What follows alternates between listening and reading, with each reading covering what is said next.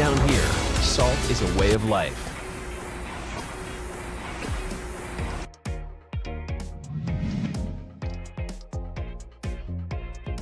Ladies and gentlemen, we are live! What is good? Yes, it is time for the 2xKO bracket to find out who gets a lovely little trip to a pretty big event known as Frosty Faustings. 50k on the line in that 2xKO bracket, and we get to find out if we can send someone from the EU over to that event. It's EMEA, actually. EMEA, to be correct. Yes, sir. Beautiful. Amazing. Falk, how is it going? It's going great, man. It's going great. I'm stoked for this because this is obviously, like you said, EMEA tournament. Winner gets flown out to Frosty Faustings, the first major that we have in the 2026 competitive season. And 50k prize pool. I mean, who wouldn't want to go there? I mean, after we've had a look at, the signups and the people involved in this tournament, it's no surprise that we have all the really familiar names, all these heavy hitters coming in from everywhere. Because realistically, who doesn't want that trip, right? You're just saving all that money in your pocket, especially if you're from this region, because flying out to North America is not exactly a cheap thing to do. No, it's definitely not. And with mindset being able to get Wower to go over to Frosty Faustings, hopefully we can send another top EMEA player. We'll have to find out who though, because we were talking about this before, but oh boy, holy moly, there's a lot of big names that have pulled into this bracket. Yeah, man. Absolutely stacked. You want to run them through just who signed up, Jonesy?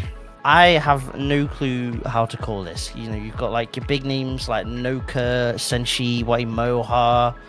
I'm just going to wait till start.gg. Wade, Mystic, Opal, who's been pulling up very strongly, Agu Bagu, Zato Van, Zando, Leffen, True Devon, Ferez as well. It's gonna be once we hit like the top 16 mark. I've just got no clue how to call who takes this. And that's the best part about it, right? I feel like we just have a really anyone's game sort of bracket to expect, where because we have such a high quality and this kind of caliber of player, it really is just practically impossible to predict the outcome of just how this is going to go. We're seeing other names in there like Shine. I'm not too familiar with anything Shine's done prior to 2xKO, but I know Shine has been on the most demonic rank grind of all time. And last I checked, they were number 2 on the leaderboards. So it's basically just constantly on that grind, playing that Ari Blitz team. And, we're seeing a lot of familiar names, whether they're community members, people that create content for the game, people that are playing in tournaments, people that are just getting involved. It's just a wide variety of players. We have a top caliber of players to represent EMEA over here as well. And ultimately, I think we're just going to have a sick tournament on our hands. It's always quite funny how the challenger leaderboards, the moment you hit like top 5 or top 3, it kind of almost puts a target on your back when you sign up to brackets. Like for the longest time when it was Kanix who was top of the leaderboard, it was like, okay, but now we need to see, can this be replicated in actual brackets? So there were almost like additional eyes, additional pressure on Kanix to perform. So we'll see how Shine has to deal with that, because a lot of these players will recognize that tag, like you said, from just seeing and checking out the challenger leaderboard every so often. Yeah, definitely. And of course, for those that are pulling up, getting cozy, getting ready for the bracket itself, there is a Matcherino to additionally help out with the players as well. Exclamation mark Matcherino in the chat, and that will send you over to a link where you can connect. Actually, let me bring this up really quick. We need to, for people wondering, we need to wait a little bit until we have our first stream game ready. But perfect time to actually show the Matcherino, right? Exactly. So not only get they flight to Frosty Faustings, thanks to Riot, by the way, for sponsoring the event today. Helping us. Yeah, shout out, Riot. It's a really big opportunity. Like I was contacting them, telling them, hey, throwing money at people is is cool and stuff, but what about sending players to event and actually giving them a chance? So, you know, that's what we do. I like that. And yeah, I mean, anything that's in the match arena over here, obviously we have those. You see on the right hand side, you see 44 of those codes are left remaining. That's just going to add the 25 cents into the pot, just as an added little bonus for our winner today. And yeah, it would be good to just use them up. They're completely free to use. Sorry, actually, if we get to $100, we pay our top 2, and $150, we pay our top 3. As always. You heard it from the man himself. But yeah, honestly, really cool opportunity that we're getting from Riot over here, basically just to send someone out, you know, having that funding available, like we mentioned before. It's just awesome. I know there's a lot of people that might not have that luxury afforded to them. And obviously, if you win today, then you don't really have much to worry about. It's pretty true. And it is sick. You wanted to talk about it, especially. Just Riot in general and their like mindset towards supporting the competitive scene and offlines in general. There's obviously a lot of questions just because of the way franchising is for League and Valorant, where it's more focused on you're in teams, you're in leagues, you're competing around that. Whereas it seems like Riot are like, we're just going to simply support the already set up locals, the set up offlines, and show them the love, which is a sick thing to do. It's like they're being very respectful of the FGC towards TOs and players, where it's saying like, you know, we acknowledge you guys are already putting on these amazing tournaments, these amazing shows and everything like that for the communities. You're already doing your part. So instead of trying to essentially, I guess, segregate the community in some way by having like an isolated league, they're choosing to support the more grassroots to professional end of things and keep that sort of aspect of the FGC culture prominent and alive and flourishing. I really like how strategy is always acting up when events are happening. Dude, yeah, tell me about it. I was helping a friend with a tournament recently. It was like my first time trying to run a bracket on StarGG, and it was just constantly like something was happening and I was getting stressed out. I'm like, dude, I don't know what's going on anymore. My entire setup just crashed because of StarGG crashing. GG, stop GG. Real bad recently, and that's why I like had a DDoS attack or something on like Wednesday as well. Oh, for real? Yeah, something like that. I remember reading about it. Jesus. Fun times. Fun times. That is wild. I had the pleasure of going to like a UK Riot like Christmas party thing with a lot of the sort of similar UK commentators for 2XKO players, all that stuff, and some of the league heads and Valorant heads. And I got to talk with Shantae, who helped with IGM, and basically got them all the setups they needed to just run a 2XKO bracket. Because Shine was like, I want to run a 2XKO bracket. UKI Riot, can you help out in any way? They said, no problem. We'll bring you the setups, the headsets, and the monitors, and we'll put a little extra in the prize pool for you as well. And like, when I was talking to Shantae, who is like the UKI lead for Riot, she's just like, I just need to know, like, it doesn't have to be even the big offlines, just offlines that aren't purely London based in the UK.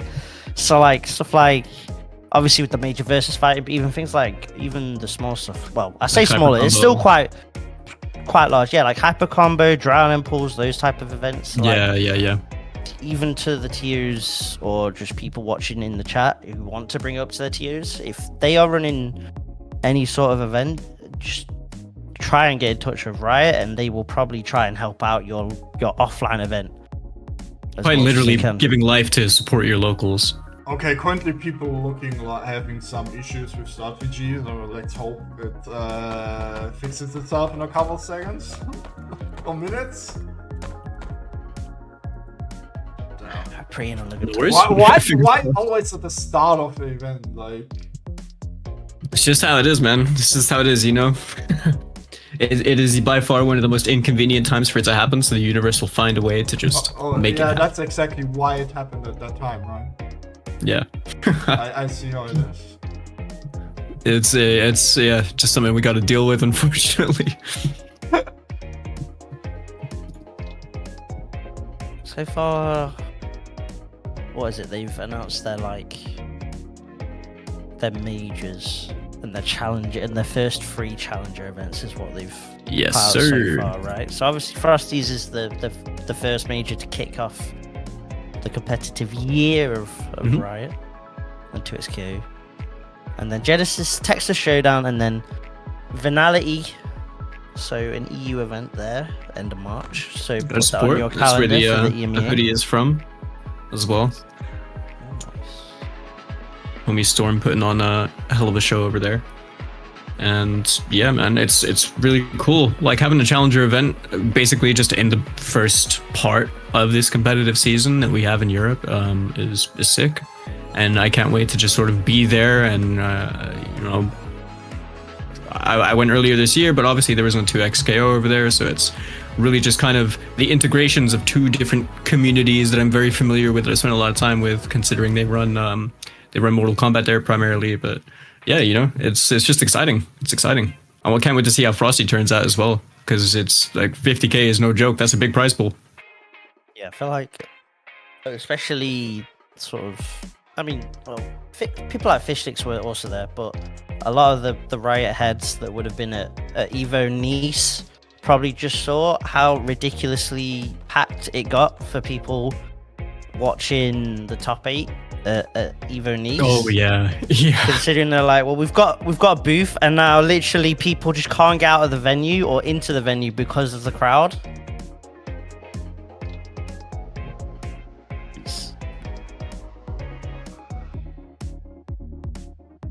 It's like just insane amounts pulling up for at least the offlines, especially for France as well. It's kind of clear. France is basically the 2x capital of the EU at this point. It is. I feel like the UK kind of just praying. Once console drops, we'll probably get the likes of OB finally pulling up. So we'll start to. Hopefully, man. I can only just imagine that like the scene just grows. You know, like the player base grows and everything like that once console is released. Because we're fighting game players, right? There's a lot of people that play fighting games that they just play on console, and that's cool. So now they'll actually have the opportunity to play and get really stuck into the game and get involved from next month. Yeah, and there's people like Shao Sakulian, who doesn't have a PC, is still like, I can't remember if he got Challenger, but he's at least GM, and all he does for like 2 nights a week is just go to Meltdown London when they run like the Street Fighter and like the 2XK bracket or a Strive bracket or whatever, and he'll just be like, I'm just gonna take this PC and then I'm just gonna play 2XK in this corner, and this is my corner now. Yeah, I respect it.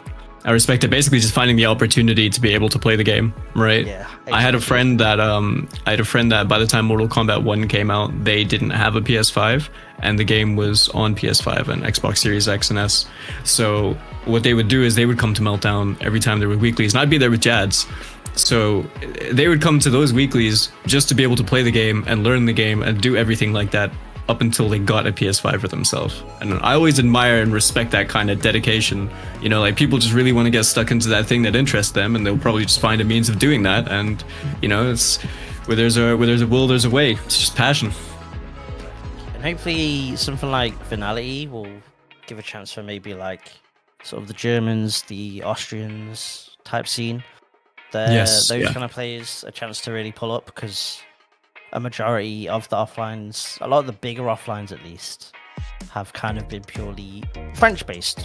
Yes. Which makes sense. It makes sense, but we'll just have to see when it hits the season after the end of March, and see what Riot has picked for the next major and challenger events, and go from there. Yeah, pretty much, man.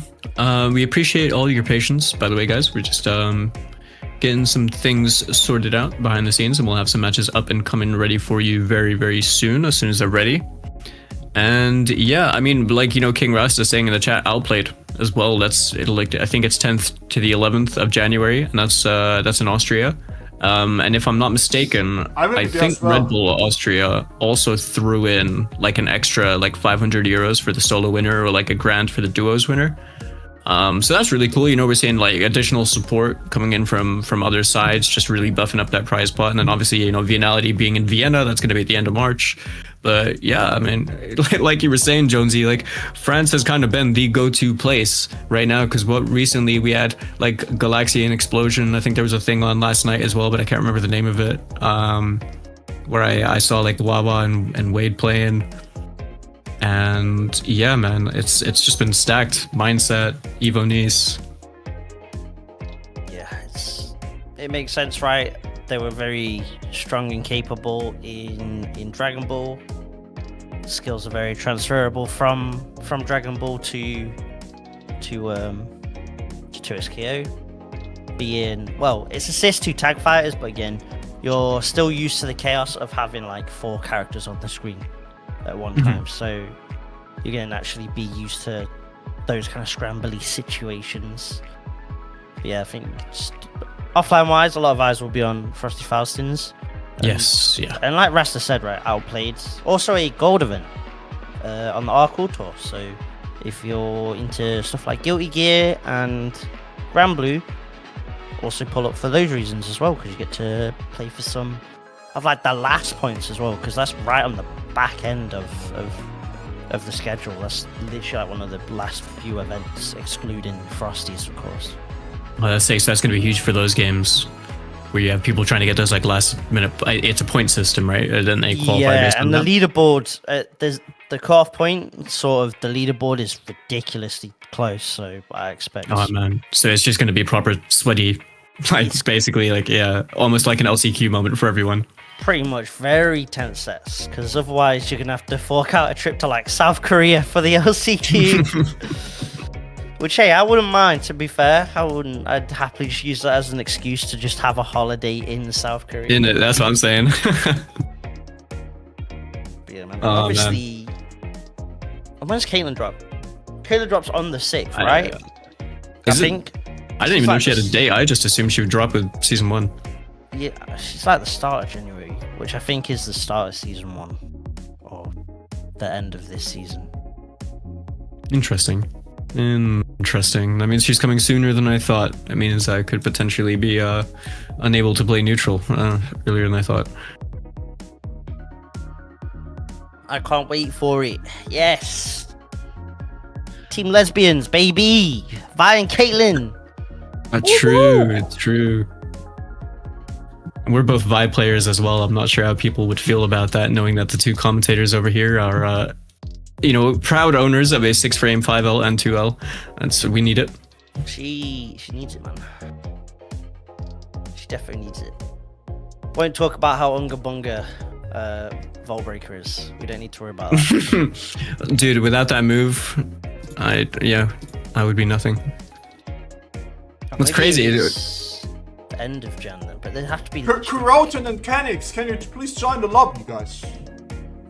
Then it can't be. There we go. Yeah, I'm trying to find. I think people speculated towards like something like the 20th to like the 26th of January, right? But I have no idea where they're getting this information from. I'll be real. I assume that's when. I guess they're doing. Where am I getting the 6th? I'm pulling the 6th of Jan from something, and it's probably just completely unrelated. You know things. I'm just going crazy. No, maybe you just use that clairvoyant. I don't know. Mine's just all over the place. It's going loco. But yeah, we'll see when it drops, and we'll see what kind of patch they decide to do as well with it. Since it'll be sort of the start of a season patch. We haven't really.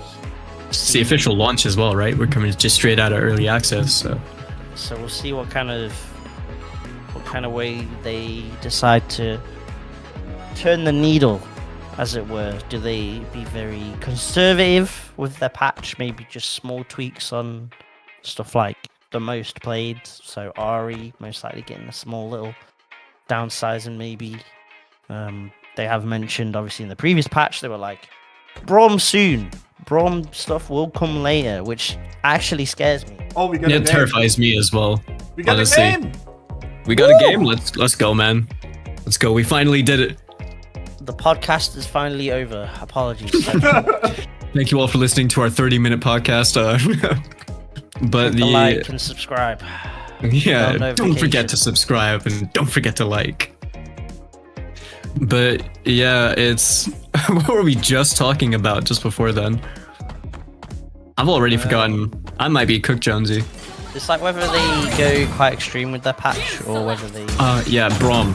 Conservative Brom scares me anyway, man. Like, he gets unbreakable. I just get terrified. But look at this match we have on our hands for the first game as well, Jonesy.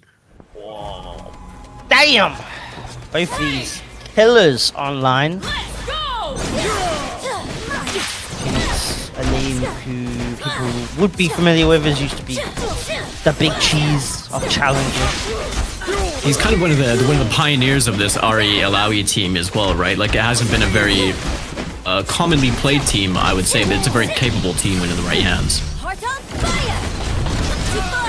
It's got like, yeah, some of the left rights that this team can set up, but I don't know how I can block them, I'll be honest.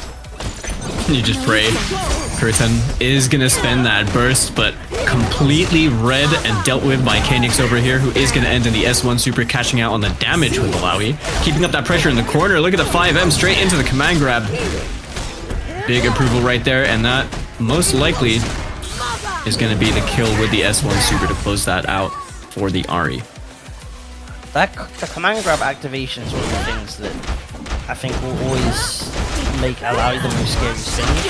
Because it's basically, like, I can't tell what the difference in animation is between her just summoning the tentacle to hit you and her doing it for the command grab.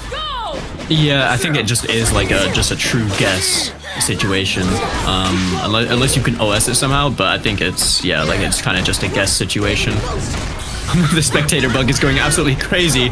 We're seeing the tentacles being set up in the corner over there. The throw loses out on the rest of the tentacles. Kuriten trying to answer back right now.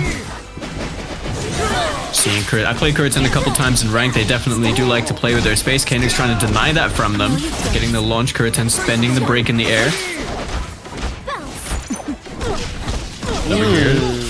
Finds the hit. The game really wanted us to know that was 4 hits. Just flickering like crazy. Good blocked, but the throw with the tentacle on top. Ari's air throw green is normally the most potent part of the throw, but grounded with the Alawi tentacles, putting in a shift. And this is just a chip situation right there. Kuriten has had a chance for Ari to build back some of that gray life right there. Finds a hit with the Yasuo. The old man Yasuo going to start to cook something up in the corner. Kanix is Alawi. Going to have to try and deal with what comes after this, because I imagine we are just going for Oki over here. Kuriten did find the hit, but unfortunately couldn't capitalize on it and does lose the Ari in response. Kuriten just committing to quite heavy buttons, so very easy to push block. Maybe just hoping. Oh, what? You what now? How did? What happened? I saw Kanix 2H and Yasuo just whipped through. I just saw that back on the stream. You know what? We take it. It was all part of the plan. It was all part of the plan. Kanix just like that. 1-0 to start things off over here in Saltmine League. How? Okay, I have a theory. With your favorite character, right? With my favorite character in the game, yeah. So I have a theory. I've noticed that 2Hs have been working on level 3s that are airborne.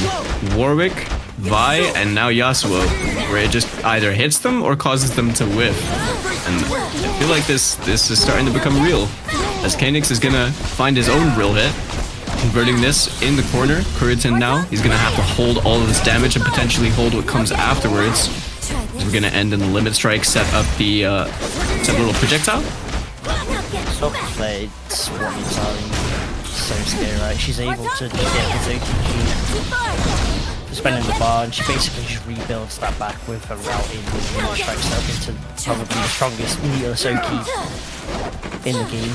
Yeah, I'd have to agree. Okay, finds the hit. We're seeing a clean confirm right now. Kanix now turn this into more damage. I imagine if we get a tag launch enter straight into the Alawi, we could be seeing the kill over here. And then just like that, spends the bar. Kuritin now down to that solo Ari. Break available on the side of Kanix, looking extremely healthy as well. This is a tough spot to try and fight yourself out of, but it's definitely doable. Low Orbit Deception. Start maybe the big green comeback. It's going to take so long. Kuritin's going to need to find so many limit strikes just to try and rebuild that break gauge to get Fury to make this comeback possible. It's the only way I can see this happening. Kanix is just like so healthy with this team. The break available. Huge anti-air. Happy to cash out the damage. Tentacles out. And that right there, we didn't even see the KO. We just saw a green box. But that 5M, you know what was coming after that? I feel like it was a guess between 4S1 or command grab, right? It's either going to be the tentacle hit or the grab.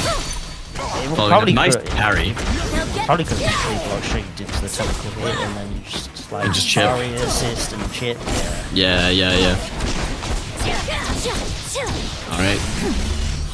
Kanix looking pretty good at the moment. We're gonna see a little extension with the Alawi over here. Sets up the tentacle, gets the limit strike. This is where it becomes even scarier. Oh, never mind, the tentacle went away. Yeah, it seemed like it proc after the second special, unfortunately. The idea of it is cool if you can get Stalker Flare with the tentacle out is even scarier. So, yeah, okay.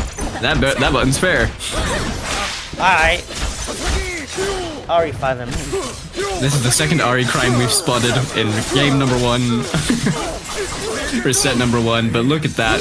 This is a kill that Kuritin desperately needed because now he has the health lead, he has the break, and you know, I wish I could tell you what kind of meter they're sitting on, but I have to try and lock in for that one.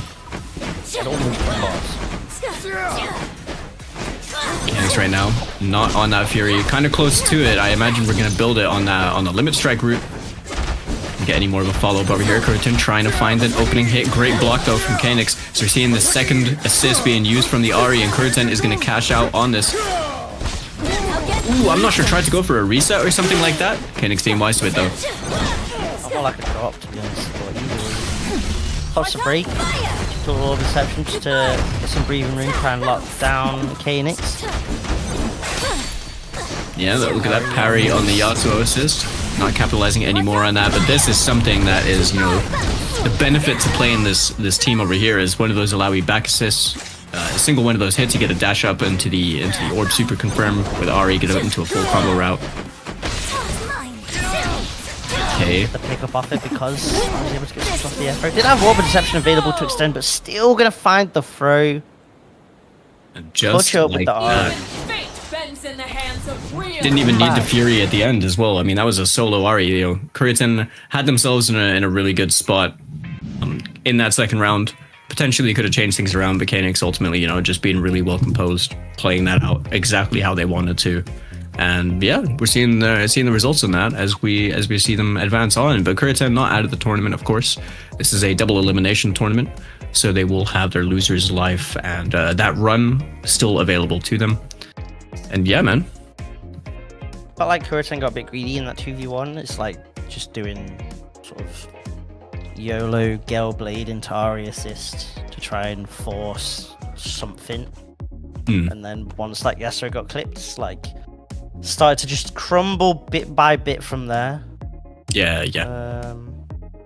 But like you said, Kuritin in the loser side, and to be honest, you'll see that name come up a lot in other online brackets as well. So I'm pretty sure Kuritin was in grand finals last night for Run It Down Mid, if I'm not mistaken. Maybe they can correct me on that, but I'm pretty sure it was them playing against Rio. Apologies if I butchered the name. I've got Krillo's tag wrong like for the longest time in Strive. And I'm pretty sure Krillo even like the Greek offline Clash of the Olympians like said to me, "Oh, you pronounce it like this," and I just completely blanked it. The moment the conversation ended and we both went away, I just completely forgot entirely what he said, and I felt so bad, and I just kind of still wing it. Is what it is. We're gonna have to get clarification from them at some point. But yeah, man, as we get ready to set up the next set for you guys, we're just getting that sorted out behind the scenes. Just a quick reminder, there is a match arena If you hit !Matcherino, you'll see a little link over there. Claim the code. I'm sure you guys know what's up with that. Add 25 cents to the pot and do that completely for free. We still have 41 of those codes remaining. It's just a nice little bonus on top for the winner. And then if we hit $100, you get paid out to top 2 as well. And yeah, shout outs to Redis as well and Saltmine, contributing an extra 50 in there for our winner today. And yeah, just a great way to support. Every little helps, as they say. Yeah, ideally you want to try and hit the goals, as it were. Top 2 payout if we reach $100, and then if we reach 150, it's a top 3 payout, which would be nice, because then otherwise the winner gets both the trip to Frosties and the Matcherino money completely. So I want to try and hit those goals, so at the very least some of the other players can get a little bit extra of that bread. Yes, sir. Okay, I'm gonna have a little look-see. See if I can get the bracket up. I want to see what is going on. When I looked at these pools earlier on, they were absolute bloodbaths. Like, everything was just a straight-up bloodbath. And speaking of, it looks like we are seeing TSM Leffen going up against Zifter. Now, Leffen on a team I've not seen them play before. This is top 32 winners on Echo Vi, and then Zifter on the actually on Leffen's old team, on Timo Yasuo. Yeah, interesting. Never mind, the names are the wrong way around. That's what was up. Yeah. Wait, Interesting that Leffen... The names are the wrong way around? Yeah. Leffen's on P2 side. Oh, Leffen yeah. is... Yeah, interesting to still stick with Double Down. Obviously with the patch where you don't really get the same similar stuff you used to with Super Tag Mix. Just because of all the scaling. Yeah. You can kind of get off the hit from it. But at the same aspect, there's still some crazy extensions and coverage with the air throw, and you would have got the pick off the mushroom as well. Yeah, that is cheap.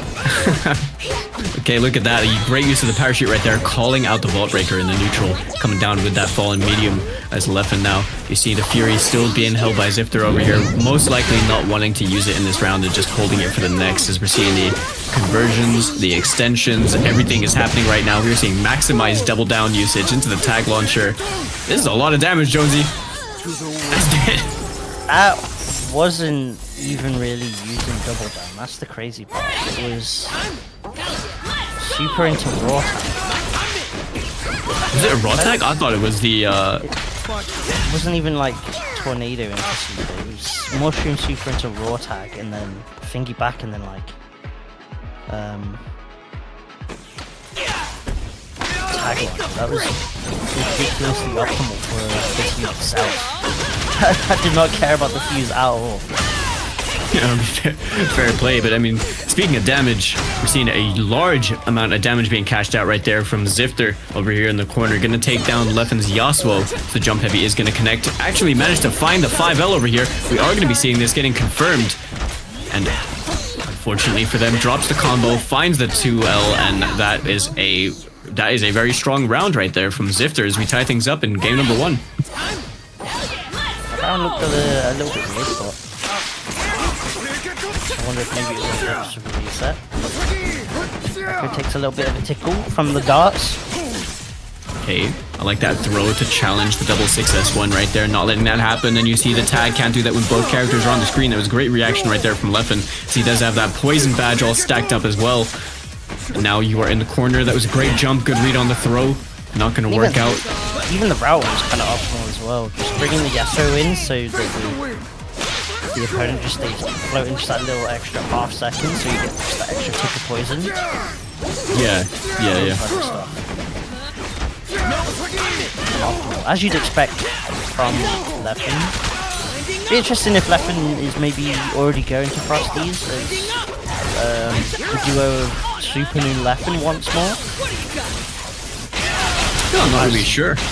Not really sure. It would be cool though, right? Like we're just seeing the duos and everything like that. Obviously, there's been a lot of top players testing out like duos and everything, doing well. It's really cool to see. I like that use of the Crater Maker right there, answering Timo's aerial movement. Wake up attack being forced by Leffen. The super assist is going to whiff from the Yasuo. No confirm on that jumping medium. I'm not sure if they're able to do... Can you do that on the single hit? What? Sorry. Confirm off the jump M from Teemo. Yeah. Do whatever you want off Teemo jump M. Pizza cutter beat pizza cutter. Outstanding 0 players from Marvel. I probably would have been a 0 player if I had execution back then. It'll be height dependent, of course. Depends on. I couldn't quite remember the height. Tough spot. I say it's a tough spot, but realistically, the moment the big mushrooms kind of disappear, Shifter will probably just be like, listen, the moment that fire's gone, I'm pressing S1. I really like this patience, but I mean, look at that poison. It's just a chip. It's all that chip that just racked up, and then you just saw the rest of that health bar bleed out, and now you're dying like that with Fury available. Because I like the patience, honestly. We just needed to see that Fury pop to mitigate that chip damage. Yeah, I would have liked just to seen Super as well. Just use the projectile just not care about the mushroom. Yeah, because if there's anyone that's like not gonna care about, you know, kind of playing neutral with Teemo, it's probably Vi, right? It's basically just how far away is Teemo? Is he far away? Press S1. Is he close? Press down S2. Because Teemo's going to want to jump. They're going to want to jump and they're going to want to parachute into probably JM on your just to catch you out. Vi's just not going to care with the crate. Fantastic throw. Really good awareness right there from Leffen. Does her up combo. We are going to see the 2L challenge on the Yasuo over here. Leffen just choosing to respect. Can't really do anything to protect his Yasuo right now, as we're seeing Shifter just putting in all this pressure, all the work, holding that max charge. Vault Breaker finds a hit with the Echo as well, and we could potentially be killing off the Teemo over here, presuming there isn't a drop, but that is going to seal the deal straight into the 5S2 for those denting blows, and Limit Strike as well. Clean up the Teemo. Very nice. That charge S1, that charge wall breaker. Of course, forces you to stand block. That is hella force. It's really scary to deal with if you're not air blocking already. Yeah, it definitely does. Oh, the parry bait as well, going straight through. I like that. Using the single use of Echo and then using that to cover your cross up.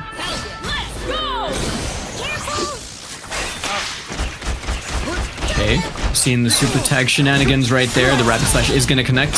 Forced to use the break is Shifter, but that air throw is so smart right there, and we got a happy birthday on our hands. Limit Strike setting up the wind wall as well. Break available on the side of left, and the throw is going to connect. And Jonesy, this is looking like a tough spot to try and fight your way out of if you're a Shifter, because now you got your back in the corner. Your Echo is getting absolutely annihilated. Oh, I saw the idea. That was actually pretty so sick as well. Get the pick up off the fiery bush, do bandit dash to then get you the corner and the wall slump, and then you extend. Oh, I see the vision. I wonder how tight that combo must be extremely.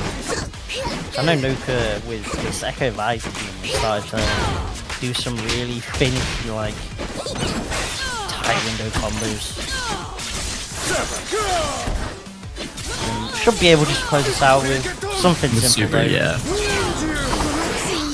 Yeah, there isn't any need to like overwork anything over there, right? I didn't even realize that was a perfect. That's crazy, and I like the choice to end in the mushroom super as well, just to build up a little bit more towards the mushroom badge.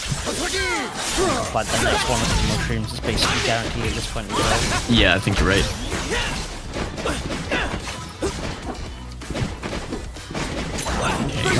Respectful of Shifter, which makes sense. I like the choices, you know, just not overcommitting to anything. Yeah, Vi and Echo, both when they're up close, you just have to respect their 5 Very true. The parry, right idea, wrong time. Leffen gonna take full advantage of that. So we're seeing a big cash out over here in the corner. And we're looking at a double super off that as well. And that is gonna be enough damage to kill off the Vi. Shifter now down to just the solo Echo. Break available on the side of Leffen. He did the bug route! Admins, get him!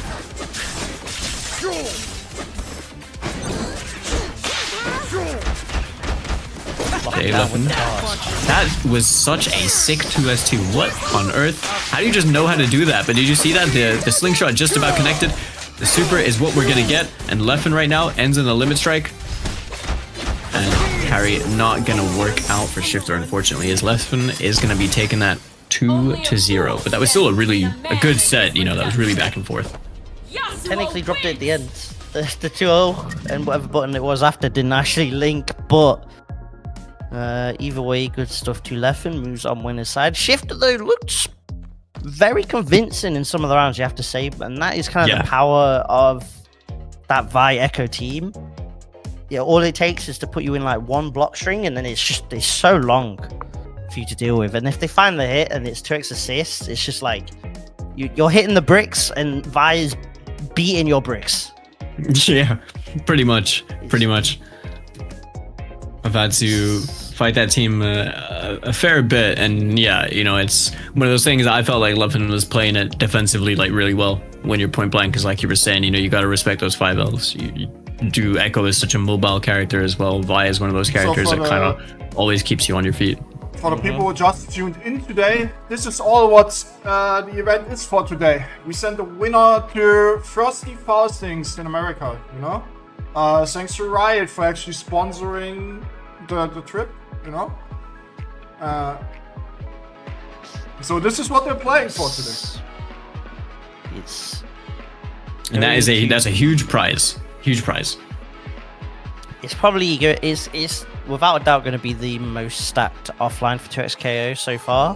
Yeah. Like, it's going to have all of the top NA heads because it's 50k on the line. So there's no way like Hikari, Inzem, Supernoon, V, Archer Rules, so on and so forth. Like all of these big names like Diaphode will be there. Probably I'm just waiting for them to release like pretty much everyone, right? Like all of the big NA heads are probably going to go there. There's players like Leak who recently got picked up by a team as well, the Brazilian player who's basically just been dominating Brazil in 2xKO. Will be there. I think Cosmico said Goichi will be there. Realistically, the Twins are probably going to go there. If the Twins are going, I wouldn't be surprised if maybe Econ goes. I'd love to see Poker go as well, who won the Korean first impact bracket as well. Poker, the Happy Chaos Korean player. So I'm just praying that like everyone just converges to that event. I need them to open up the attendees list just so I can like so we can see what kind of damage just to see the names. Yeah, I hear that. We got another set on our hands over here. Top 32 winners still. We're looking at True Devon versus Jerez. And True Devon, a name I'm sure anyone who watches competitive 2xKO in the EMEA region is already very familiar with. Very, very strong player, usually considerably high placing. And just like that, see, that's a high placing burst bait. As we're seeing that being cashed out into more damage to Yasuo in a bit of a tricky spot, but the drop is gonna be impactful. As Jerez can take full advantage of this. Maybe someone ready to bait your burst, bait your breaks. It's going to be a player like True Devon, plenty of soul bad guy experience from Guild Gear. His burst mechanic. Okay, not opting to extend with the Teemo Super just to try and get the badges on that. Interesting routing decision there from Jerez. Okay, instant cross-up. That's at least the thing with Teemo. You don't want to be in the 1v2, but if you find hits that let you just get some progression to your badges, you just have to take that. When on players, yeah, you kind of got to play like that resource game, don't you? Like the resource management game almost, or like you're just building towards it, and you also got to kind of hope that you can build it fast enough because you don't want it to be like a 2 rounds to nothing, and you haven't built like a single badge. Yeah, it's just like a mindset thing where it's like I'm a round down, but my mushroom badges are basically almost done. I'm like halfway through my darts, so realistically, I'm actually fine with this. When I'm players hella jealous of Teemo's badge progression. He wishes he does. Oh, okay, wow! I like that. It was a 2H, but it went on the side of the Ahri. Still though, Jerez not out of this. The darts are going to be shredding Echo apart as he's just taking a lot of damage. Not enough damage, though, from the Yasuo to be able to kill, but that throw attempt did not work out as we're seeing that jump from True Devon. But speaking of, that parry not going to work out for them as Jarrus is going to find a throw punish, and now Echo in chip territory. Slapping the Ari away, super. Wow, I like the idea. Try and use her to body block the darts, but there's only so much that she could do. Even dropped the little exchange on the Yasuo early just to make sure that he could block.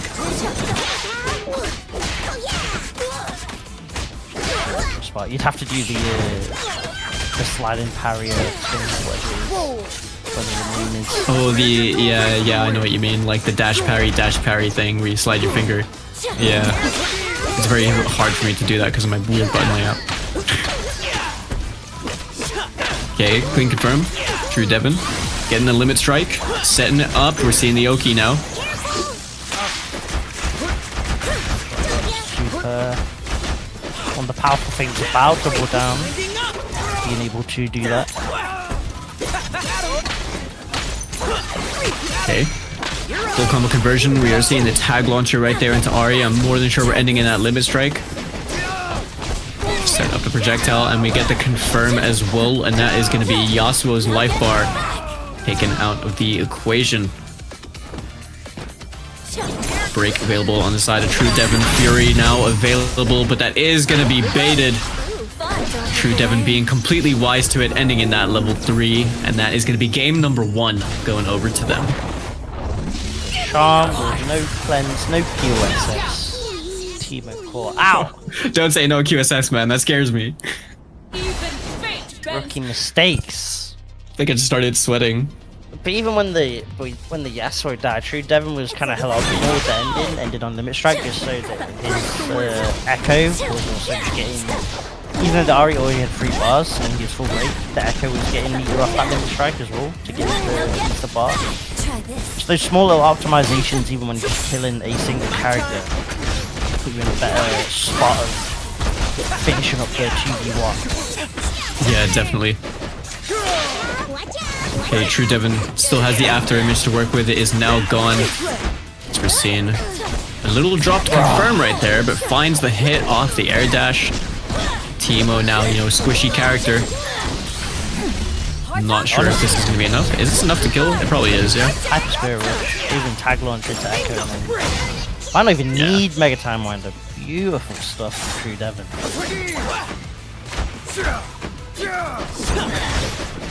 Okay. Seeing True Devon just playing with the space. I like the choice to handshake over there just to try and challenge that Yasuo on the way in, but unfortunately for True Devon, it did not quite work out. Limit strike as well from Jarrus, as they're now forced to try and approach this team, which is probably going to be a hard thing to do as a solo Yasuo, is just, essentially just chasing Ahri Echo in neutral. Does find the hit though. Fantastic tools to get rid. So, but it might not matter. Charm, set point True Devon. Jarrus on the back. We just haven't really seen enough of the double down fuse being used. We've seen it in some push block situations, but not kind of like Hail Mary thrown out in neutral, really, right? But speaking of Hail Mary, we're seeing that big jump in right there from Jarrus, absolutely sniping the Ahri on True Devon. As we're ending this in the mushrooms. Most likely going to get a little relaunch over here. Drops the combo. Is going to cost them. Another break being baited. This hasn't worked out well for Jarrus as they find themselves limit striked in the corner. Is going to have to hold that cross up from the Ahri. True Devon being completely aware of that roll attempt. And over here, we're ending in that mega time winder into the jump S2. And now True Devon basically just on set point, looking super dominant. keep an eye on the Ahri box. Very close to the third bar, and there it is. Still gonna need the OS. Without those. There's the break pop. At the very least, Teemo Super unfortunately got clipped. Look at all the deception extensions. Oh, little resets. We take those. Couldn't orb, of course, again because it was still out. Echo assist. The Chrono Strike connects to Devon. does manage to at least clean it up in the end to a tough one for Jairus there. Yeah, definitely. So, you know, when like sometimes you just hyper focus on just like reacting to anything you see a character do, and then they'll just do like either. So it's like when someone's zoning you with a fireball, and then they just do a jab and you jump and you're just like, oh well, it's over for me. I'm about to die. It was like that. Jerry was so locked on Echo doing something that just wasn't him walking or running, that just reacting to just the small crouch into the dash was enough to get Jerry's to react. Beautiful stuff from True Devon. I still think, but I mean, you know, I every single set that we've had has always been close. Even if the scores are showing like 2-0 or anything like that, we're seeing a lot of, you know, basically just a lot of promise from even players that we might not see like as often. But I do think I agree with you about the double down usage. I just probably would have liked to be seeing that more just being used in the neutral just to try and enforce that. Or seeing more that could be done from that, you know, just to enable like what Yasuo is capable of. But yeah, it's kind of tough as well, because obviously with the patch stuff, it's like you don't get what you think should be enough value if you get the hit off like round start, double down, Teemo super tag. Like before, you could still probably 2-touch even if you found the hit after during the super tag mix. Yeah. But now it's like you don't get nearly enough that you're realistically getting maybe. Just like you don't want to spend the resource because the reward isn't worth it. You're getting like a 3-touch or a 4-touch, and everyone else is still 2-touching. Last match of top 16 winner side. Top 32, sorry. Okay. Last match of top 32 winners. We got King Rasta, who we saw in the chat. I know that VDV anywhere. That's Virtual Dojo Vienna up against Wade, who needs no introduction as well. Jinx Warwick, man. This team is hella scary. When I was watching King play it, mindset, I was like, hold on. Warwick with fishbones behind it is kind of scary. Yeah, it's like fully disjointed projectile assist, right? And you got that covering arguably one of the most aggressive characters in the game. Okay, break being used. Seeing a little Gatling right there. The air throw did not work out for King Rasta right there, as we're seeing it confirmed from Wade over here into the Mega Time Winder. And gets that corner repositioning as well, ending in the limit strike. Wade now has all the cards to play with, is going to find the throw, had the after image to get the combo confirm off it as well, and we should be seeing a dead Jinx over here. Trying to build a little bit extra bloodlust. Nah, I actually wouldn't have built a half, so makes sense to give that a super. The classic 1.5M connects. Wade can't quite find the pickup off it though, unfortunately. A little bit of a drop right there. The Time Winder not going to work out as Echo did find himself clipped, but that is going to be enough to do it. Wade now 1 round up. Let's go! Scratch is coming in.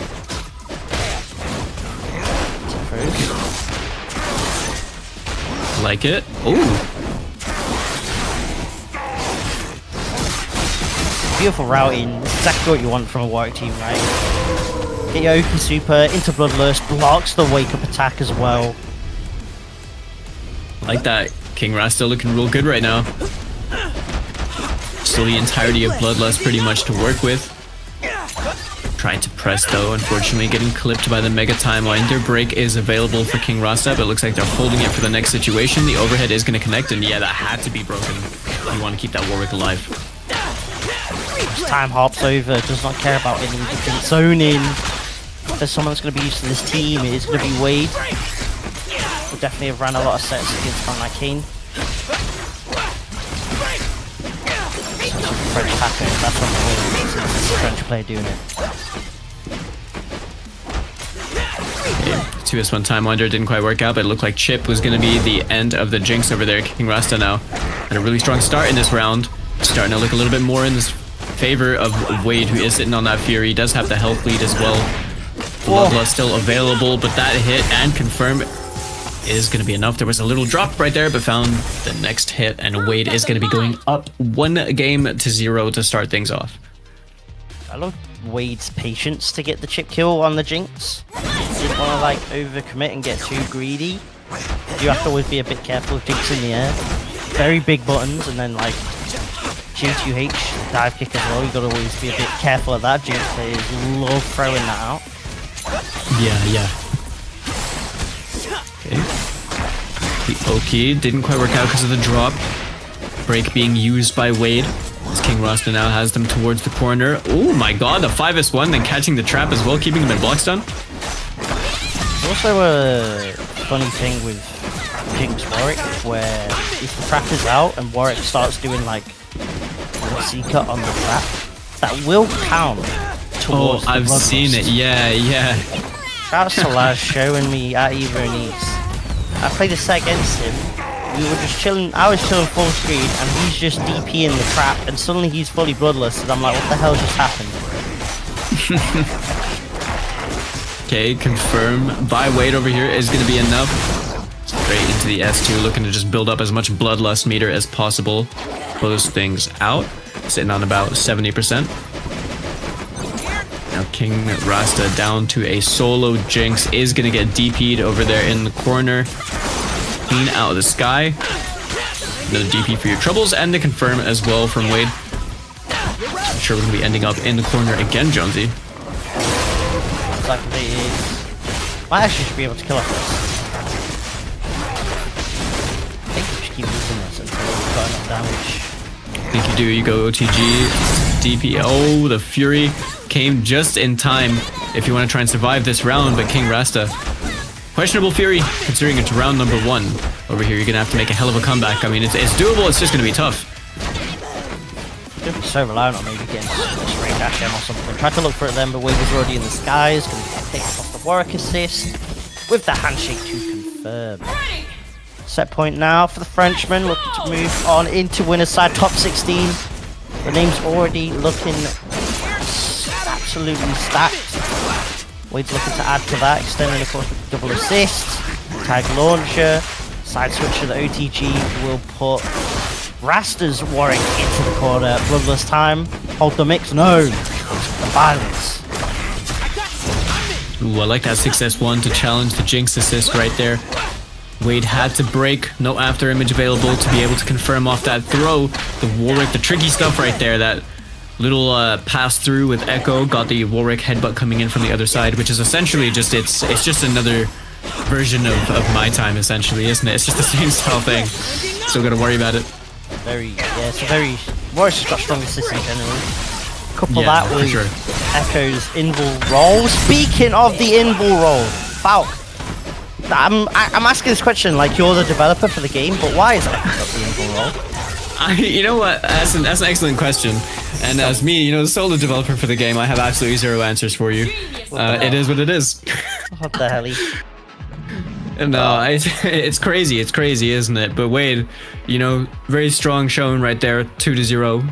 King Rasta, playing a team that definitely has a lot of potential. It's a cool team to see. I've not really seen it that much myself. I've only played against it maybe like once or twice, or something like that. But I like the team. It's also got a really cool extension where you don't need double down, where you do the Jinx Rocket super. And then you get to just raw tag because the hits take so long. You get to raw tag into the Warwick super, and because it's so high up, the Warwick super just tracks anyway. You know what's also still high up? Whoa, the codes. The codes. Way too can many. we actually claim them up, chat? We have only 10 claimed so far. We can do better than that. Okay? Clam 'em. 10 claimed? Yeah, we can definitely see more than that. Put the codes in the bag. You heard the man. Put the codes in the bag. Please. The winner of this is going to America. It's very expensive there. Help them out a little bit. True. And look at that. It's already in their currency as well. It's all part of the plan. If we don't hit $100, like whoever goes to Frosty's will maybe be able to get a cup of water. That's yeah. Like, That's, You're like a 30. Like they're gonna have to walk from the airport to Frosty's. And I know if Rickerman's Barnet, it would be in this bracket. That's just gonna be a standard thing. I mean, he would do it. But like $50 the Twitch KO players, they're gonna have to take the Uber. One mediocre burger. So I don't know. God. Emphasis on mediocre burger. Like they gotta at least get the. It can be a good one. You know what Gotta is get not those, mediocre? Mm. You wanna know? I do. Our top 16, ladies and gentlemen. Look at these names. I have no clue who wins. I'll be real. I can't call any of this. We're starting up with Noka versus Senji, then we have Leffen versus Kenix, Raid versus Mystic Smash, God. and Blue Devin versus Zando. That is, yeah. That's a bloodbath. Man like Mystic. Some bias, I'm definitely believing in Mystic. And by some, I mean all the bias. My God, though. How do you even... You don't. I don't think you call it. I mean, it's just one of those ones, isn't it? It's crazy. I think it's like everyone that we expected to be at this part of the bracket is here. It's quite cool how, especially the first two sets have effectively developed as Senshi and Kanix are like the young bloods. These are the new names, the new killers of Tuco. And then you've got like well-established, and they're up against like veterans of the FGC scene, right? The established names of Noka and Leffen. That these young killers are gonna have to face off against. Wade Mystic's gonna be a banger. True Devin Zando. I was literally just thinking about that. Wade Mystic's gonna be a banger. True Devin Zando was probably like a season 1 grand finals in some Strive bracket, I'm sure. Yeah, I know.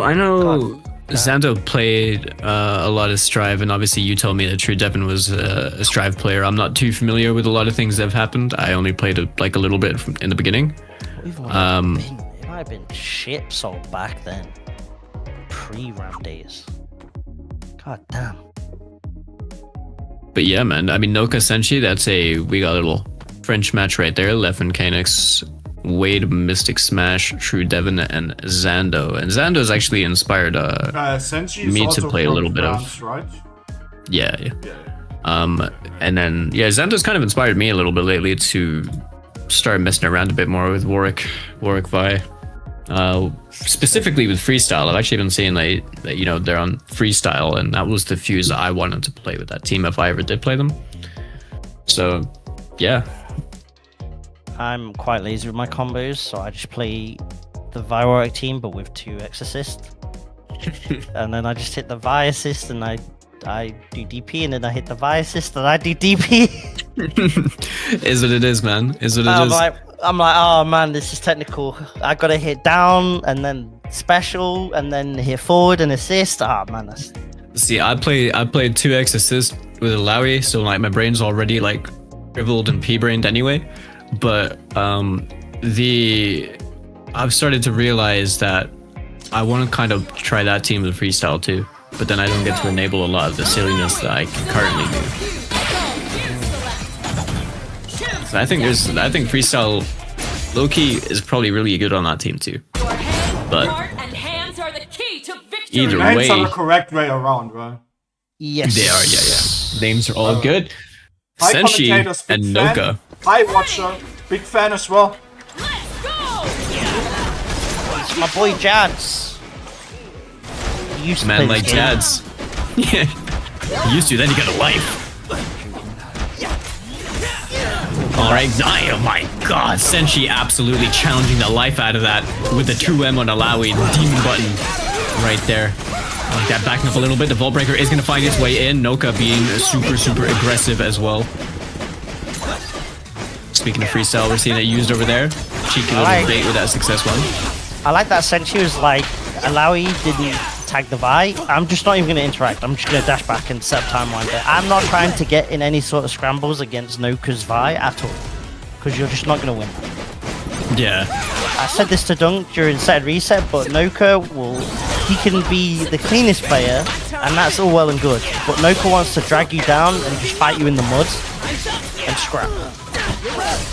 I was I feel like when I watch Noka play, he plays like what I would call like a calculated psycho. He's controlled chaos. Yeah, and it really works for the kind of team that he's playing. You know, he's found a way that it really complements his approach to the game, and it just seems to work very consistently, as I'm sure everyone knows, because we always see Noka and usually in like the upper echelon in all these tournaments. And look at the mix, the defense from Senshi as well. These left rights not opening them up, but they are going to find that time winder hit, and they are going to be confirming this into even more damage over here, ending in that limit strike, setting up the Oki. Senshi's defense has just been like one of the scariest aspects of it. I've played him at Eva East and like in his side like 32 or 64 or something, and I just couldn't open him up. I was like playing double down, Jinx Fi, having a whale of a time against all the other players because no one could block that because it's hella hard to. And Senshi's just like, this is lightweight. What I mean, this is light. This is, it's, you know, having good defense is just such a strangely strong trait. Not even strange, it's just a strong trait for any top-end fighting game player. Like, how do you open them up? Noka says with a little tick throw right there using the sway grab. Drops the combo. Unfortunately for them, Senshi granted a little opportunity over here, but Noka is going to snipe the Alawi clean out of the picture. That is... Using the special to hit the Alawi so she stays on the screen just for those couple extra frames is ridiculous awareness from Noka. Any other person would just get the air hit off the interrupt and then run up to juggle the echo, but that means the Alawi would disappear on the normal. Yeah, true. It's like the tiny decision making that comes out from the top players is always just, you know, we're seeing just the kind of things that they pay attention to, how they capitalize on these situations. But Noka capitalizing on that little cross-up right there into the jump 2H, drops the combo, Vi's Rock going completely the other way. She wasn't prepared. It's kind of a funny matchup where even though they've got meter on both sides, neither of them really want to always just throw out a super tag. As Senshi that's able to clutch it out. Noka though, full break in the final round. That's a big thing going into this game one. Yeah, I was just about to say that, you know, going in with that resource on your hand. Very, very strong over here is Noka.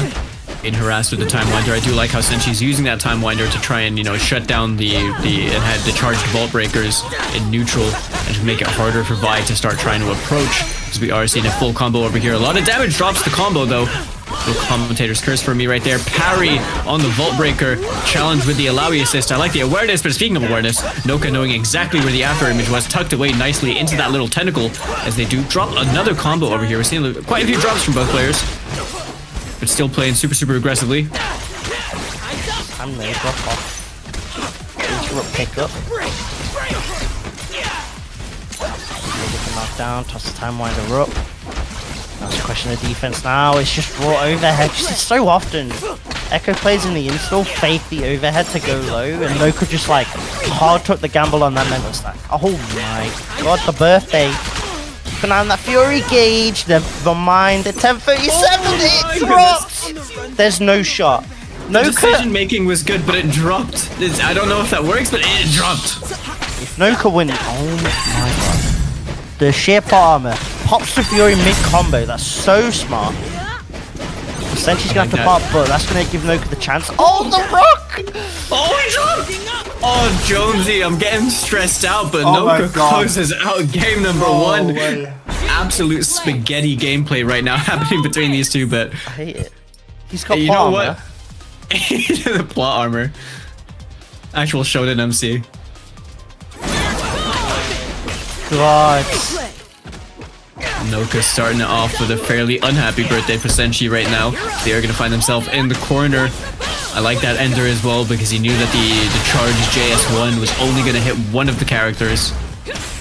Oh. The dash block movement from Noka was hella crisp. Oh my days. Alawi, you good? She's just like, I don't like this motion. This is not the motion I intended to be in. we'll have to cancel. Combo. Double vault breakers. Yes. I feel like every vault within a 25-kilometer radius has already been broken at this point with the amount that Noka has been using this move. And, you know, with good reason as well. Senshi gonna find that 5S1 to activate the tentacle. Gets the little pickup over here as we are gonna set up the tentacle prison. Noka fighting his way out. That time winder clip in the allow was so unfortunate. Tentacle was just about to activate. Still though, you should be able just to run back the Wrath Oki. Plenty of meter on the side of Senshi to run it back. Obscure for single tentacle into OTG, meaty. Just back off because of the Vi, charge Vault Breaker. If it's not available for a Mega Time Winder, just opt for the regular raw overhead. Oh baby. I respect that. You still have one tentacle. Oh, that was sick! Hard tag, not gonna work out. The Mega Time Winder for that extra damage cash out. The S1 super for even more of that, and the 4S1 to trigger the tentacle catch. That roll in the full Time Winder actually connected over there. Now this is looking like a very strong round right here for Senshi. A very doable comeback, but Noka's 5L. I have got to stop with these commentators' curses, Jonesy. I just have to stop it. Oh man, Senshi should have had that round. He was cooking. That delay command grab was so sick. It really was. I feel like it was a call out as well. That felt like a player matchup kind of thing, you know? Like, how do you know that Noka's just gonna hard tag over there? Senshi literally just pulled up his phone and hit Noka on speed dial. That's how hard the call was. Okay, good luck. Noka now answering. We're seeing that confirm as well on the Vault Breaker assist. Senshi forced to break over here. I like that switch back to Echo. Use the low tentacle to bait the jump or bait something, and then swap back to the character over there, the benefit of freestyle. Again. He's seeing things that only he can see. Noka is raw! It's bloody raw! Damn. Wait, tentacle just didn't extend it. I'm gonna say. Oh my god, that is a very stinky mix-up. Right there, Noka down on the Vi is gonna get clipped by Senshi's Echo over here. I imagine they're just gonna be holding the Fury for the final round over here. Pretty much no reason to spend it unless you're super confident. Do it. Pop your Fury. Do it. I feel like both of us saying do it just triggered that round start wall breaker. It's two Vi players to do it. You know what it is. Ooh, tricky stuff. Two things Vise will do on round start. It's either Vault Breaker or backdash into charge Vault Breaker. It's one or the other. Okay, the throw right there, catching the roll. I'm not sure if that's too far out. Oh, just about very, very edge of the Super Crater Maker. Base the parry as well. It's actually just out, yeah, and because it's just out of range of the charge Vault Breaker, so she was trying to parry that part, right? It was actually just out of range, which she forced the whiff parry. Oh my. Okay, overhead is going to connect. We had a tentacle to work with. The 2M challenge not going to work out. Noka now going to find even more damage over here in this corner. You're seeing the extension. I imagine we're going to get the tag launch. Never mind, we just go straight into level 3, and that is going to be enough damage to close it out. And once again, we have another 2-0 in our hands that did not feel like a 2-0. There were like at least 2 rounds easily that were pure just Noka plot armor. Like, they should have easily gone to 5. The riders are just in his corner, Jonesy. It's just how it is. You know, he's God's favorite soldier. Like, he looks down and smiles upon Noka. He just gets away with it. Every time. I hate it. But I love him. But I hate him. I love him outside of games, and then I'll see him play, and all there is hate. God damn. Man like Hikari, peeping the Vi strats. Okay, but next set we've got in our hands, Leffen and Canix. So we saw, Leffen was still sticking with the Yasuo Teemo double down, which I was actually surprised to see. I thought with the patch it was like, if you're going to play that, maybe you play like Freestyle Fuse or something, and there's some vision there with mushrooms and set play with fuzzy setups that you can do with like the Teemo J2M stuff maybe. But Leffen's sticking with a double down. Can we see also how that goes? like we got 4 codes claimed? Ooh, Please, let's come on. clam them up. Let's get locked in. Extra little bonus right there. Sorry, Jonesy. Nah, we're on the same wavelength. We're just trying to get people to claim the codes. As you can see in the chat right there, you've got the Matcherino code. And yeah, just adds 25 cents to the pot. If we do have anyone feeling generous as well, you're more than welcome to contribute, add to the pot bonus that we have over here. If we hit $100 threshold, that is going to be paid out to the top 2, and then $150 threshold on Matcherino is going to be paid out to top 3. And obviously, anyone that's tuning in over here knows that the winner of the Saltmine League today is going to win a trip over to Frosty Faustings, the first major that we have in the 2026 competitive season.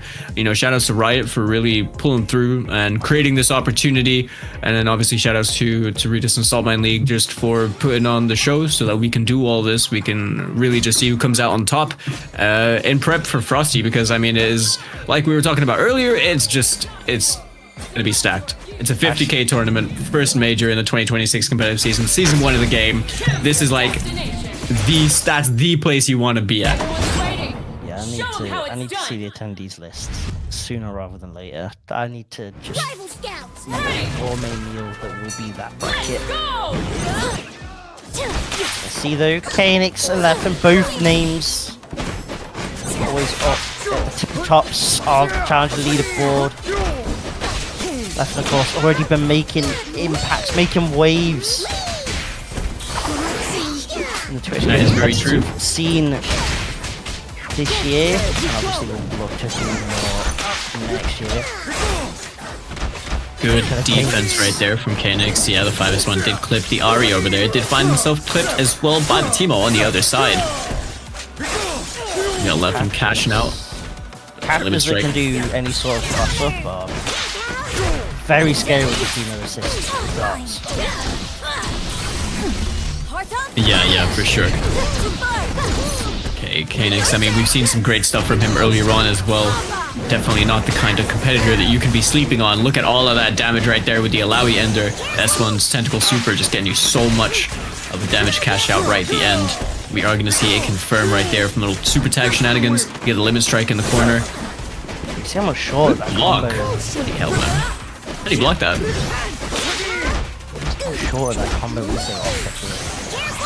Ooh, you will be able to get the pick off this, and there's plenty of bar on the Astro, but it drops out! Oh! That is gonna spell disaster right there for Leffen's Yasuo, as Kanix now, look at that sliver of life right there on the Alawi, but Alawi, one of those characters that can hit you super hard, goes for the air reset with the tech out. The break had to get used over there. S1 Super feeling a little bit antsy from Kanix, but they do get taken out. I think that was a stray slingshot. It was indeed the stray rock. Shout out to Krillin. Ooh, tick throw with the slingshot there was hella scary. Oh my days, Alawi assist, clutches up. It's Ari up against Teemo. Health bar's looking about even. No break available on either side. The S2, you gotta watch out for Chip, which could potentially be a factor coming in very soon. It's that S1 harassment right there, and the little corpse hop into the throw right at the end. Kanix clutching that out, making a hell of a comeback to take round number 1. Tough matchup, kind of tough matchup for Teemo, where Ari can happily just slap away mushrooms. Very risk-free, impossible for Teemo to try and shoot down afterwards. Ari occupies spaces that Teemo can't really properly cover. Unless it's like a hard call out with like a JH, but he's got to be so close. Okay, the pressure right now from Leffen, that charged H from the Teemo, tricky stuff right there, trying to deal with the Yasuo whilst holding all that block stun. As Kanix now still back against the wall. Leffen opening up a little bit of space, but that 5M is going to connect. And we are seeing that cashed out into even more damage. The hard tag right there. I think it's going to be the same stuff that we were seeing earlier on, right, Jonesy? Pop the limit strike though, because we already do something there in that combo. Still though, we'll be able to get this pick up here. Tag launcher into the Yasuo because he's got the meter available. Spend that meter. Leffen ties it up. On a piece here, game 1. Break pretty much available on both sides as well. Almost got that shroom badge. Keep an eye on that as well.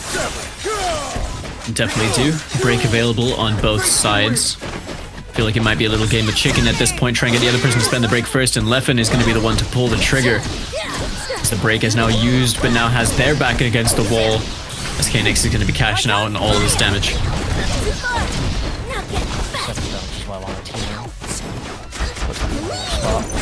But recognise the situation with the whiff there. Just get the overhead off the J2M. Get the pick. Yasuo. Post handshake. Yeah, definitely a detrimental drop right there. Orbit Deception super. Seeing the tag launcher as well, I imagine we're setting up the tentacle prison, which is exactly what we're doing over here. Okay, it was a good block on the Teemo, but the quick handshake over there. Mitigate the block stun, getting the throw. Leffen now on the offensive. Oi! What a 2H though! What Young a man 2H reaction. indeed. Oh my lord. The 2H not going to work out there though. Starts with the Stormbreaker. Okay. Alright, don't whiff this. Let's not whiff this super this time. There we go. Okay. I know Leffen's been grinding League, but if I saw another whiff super like that, Leffen might need to start grinding some Valorant. Hey, the mushroom's just ominously sitting there. But Ari tanking it actually meant that Teemo got the badge. So it's going to make it a little bit more scarier. It definitely is. That 2S1, right idea, wrong time, and Leffen taking full advantage of this. Just like that. Drops the combo, it still has the Fury. Kanix now. Try to like optimize the damage with the Stormbreaker assist as much as possible with the super, and I think that's what caused the dropout. Waiting on the push block. Yeah. Yes, the frying pan. I mean, I kind of respect the idea to just 2H at the end over there. Didn't work out for them. And that was a long game number 1, but Leffen is going to be the one to close it out and start the set off 1-0. Now we can do a lot of stuff that Teemo kind of hates. It's like 2H, what is it? 2S2? The big tentacle? 2S1, yeah, the giant one, yeah. Oh, 2S1, that's the one, yeah. That just occupies the space that Teemo wants to parachute around. I use that button all the time against Teemo. Yeah, I hate players allow us to use that button all the time. Oh. I got 2 characters with giant anti-airs like that for Teemo. Leffen is cooking! Is absolutely locked in. We're setting up the Oki with the super mushrooms. And oh, tricky stuff right there. I love how he masks the instant overhead with the explosion of the mushrooms as well. Dirty stuff. I think that makes us hit every time. It's just how the hell do you block it? And you pray. You have to take the gamble that you just make it hard to leave that specific one. Yeah. And just pretty like much. block and pray. And then just if he goes low, you just like, well, listen, I was getting hit by the infinite at least. Take that done. Oh my goodness. The wake up attack. Okay, Leffen choosing to break over there, keeping the tiniest bit of life on Teemo. Not much great life as well, so it's not like Teemo's going to be healing for a great deal, but you do still have access to the double down by keeping them alive. Ari assist now gone. I keep an eye on the Ari HP as well. We're very close. Chip starting to be a factor as well. Off the over deception though. This should be enough to potentially build them Fury as well. They're going to be spending another... Not quite at Fury yet, but the 5S1 gets it on the last potential hit. Phoenix now. Hell of a battle to have, but still an opportunity. Good block. She's got the parry. The Steel Tempest improved by the Wind Wall. Secures left the dog. An immediate confirm right there from the assist as well. Leffen being super ready for it. Like that stagger. Keep the pressure going. Finds the hit. Kanix now, I don't think he's going to die from this route, but we're going to be setting up into something more. Teemo obviously sitting on that mushroom badge that is pretty threatening when we're in essentially a set point over here for Leffen.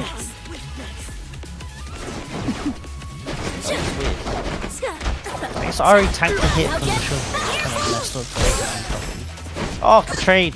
But honestly, Leffen might be happy to take that kind of trade. Fancy hit with Timo. Luke's gonna slowly just delete Ari's life. Oh, there's so much meat on the side of Leffen as well. It really is. As you're gonna get a little bit of a drop over here. I'm not sure if that was intentional or not, just to set up the situation.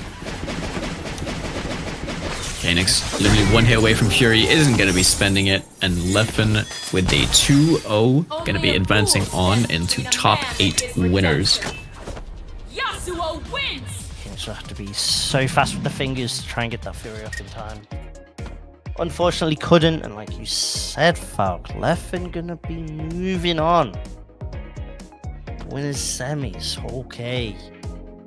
Yeah, I mean, this is, you know, this is just top 16 winners. Like, and top 16 losers, what I'm seeing in the bracket right now as well. We've still got some heavy hitters down there. You know, you can't sleep on anyone that's in this bracket still. And yeah, you know, Shine B and Crow 10. Frez is also in the loser side, who's starting to really pull up in a lot of online. Snormander, who you mentioned. Yeah, I was pretty sure Snormander was a Smash Bros player. Mr. Zim as well down there. Danny 13's name I've seen. Snormander's set away from getting the loser side top 8. Has to face off against the is. loser of our next upcoming set. Oh, that is... Whilst those two players get into lobby though. Chat, make sure you're claiming Matcherino codes. Exclamation mark Matcherino. Hit the link, claim the codes. Blah, blah, blah. Terms and conditions. You know the deal. 25 cents over there into that pot. As Mr. Base Jones is saying. We still have 32 codes left to claim up, by the way. You know what really grinds my gears? Players in the bracket that don't claim codes. I mean, we have more people in the brackets than we have codes. It really grinds my gears. So, you know, I don't know. You're playing in the bracket, maybe you're waiting for your next set. You want money, be like, you should claim the codes. It's free. Exactly. Literally. Yeah, definitely. Literally just free money being thrown into the pot. If you do want to claim those codes, please, we do encourage you to do so.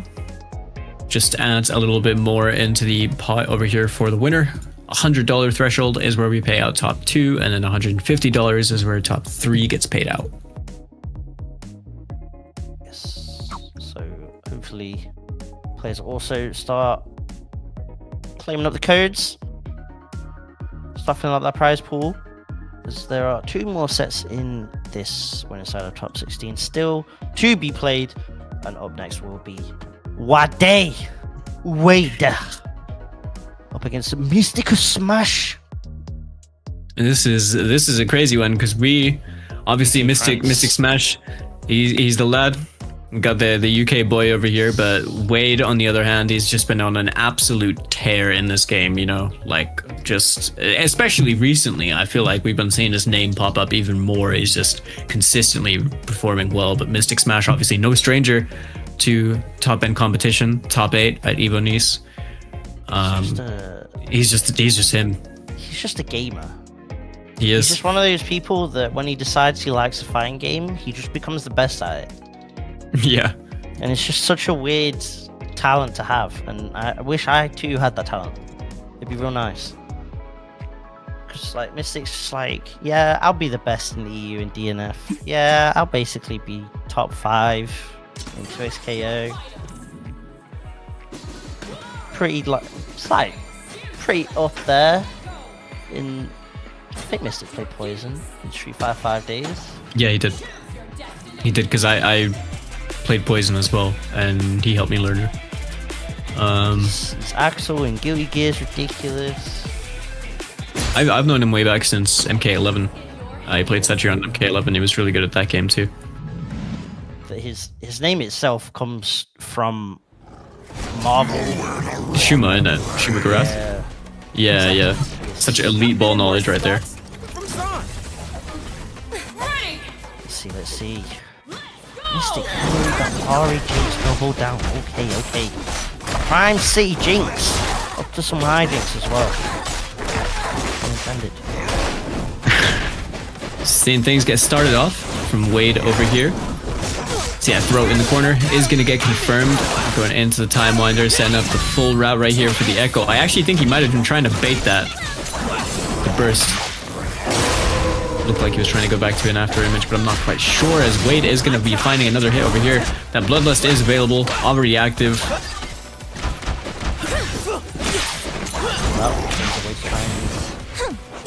Look how he gets some space to whiff through, so unfortunate.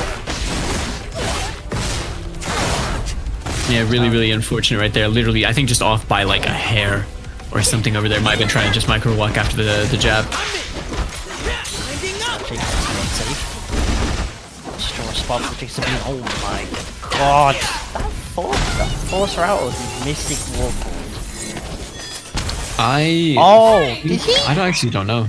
So when he jumped, it looked like Mystic was retreating there. But because he was retreating guarding them for like a tiny little bit, Wade technically was in the corner. Because there is some weird setups you can do where even though you're in the corner, you kind of get cross-ups. I've seen Mystic do some wacky stuff with Ari. Yeah. Yeah, I'm not gonna try and act like I know enough, but I've been hit by it enough to know that what you're saying is probably true. I've been hit by some crazy stuff. Mystic right now, he's trying to just feel out the neutral right here. Wade completely calling out the handshake, answering back with a jump 2H. I like that, not committing to the parry any longer. Just because of the looming threat of the Ari and trying to, you know, potentially miss time a parry or guess or something like that over there. Getting opened up, not worth the risk.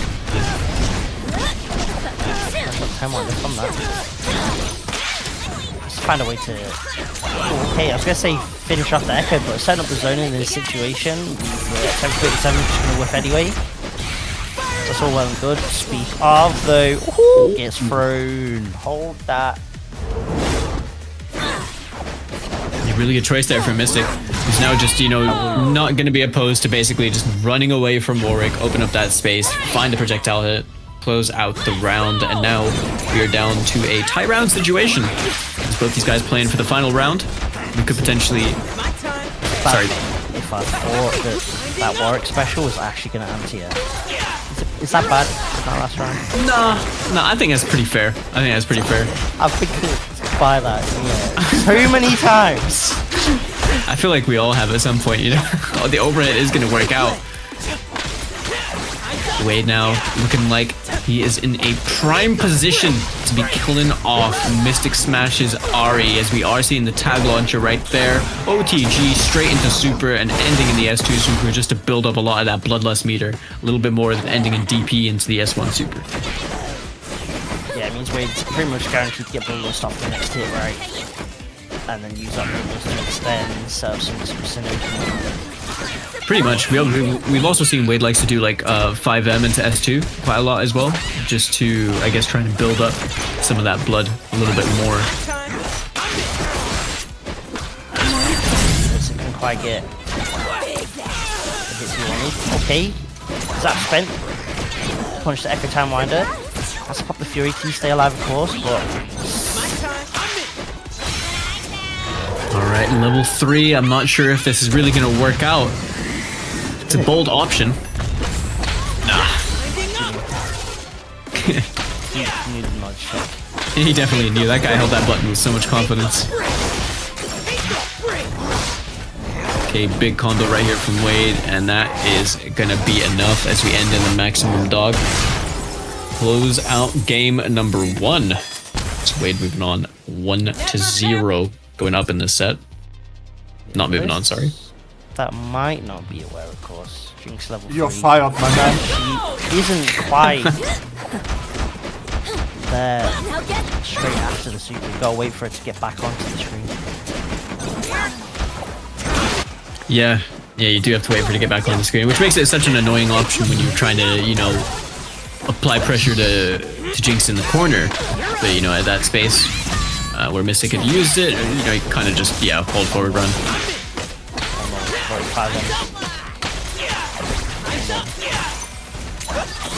And limit strike. I mean, fortunately for Mystic Smash, Ari did fall out of that, but unfortunately for Mystic Smash, you are getting put into a combo video.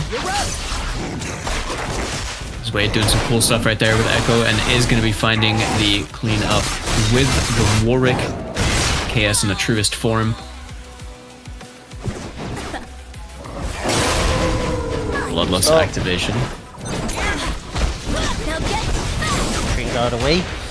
Try to use that info properties to get punished. I'll speak of, just use it there to punish over deception. Just try to get the pickpocket. Unfortunately though, Bloodseeker Echo next anyway. And like Wade getting set point now. Yeah, Wade looking really, really strong, looking hungry for this win in the tournament. Mystic Smash has been showing signs of life, but definitely hasn't been finding their footing in this set so far. So this starting combo is a great way to get that up and rolling. We're seeing the tag launch into Jinx. I imagine we're going for the limit strike. Jonesy, I was just talking smack. And just like that, Mystic Smash proving me wrong, as we are going to see the Warwick getting cleaned up by the fireworks over here. I always get a bit worried with that because it's such a low damage in super. I always get a bit fearful that the last hit's just like not going to be enough. Happens surprisingly more. You might think. I know what you mean. It's almost like hard to call, isn't it? Because you just never know like how much damage it's actually going to do. Like maybe if any of the hits whiff or something. Or... Yeah, and its damage has been nerfed as well. Not in the most recent form, I think.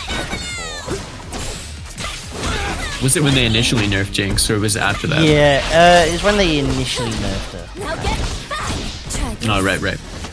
Limit strike over here from Mystic Smash. I mean, look at this health lead right now. Break available on both sides. Mystic probably likely to hold on to it right now instead of spending it a little bit too trigger happy. Okay, the defense. I like the patience. Push block at the right time as well. Mystic found the hit. Is going to get anti-aired though. Wade calling out the aerial movement. Gets the 2H, the super assist with work as well to close out the Ari's life bar. We're down to a solo Jinx on the side of Mystic Smash. This is still set point, like Jonesy mentioned earlier on, for Wade. Nice. Hilarious. That's a lot of chip. I can't believe Mystic did that just for the chip. I want to say words that I should not say. Professionally, I should not use my gamer words. My goodness. But if that happened to me and I was playing just ranked or something, all the words would be said. The throw can't get anything off it, unfortunately. But will. I was going to say maybe enable some shenanigans, but Wade was waking up with the Bloodseeker all day. The bait, like you're saying, into the limit strike, and now Mystic's locked down in the corner. Recognized the time winder wasn't going to hit me though, and went for the wake up attack. Oh, the croissant of mixes. Cross up. I feel like any momentum that Mystic had in the last round has just been completely hourglassed in favor of Wade this round right here, because that was a very dominant round. Mystic Smash, obviously, you know, it's going to go down into the losers bracket. I am more than sure this isn't the last we've seen of him today. We're going to be seeing even more as we watch, you know, just an insane player continue on in this bracket. GG's to both players. Wade, obviously looking hella hungry going into that top 8. And yeah, man, we're getting 2-0s, but they don't feel like 2-0s. Yeah, Wade needs to get to Frosties and win Frosties. So that one Twitter account of will Wade ever win a major? Finally post that. Or is it days gone? What is it? Is it days gone where Wade hasn't won a major? Or is it just has Wade won a major yet? I wish I could tell you, but I'd be the last person to ask. I will find it. I'm gonna find it. I'm going deep in the rabbit hole now. I have to find it. I have to find that Twitter account. Because it is PK energy and it's beautiful to see. So yeah, Senshi's gonna play up against Frez to get into loser side top 8. Damn. Nice, crazy. As you can see on your screen right here as well, got outplayed. We mentioned it earlier on when we were talking. A tournament coming up over there in Vienna in Austria. really soon. You know, we're looking at like what, just like 2-3 weeks until this I tournament will be is there. actually there. Got Regis in attendance over here from Saltmine League. It's gonna be over there. I wish I could make it out, but alas, I was not prepared. And yeah, the lineup is gonna have 2xKO over there as well. Basically, just if you happen Yeah, to be it's like, not on you the know, slider actually, but yes. if you happen to be around, you know, Austria, if it's easy for you to get to, or if you're, you know, interested in anything like that, I know that Red Bull Austria also threw in an extra 500 euros for a solo winner, an extra grand for the duos winner. So yeah, basically just get yourself stuck in if you're looking for competition. And then we've got the competitive season starting up with Frosty also, like next month. Yes. It's gonna be So insane. we're wait. waiting for the last top 8 matches. I think they just played. Yes, they just played. So, let's show the match arena, shall we? Let's do that. 31 code still left to be Yo, claimed. what's up with the 2xKO community? Can't you claim codes, guys? The Street Fighters are attacking us. It's over. It's over, dude. I have absolutely no defense because it's legit. Oh, we're getting drive rushed. No. So react to this. Oh my god, throw looped. What are you talking? You are also a Street Fighter, man. You're commentating Street Fighter as well. That's true. Damn. Double agent. Duh, what the heck, dude? I didn't realize it was with a secret op. I do love being the secret op. Oops, I didn't realize. We still got loads of these codes left. What do you mean? I show it up like... Oh, fair enough. But you know, now claim the code. Now you know, and now you can claim. Now Easy you know, peasy. and now you claim. Biggest Voltan. The homie. The tallest homie. And of course, speaking of Street Fighter, tomorrow, same time, Street Fighter 6 EU open bracket. So if you're into that, make sure you're pulling up and signing up for the Street Fighter 6 brackets as well. Yeah, definitely get yourself involved. I feel like a very modern, easy way to do things like this is just join the Discord. Really, you know, you're gonna see a lot of stuff in there. Easy when all the links are provided for you, all the information's there. You know, you just get yourself involved if it looks interesting. It is the premium location for Street Fighter 6 action, so make sure you're pulling up tomorrow as well.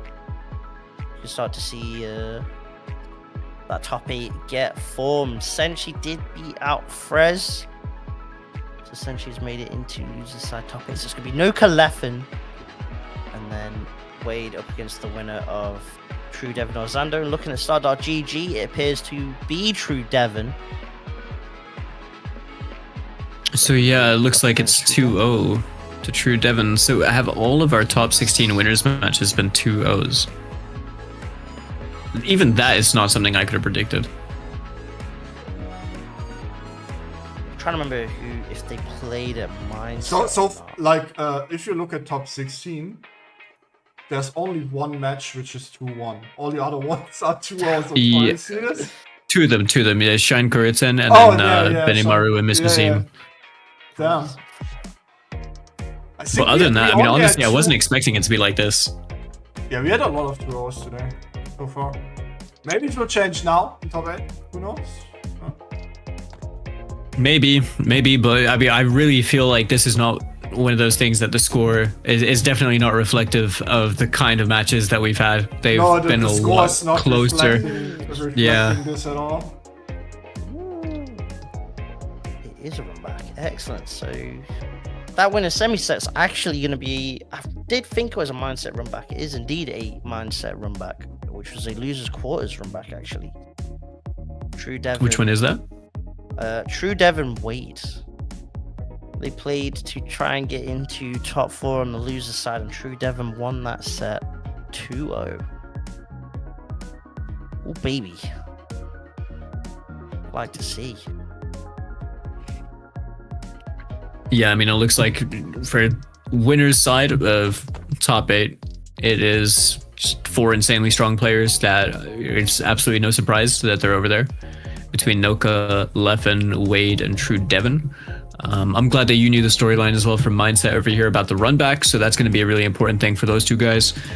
And we're seeing loser's side progress as well. We're looking at the top 8 qualifiers, Senshi qualifying with the 2-0 win over Frez, while we have the last 3 remaining sets being played out between Zando versus Shine, who managed to take it 2-1 over Koriten, Mystic Smash versus Stormanda, Kanix versus Benimaru. And yeah, we're looking at the last qualifiers for our top 8. Those will be playing out. Noka Leffen's going to be a very spicy one. I wonder if I feel like they surely have played. They must have played at some point, right? Some regard, surely. I mean, What did we have for? Would it have been like Set and Reset First Impact? Or like the IB games or something like that? I feel like they would have played somewhere, right? Yeah, possibly one of something like that. You know, I was looking at Noka's past results, and it's probably easier to look at Leffen's because Noka's would just be Everything. Noka Everything. Noka enters everything and wins most of them. So yeah. pretty good. I've only had the Good. opportunity to play Noka one time, and that was in ranked, but it was honestly a really fun set. Because it's just both of us play car crash neutral.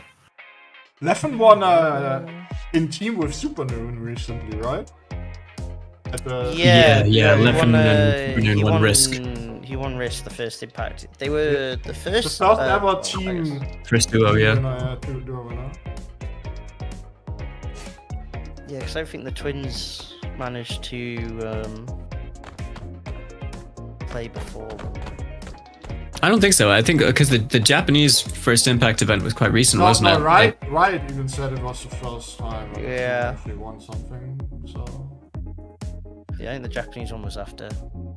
The twins thing is honestly so cool. Like the fact that they're like actually just twins as a duo. I mean, twins in fighting games. We know all about them. They just seem to be absolute monsters. Ketchup But and actually just mustard kind of playing like, the duo. Ketchup and mustard just like molding. If they have to see like these two Actually college, peak content. these two college twins that just suddenly pulled up, and they're now the FGC twins that are beating everyone. They're like, ah, that could have been us. That could have been us, Ryan, but you didn't break the combo. Oh god, their content has been extremely funny. It's been hilarious. December. Definitely check their streams out. As we kick things off, winning semis, the start of top 8 here to determine who books their flight to Frosty. Faustings, Noka, Vi Echo Leffen, Timo Yasuo. Textbook teams for both of these players. And just like that, this is top 8 underway as Noka going to be drawing first blood with that introductory hit, but Leffen is going to be the first one to actually capitalize and get a full combo route out of this as they're being sent into the corner. Noka going to find a confirm. 5 there. Push block. Opts to go for slingshot rather than super. Still can't give away. The last second roll? The last second as well. That's just, I love that because you're kind of like just denying that opportunity to parry or kind of the readiness to be able to do that right immediately.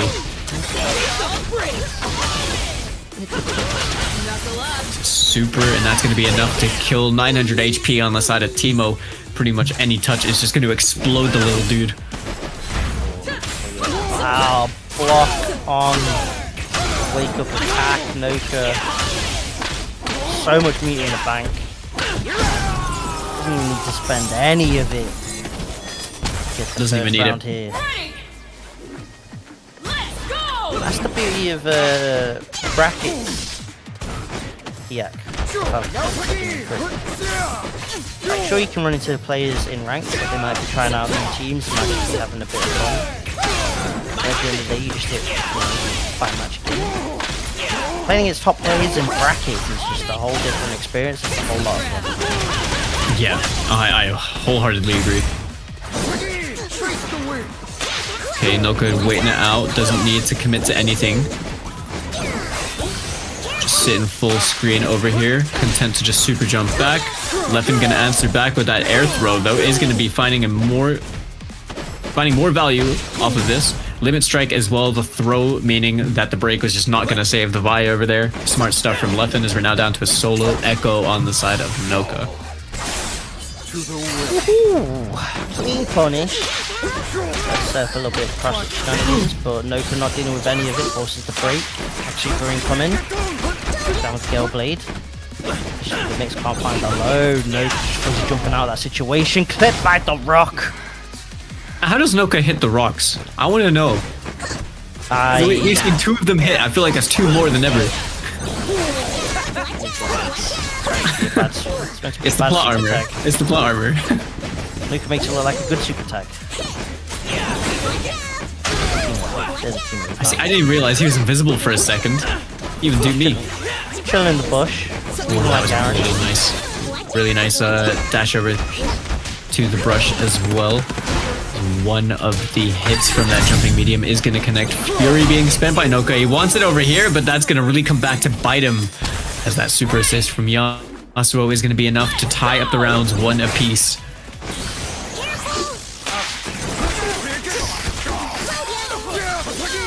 Still game 1, right? I'm not bugging. Yeah, still game 1. Yeah, I had to restart the overlay. It was actually bugged. Should be fine now. It's all good, at least the meter in the combo counter isn't bugging out. I think it was earlier. Yeah, everything is bugging out today, man. Start G, my overlay, One of those days, man. OBS. You know? I don't know. Even the game, like, at the start of the game, you probably did see that I always float, make it smaller and bigger again. It's Yeah, just rescale it. Yeah, I know exactly what that's for. Noka finding the hit though. He is on that solo echo. After image is now set up, goes to the super time winder. Had to do that because Leffen blocked. Leffen now answering back with a super tag. So little now. Alright, Fury pops on the side of Noka. It's now or never. Leffen still got break. Did handshake in the teamer. That's gotta be a bit scary. Because even shit could be a factor on the teamer now with the Fury echo. Yeah, the little air stall as well, absolutely calling out that 2H. Manages to find the throw as well off the handshake switch. And Leffen is going to be taking game number 1 over Noka over here and top 8 winners.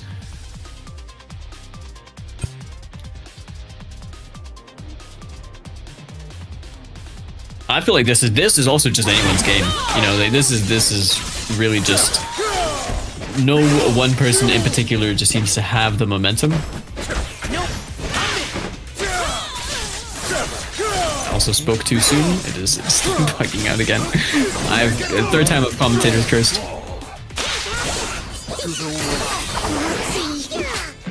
Want more shrooms? All that damage on the table as well, man. I mean, look how much that hurt Echo, but there's a lot of gray life for him to build back over here while Noka has the buy in there, but found... Okay, that's a really unfortunate drop if you're Noka. That was so funny that Noka got the GH, 2M whiffed, and he was just like blocking because of the whiff. And then he still got the first. And Leffen's like, well, surely he's got GH, he's not gonna drop the combo.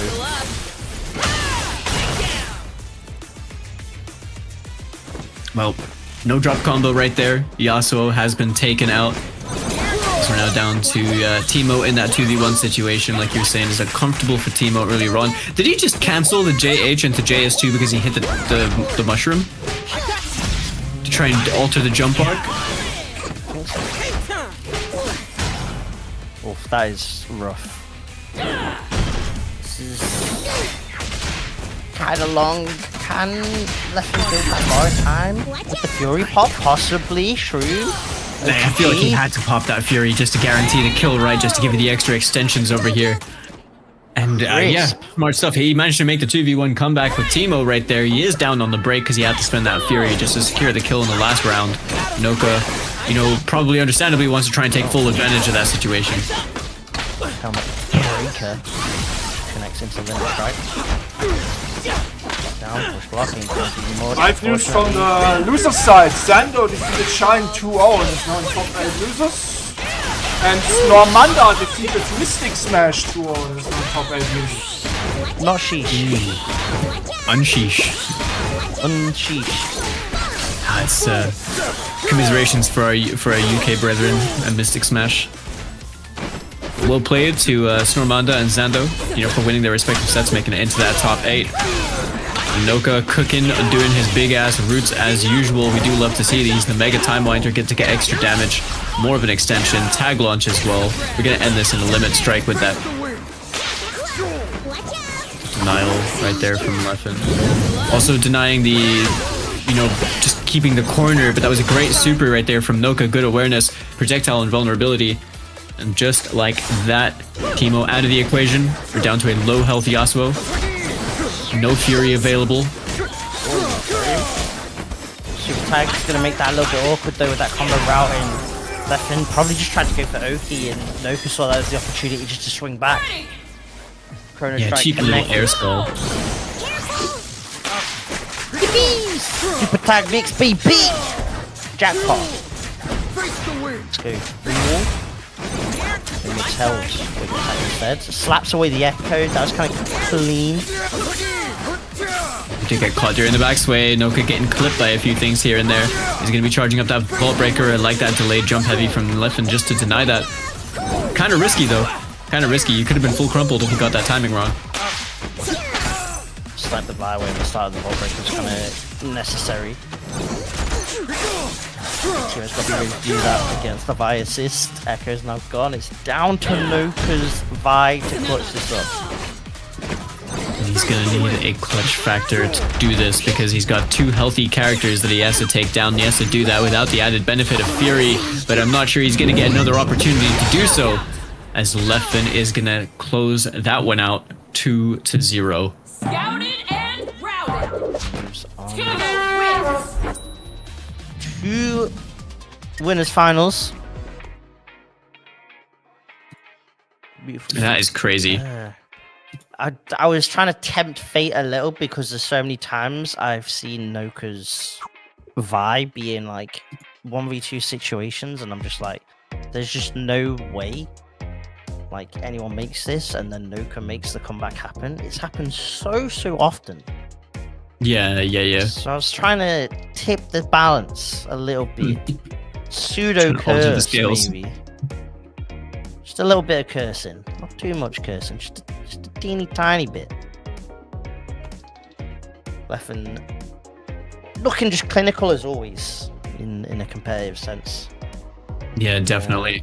Like every time we see Leffen play, they're just plain insane, really. I mean, there's a reason that they're essentially at the top of the 2XKO international competition. Looking really locked in, trying to win this as well. Noka obviously is not out of the tournament. He is just in the loser side of top 8 now, and gonna be playing the winner of Snormanda and Zando later on. Oof. God damn, I mean, like, it's crazy because Noka Leffen could easily be a EU Grand Final matchup. And ends up being just a winners semis matchup instead. Coming up next will be Wade up against True Devin. I'm totally like I not mentioned for earlier. Germany here, by the way. Totally not. No totally. bias. Yeah, totally. Absolutely no. The run back, like you were saying, Jonesy. Yes, the mindset run back from that top 8 with True Devin actually sent Wade out of the bracket. Has the tides turned? Well, let's actually find out.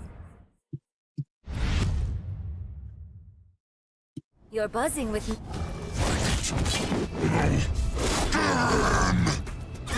What round start do we expect to see from either player? Let's go! Immediately looking to try and go on the offensive, jumping in with the Warwick, with the Echo on the ground to cover. Oh, like clip on the Helmbreaker.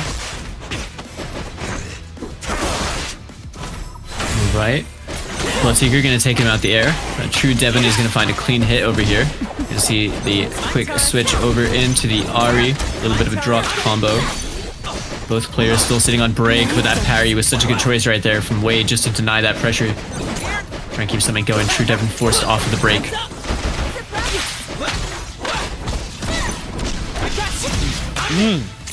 Do love that Echo's slapping through the time winders. Over deception is gonna push. Toss up time winder. Like the full combo. Wade. Parry. I like that. I like just going for the immediate handshake. I feel like this is a good understanding of like player matchup, you know, deny the potential of having Chrono Strike parried, so you just go for the empty low, like the empty assist low. And True Devon absolutely smoking the Echo in the corner over there, as we are down to a low HP Warwick for Wade. Okay, I was wondering what he's going to decide to do for round wise, whether he goes for a level 3 and try and get bonus now, or whether he goes for the open super instead. Went for the duress instead. Tried to maybe gamble that True Devon would wake up attack. Didn't work out, unfortunately. The German takes the first round.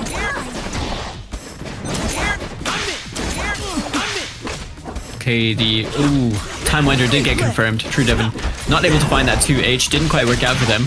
But we are seeing the run up throw right here from Wade. We are getting a confirm on this as well. So we get the limit strike with the double demon flips into the M. Short combo. Doesn't build the opponent any break pretty much, and then get yourself that limit strike. My man just headbutting. He's headbutting for dear life.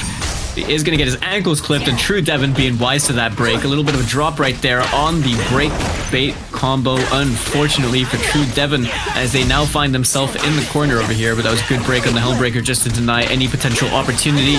Wade spitting in the face of that outcome and still getting the hit anyway. Time winder, attack launcher. Dress should be enough damage on the Echo. Yeah, he's dead. So come down to the Ari 1v2. Warwick is a bit susceptible though and does get clipped. Should be dead actually, really. Over deception with Hyper Spirit Rush. Yeah, I'm more than sure. Okay, instead just saving a bar. Utilizing Echo's meter with the Mega Time Winder to cash out the damage instead. That's a 1v1. Okay, clean confirmed.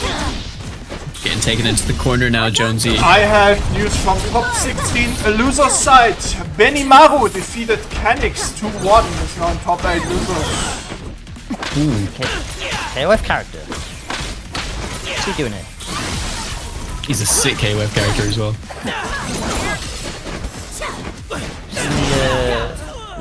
Cody Rhodes did like the behind the scenes pick of Guile in the mirror, and then someone did Paul Phoenix, and then someone did Benimaru. It's the funniest edits.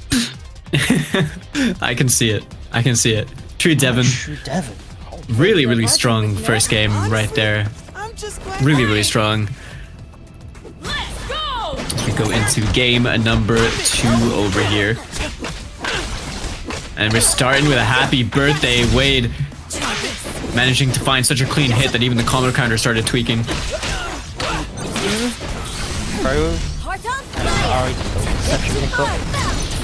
We'll be able to limit strike off this as well. Set up the stop left. Wade though held ball back into Helmbreaker. He just didn't care. He absolutely didn't care, and I love that. Virtual players nodding their heads going, ah yes. I see nothing wrong. Okay, Time Winders being tossed out. Ari, unfortunately for True Devon, is gonna get clawed out. She is not here anymore. The Time Winder is taking. You know what? Just stay off the screen, Ari. We don't even need you over here. It's all right. Just clock out. Clock out. Hold on. Oh, that's a birthday. Was Ari just a bait the whole time? Possibly. Maybe. Oh my goodness, True Devon. All that great life that is you built back if you're Wade. Previous patch that Echo would also be dead as well. That's the scary part. Yeah, true.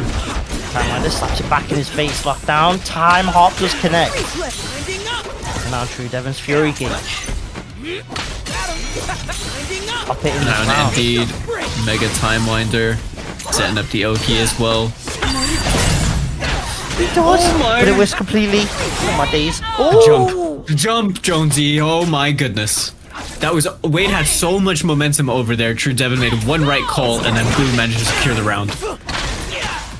2H into a birthday again. Echo, fortunately for Wade, falls out of that combo, but True Devon's still going to apply a lot of damage over here onto the Warwick. Gets the limit strike. We're moving towards the corner. The crossbow is going to work. The 5 a little bit too far away, as they are going to get Bloodseekered in exchange by Wade, who's now trying the offensive. that might be the same side and you just block across it. First off though, breaking up on the side of Wade. Timewinder just to slow the pace down, get set up a little bit more. Timewinder connects, we'll be able to pick up the OTG from the super. Then the Bombo, limit strike, stalking flare time. Cross up connects. Wade's echoes out of there, and it's gonna come down to the Warwick 1v2. Barely any bloodlust to work with as well. It's gonna be such a tall task for Wade. Oh, the anti-air was on point. Tall task indeed, but True Devon, mate. I'm not gonna lie, has been just playing so good. So good. It felt like they were just ready for every option right over there. You know, not to take anything away from Wade. Wade's been playing insane the whole tournament as well. True Devon, sincerely, from what I was seeing just over there, looks really hungry for the win over here. Crisp 2H to close it out. Beautiful stuff to True Devon. Wade unfortunately did not get the run back he wanted from Mindset. It's happened again. So it's going to be True Devon up against Leffen in that winners finals. Wade's going to That is go... a hell of a winners finals. It is indeed. Wade's going to have to go into the losers quarters side. So he's going to have to face off against the winner of Senshi Benimaru. Noka, who lost to Leffen, is going to have to face off against the winner of Snormander Sando. Oh. Nothing but sharks in the losers side of this top 8. All 8 of these players still with a chance for that spot, for that ticket to Frosty Faustings, of course. That's what these players are all playing for, as well as a little bit of extra prize pool money from the Matcherino, exclamation mark Matcherino in the chat. There's still 20 codes left to be claimed. Plenty of those codes. All that is just free money going in to the pot. You don't have to contribute anything. Throws an extra 25 cents. $100. You know, we hit that threshold, we can pay out the Matcherino pool to top 2 and top 3 for $150 threshold. I was having a little look at Benimaru's run just because I'm not familiar with them. So I wanted to see the path that they had to get into top 8 and what else they had played in. So they've taken part in both hustle games. It looks like we are seeing the first top 8 that they've made it into. Out of the Start GG placements anyway. They got beaten by Mystic Smash and sent into losers, but then they proceeded to beat Zato Van, who's no slouch. You know, Mr. Zim also, you know, good, really good player, and then Canix. And those have all been 2-1s. Yeah. Clean. Hell of a run, because those are 3 really strong opponents that you've got straight one after another. I know there was an ad mid-match. It normally doesn't happen, but everything glitched out today, so the entire schedule is messy. You know, and I can't skip every single one of them. Twitch doesn't let me, so sorry if it happens.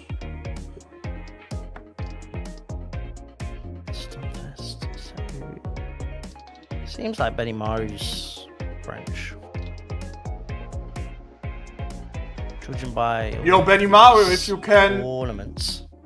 Benimaru, if you can hear me, can you please join the lobby? By the way. Oh. Interesting to see what team Benimaru is playing. First time we'll get to see this player. Yeah, I'm curious to see. Also, can you please check you... Didn't see the code? Check your Discord, bro. Please. Check your Discord DMs. That's how we communicate. Let's see. Essentially, of course, will be rocking that Echo Lowy, as we should expect. Yeah. I think it'd be crazy to assume that they wouldn't be on that. And then obviously winner of Senshi and Benimaru up against Wade, who we just saw play that set against True Devon on the Warwick Echo, and a Snormanda Zando. Snormanda Zando is going to be an interesting one, for sure. What team does Snormanda play? Do you know? I don't know. I wanted to say that I feel like they might have been playing Ari, but I can't remember. I've seen them play, but I can't remember. And then Zando, obviously, we should just see on the Warwick Vi. Is it Echo Darius? Is that what the team is? Is it Echo Darius? I'm not sure. Or is it something else? I'm not sure. Suppose we will see Benimaru in is due French, time. right? I think Benimaru is French. Yeah, French. Damn, France actually are just like on another level in this game. Bro, they're running a lot of... Morehouse, France. Yeah, they're running like a lot of the Bro, EU France scene. is carrying the 2xKO scene in Europe currently, pretty much. A little bit, yeah. Select your cue. Ari, Just a wee bit. you select. That's how it be, man. They're just dialed in. Choose your destination. Benimaru playing the Mr. E team over here. The SKD team, Ari and Darius. Ooh, okay. My dear brother, I write to you in deep melancholy. It must be such a blessing to play SKD's team, because you'll never have to You laugh. can tell yourself. You just never need to, innit? You always just go and take everything that he does. You just open Twitter and there'll be like 5 new posts, and you're like, cool. Then just practice these things. That's all I need. Okay, since she's 2H, not gonna work out over there against Benimaru, who is gonna be finding that hit. Drops the combo though, and that is gonna be picked up by Senshi. He's taking full advantage of that break being used, but that's a crumple on the counter hit from the 4S1 tentacle.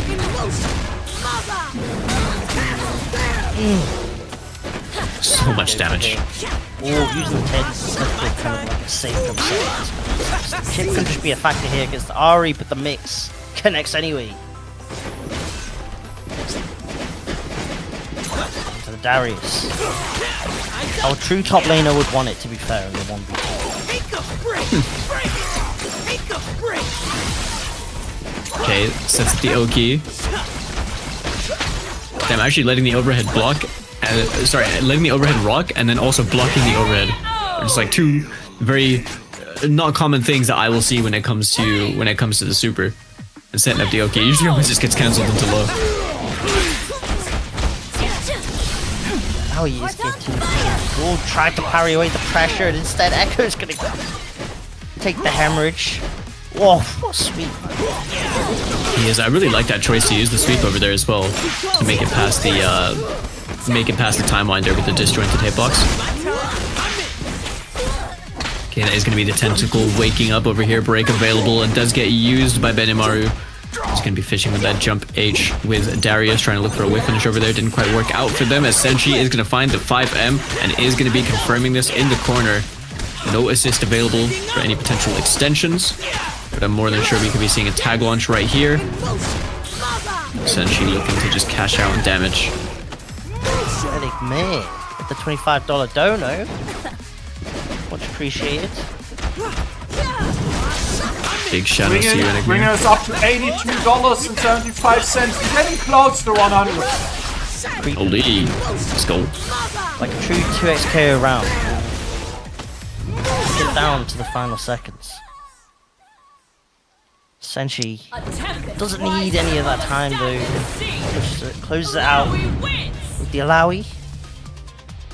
Takes that first game here in top 8, loses, which of course means tournament lives are on the line now. Yeah, they really are. You know, this is a just really I said Senshi's called Tapion. That's also elite ball knowledge. You can tell yourself. Yeah. Really just like losers, you know, you're out of this, you're out. And with the kind of prize that we have on our hands, you don't want to be out of this, right? For anyone that might have joined doesn't know, the winner of this tournament over here is going to be winning an all expenses paid trip over to the Frosty Faustings tournament, the first major that we have in the 2026 competitive season. 50k prize pool over there. Essentially, just cashing out on that. Damage did get broken by Benimaru. Benimaru now without the break, gonna have to worry about getting opened up for the foreseeable future. Senshi now sets up the Oki, has the meter, went for the mix, unfortunately dropped out.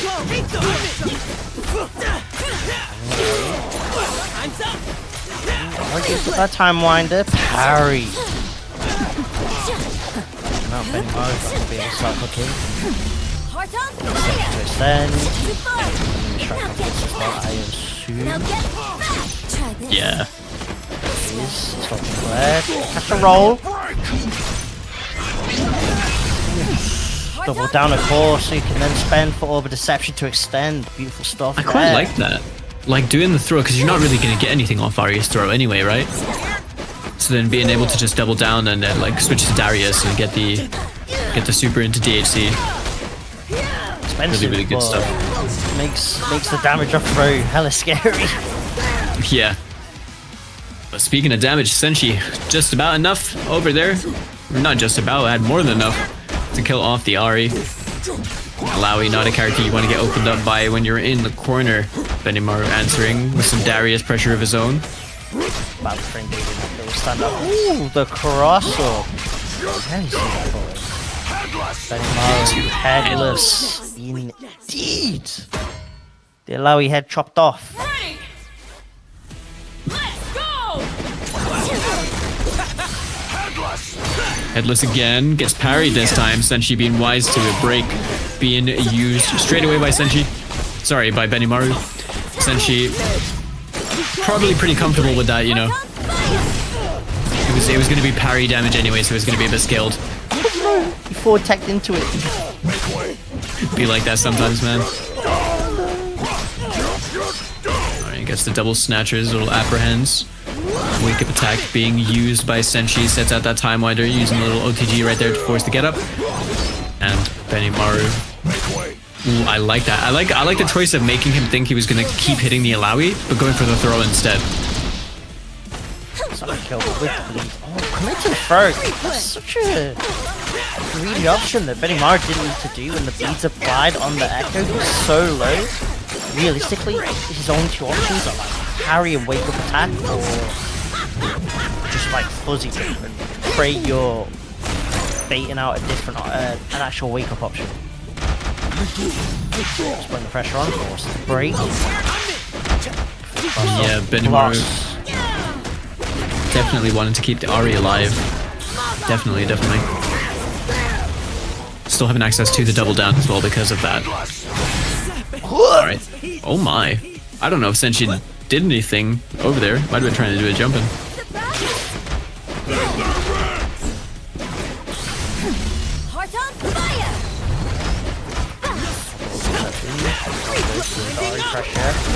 Darius, now he's gone. And this Ari's so low. This is chip territory. This is scary stuff. If you are Benimaru, good jump. But it's not far enough. It's just not gonna reach the Echo. Fury still available. The S2. Oh! What did you need to? I didn't have the bar to get anything off that hit. Well, at the very least, since she does get that round. What a round. Could he not have done like 2L or something off of the jump S2?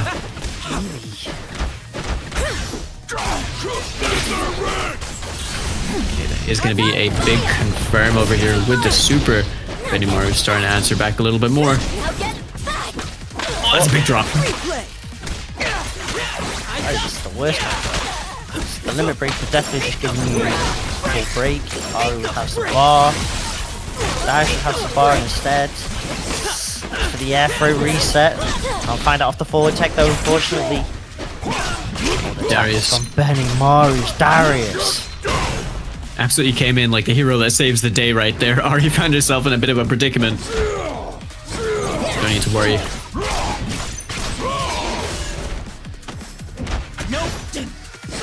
Okay, 5M. Not going to be a confirm. We're seeing a little bit of airborne pressure being attempted right there from Benimaru. Okay, the throw whiff is going to be a bit diabolical right here for Senshi, who is just about to build a Fury, but the level 3 is going to completely deny any kind of opportunity that you would have had. The Noxian Guillotine. Right on cue, just as Senshi was about to build Darius wins. that break gauge to maybe pop Fury on a Lowy. This is the first time that we've commentated a set today, Jonesy, that has actually been a 1-1. Better late than never. Definitely, top 8 is definitely the time for it.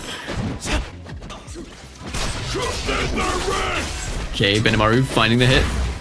2-0, nice bait on the wake-up attack. Wow, there's just a tentacle top. I guess because Darius was in the air from the timeline. Maybe. Maybe.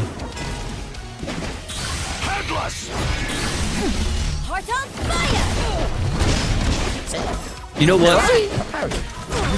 No, because he cancelled it just before. It's the bait to parry, right? If you do raw headless and then you DHC into Ari.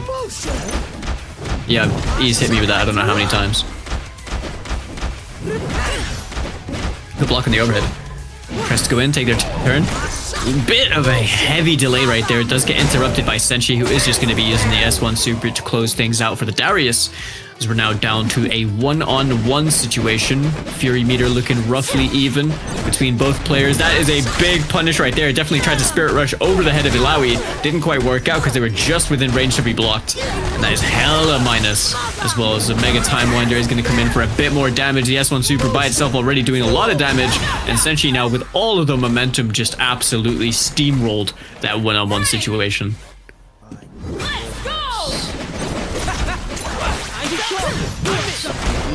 Coming out from Benimaru. Trying to make hard reads on backdashes. Unsafe enders. Quite timing the assist calls correctly. Maybe it's now starting to crumble apart. Stuck in the corner. No wrap shots. Technical looks to command grab. Tries to get the 2H off.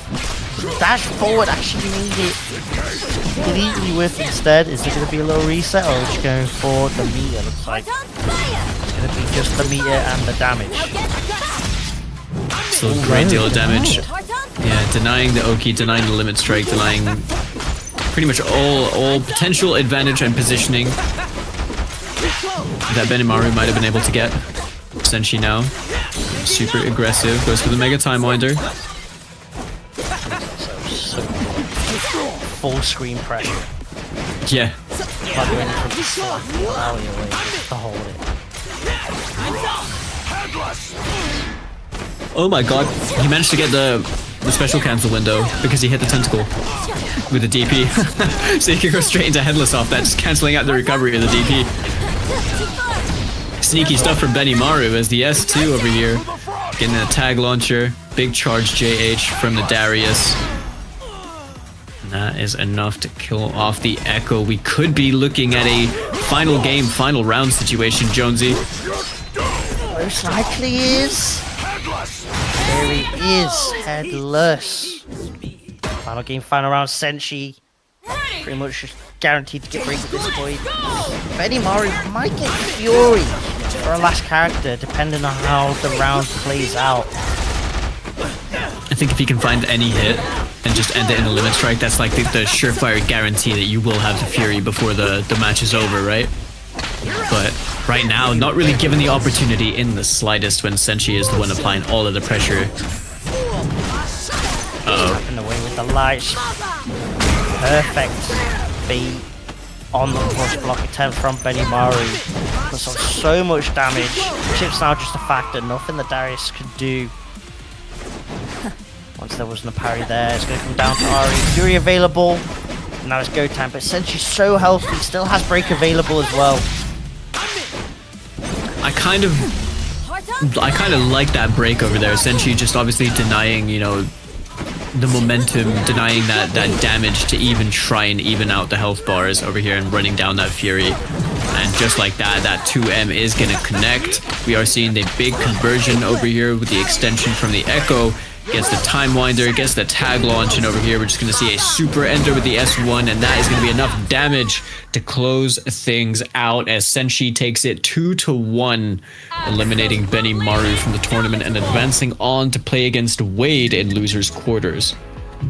Senshi's just so optimal with this damage. My days. My goodness. Yeah, super sick. Honestly, commiserations to Benny Maru. I think he's had a hard shoutouts, path you know? to get over here into this top 8. And I haven't been familiar with the player from before. After looking up previous results and everything on StarGG, I hadn't really seen much. So yeah, shout outs to them. Thank you for taking part and just, putting on a good show and making it this far. It's not an easy path. I think considering the run, it's just one of those brackets where you are obviously going to be disappointed you only got 7th, but then you have to look at your run and think, you know what, I had a hell of a run.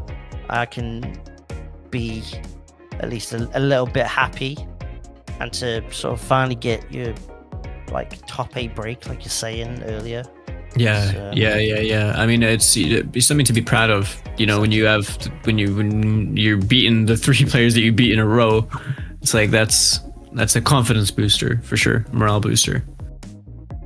Shouts to Tice as well with the PayPal dono, $45 Huge. extra, which means top 2 are now getting that payout, which love to see. And we are close to getting that top 3 payout, so let's try and hit that goal now. It's lovely. We'll love to see it. Appreciate you guys, because yeah, we're really close. I mean, we're less than $12 away from that. Or 22 rather. I can't math.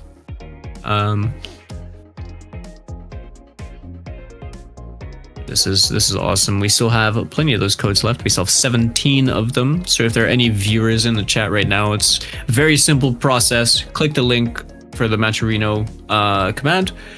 Head over to Matcherino, just log in through something like Twitch. Click a button to claim code. Done. Free 25 cents that goes into the pot. All just goes out to at least the top 2 from today's tournament. And Jonesy, it's already been a bloodbath, but I'm starting to think that we're just seeing even more come out of players. It's really starting to kind of, the engines are warmer, the brains are more awake. Anything that could factor into this, because I feel like the level of play stepped up significantly now that we're in the top 8. It's going to get even more brutal now that we're into the losers portion of this top 8 as well. And of course, don't forget, if you're looking for Street Fighter action, which is what Saltmine is predominantly known for, there's the classic Street Fighter 6 bracket tomorrow as well. All the killers are going to be pulling up their E4 Street Fighter 6, so make sure you're signing up and just joining the Discord, getting involved and all that good stuff. It's all much appreciated. But yeah, Outplayed coming up in January as well. It's a gold event for Grand Blue and Guilty Gear towards the back end of its schedule, so make sure you're signing up to that. All sorts of different anime fighters. It's like the EUC Otaku, to be honest. So make sure you pull up, and Riot's putting in a little bit extra for the 2xk bracket at Outplayed, so definitely sign up. Zando up against Normander. By Warwick Freestyle up against the Echo Timo double assist. Normander is going to look to build all of the mushroom badges off a single hit. That he is. So Normander, obviously on that team that I think very commonly see on players like Inzen. Very capable, very strong team. Xanto, on the other hand, playing a team that's a bit more of, I guess, like a hot topic more recently, of Warwick Vi, and just how serious a contender this is for, being one of the best teams in the game, and just how ignorant it can be towards a lot of things that are considered strong in 2xko. And Xando, obviously no stranger to competition himself, very prominent player. Been absolutely tearing things up in 2xko and in Guilty Gear. We're seeing a pretty dominant lead being established in round number 1.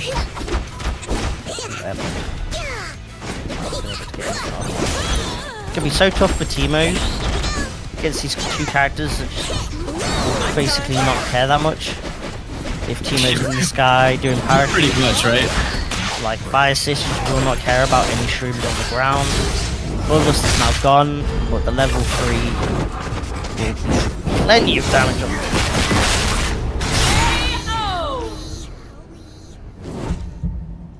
I was thinking to myself, this poor guy, this little dude, he's just not living that.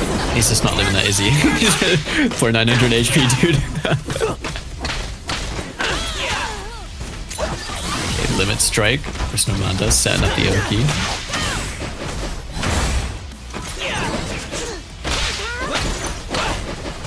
Comes a little teammate for the OTG off the shovel. Big up the Creed players. Oh god, rapid. Creator Maker uses Banner Dash to try and get out there, but Creator Maker's gonna clip as well. It's like you were saying, that two characters that just don't care, right? If Teemo's in the skies, Zando's just doing down S2. It actually doesn't matter which character is the point. Yeah, literally the same input on both of them. Like, it's just 2S2, isn't it? That's it. Okay, parries the Time Winder. Stuff right there from Zando. Does get mixed by the throw though, and the 5S2 is going to be enough with the OTG hit to kill off the Vi over here. Stormanda being wise to the escape from the corner that Zando tried to pull off. Zando, I think, naturally holding on to the Fury for the next round. There's not really much of a reason to spend the resource over here unless victory is a bit more certain. Yeah, the only way is certain is if someone kills a character. At the very least now he's in Bloodlust with 3 bars available, so if he finds the hit, he can use that level 3 to regain a ton of health back. Speaking of, right on point, and it gets rid of a character as well. Suddenly, it goes from a tough 1v2 to a 1v1 that is in Zando's favor now. It is. He's running out of that bloodlust very, very soon. We are seeing the last of it being spent right there with the 6S1. I like that Fury to get the wall bounce over there and then just catches the stray 6S2 just by itself as Zando manages to take game number 1 over Stormanda. Fine. Obviously, this is losers as well. This is your tournament life. If you want to win this, if you want to go to Frosty, yeah, you can't afford to be losing. Cards were just like so perfectly aligned.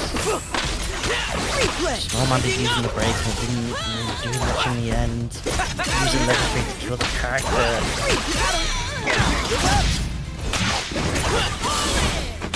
Okay, I like the decision right here from Zando. Playing out the space. Warwick assist almost coming back. I like that. The counter hit the counter hit Crater Maker, giving you the full confirm out over there. You saw the Warwick extension. Only this time with the super getting some Oki.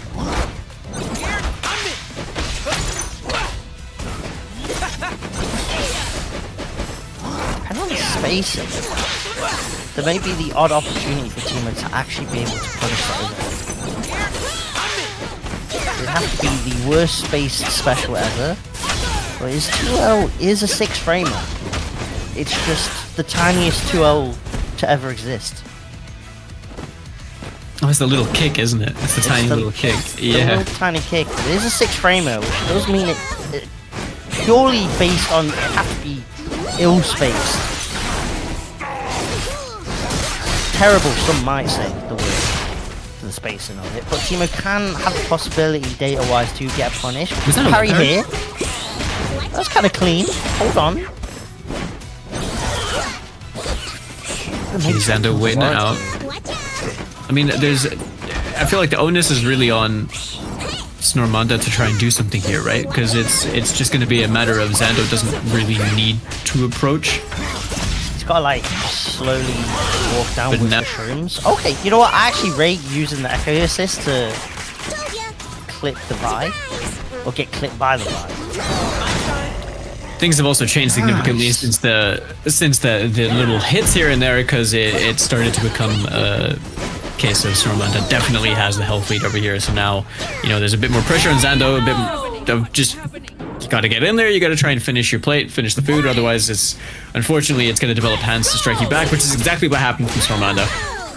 The Hisui button. Frying pan connects. Oh! Game. Band or Dash just decided to not connect right at the end, so he couldn't get the wall slump. Fair enough. Okay, the game really doesn't want Snormander to hit combos. Respect. Yeah, dude.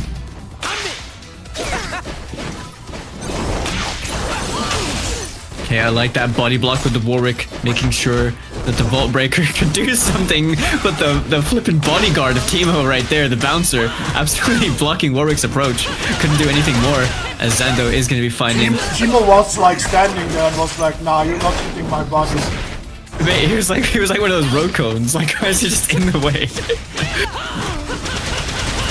A road cone skin for Teemo would actually be kind of fire. Walking around.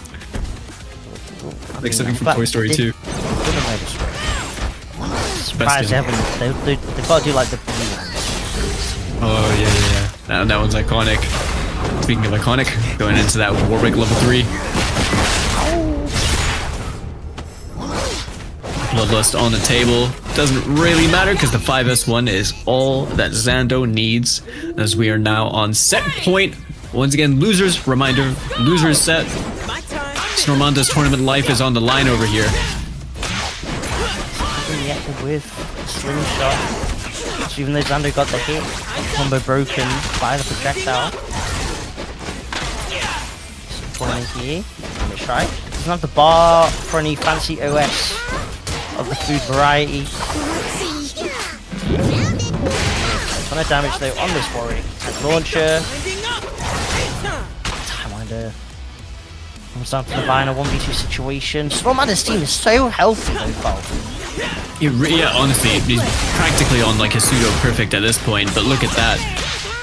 The break actually being used quite early on by Snormanda. I didn't want to try and deal with anything over there, but clean confirm on the DP assist from the Warwick.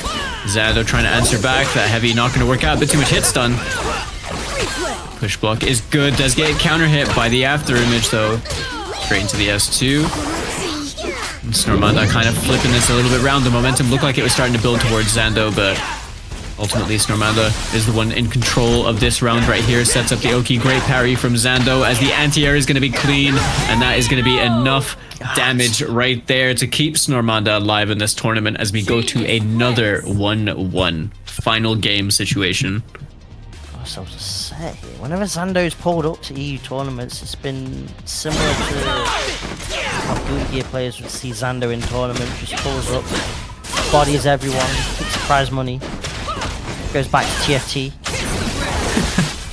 Snormanda though might be changing the narrative here. That setup is just so disgusting, by the way. Forces stand block, Warwick's blocking so you can't wake up attack.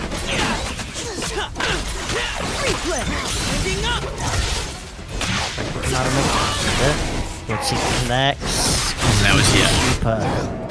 basically all avenues were covered, right? You got the DP to cover the air, you have the charged up Vault Breaker to cover the ground. All it needs is one clean confirm, but speaking of clean confirm, Snormanda finding the hit. We are going to be getting some shroom loopage. So I'm sure we're getting the OTG into the Mega Time Winder, getting a little bit of corner carry off that as well. And Snormanda still sitting on that Fury, probably going to have to spend that really soon, which is exactly what he does right now. Okay. Interesting decision. Let's see if it works out. Not work out. Overhead connects. Duress connects. To the OG time. What does Zando go for here in this situation? High. So much mileage from that one move. Not enough damage to kill Snormanda. I think Snormanda probably thought they were dead over there. And the 5 Ls. The chase down by Zando, just understanding exactly where the Teemo was going to land and being ready for it. We're now down a once again to set point. Freestyle makes it so tough to try and be evasive against this team. Yeah, 100%. I think you've finally gotten out of there because you've avoided all the Warwick stuff. Just a handshake and a dash and fire in your face. Oh no. Trying to help the Echo, it ain't gonna work out for you.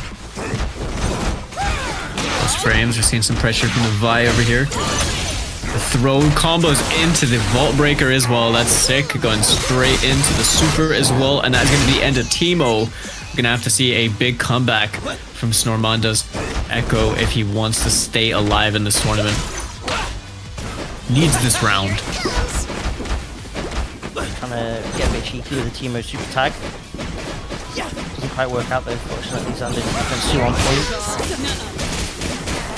Warwick there, but Xander is doing combos off camera. Oh my god. They're very defensive right now. Look at the effort. At least brings out the early push block attempt. Normanda just trying not to overcommit to anything, I think. They opened them up for even the slightest bit of counter aggression or punishment. It's just going to come back as a disaster, but none of that was needed, as Zando is going to be taking it 2-1 to eliminate Snormanda and continue on to play against Noka in losers quarters. Really cool set though between those two. Shout out to Snormanda as well, you know, solid, super clean player. And yeah, hell of a performance today. Ultimately, this wasn't going to be their tournament, you know, but I'm sure we'll see more of them coming up in the near future. I'm more than sure. Yeah, and to get top 8 as well in sort of such a top-heavy bracket is definitely a fantastic thing anyway. Getting a dub over a player like Mystic is nothing to sneeze at, so... Yeah, for sure. Congrats to Snormanda. Either way, man like Zando though gonna move on in this top 8 loser side now, and we'll have to face off against Noka. 2 Vi's in this top 8, vying for a top 4 spot. Haha. It's our only 2 Vi players as well that are playing each other in losers quarters. This is suitable for my downplay, because then I can't say look at this, because then I can say look at this top 4. Notice how there's a lack of Vi in the top 4. Yeah, dude, look, why was there no Vi like beyond that? Why wasn't everyone playing Vi? It's just a single Vi in the top 4, like, come on, man. And then Stormanda hit us with the raid as well. Appreciate it, GGs. Don't forget, of course, there are Matcherino codes that can be claimed, exclamation mark Matcherino. You know the 10 drill. codes remaining. We're at $130. If we get $20 more in the prize pool, we get a top 3 payout instead of a top 2 payout. That is very true indeed. Only $20 more for that. 10 codes remaining. So, you know, we've been making some good progress. So I'm gonna hold my hands up. We're making some good progress. We've got 40 of those codes down, only 10 left. So yeah, you know, just hit the Matcherino, go on to the Matcherino link, claim the code. If you don't have a login, just connect it through your Twitch or something, or whatever's easier for you. And it's just free money going into the pot. As we are pretty much ready to continue through the losers side of top 8 over here. 2 names I wasn't expecting to see in losers at this point of the tournament, but you know, that's just how the cookie crumbles. Wade and Senshi up against one another. Senshi obviously on the freestyle Alawi Echo, Wade on the 2x assist, Echo Warwick. How this lines up is Senshi. Kicking things off early on with the Wrath OP. Thanks, Warwick might be, well, especially with the walking movement as well. I was thinking more along the lines of just doing push block 6S1. Yeah, Walkling just adding that like whole layer to it, right? You just now have to like prepare for a character that can do this. But the happy birthday, the bait as well. Look at that, Senshi being wise to make it to the limit strike. Air throw is not going to work out. It is going to be a little whiff. Samoan assist with the headbutts connecting. Try to go cheeky with the Oki. The overhead essentially just says, you're so low, I'm just going to have to go for the wake attack. Because I've got break as well anyway. Yeah, like safer option to take in that situation. Ready? Change is good. Let's go. looks like we're starting a Lowy point in this round. Like that, clearing out the Time Winder straight away with the Mega Time Winder.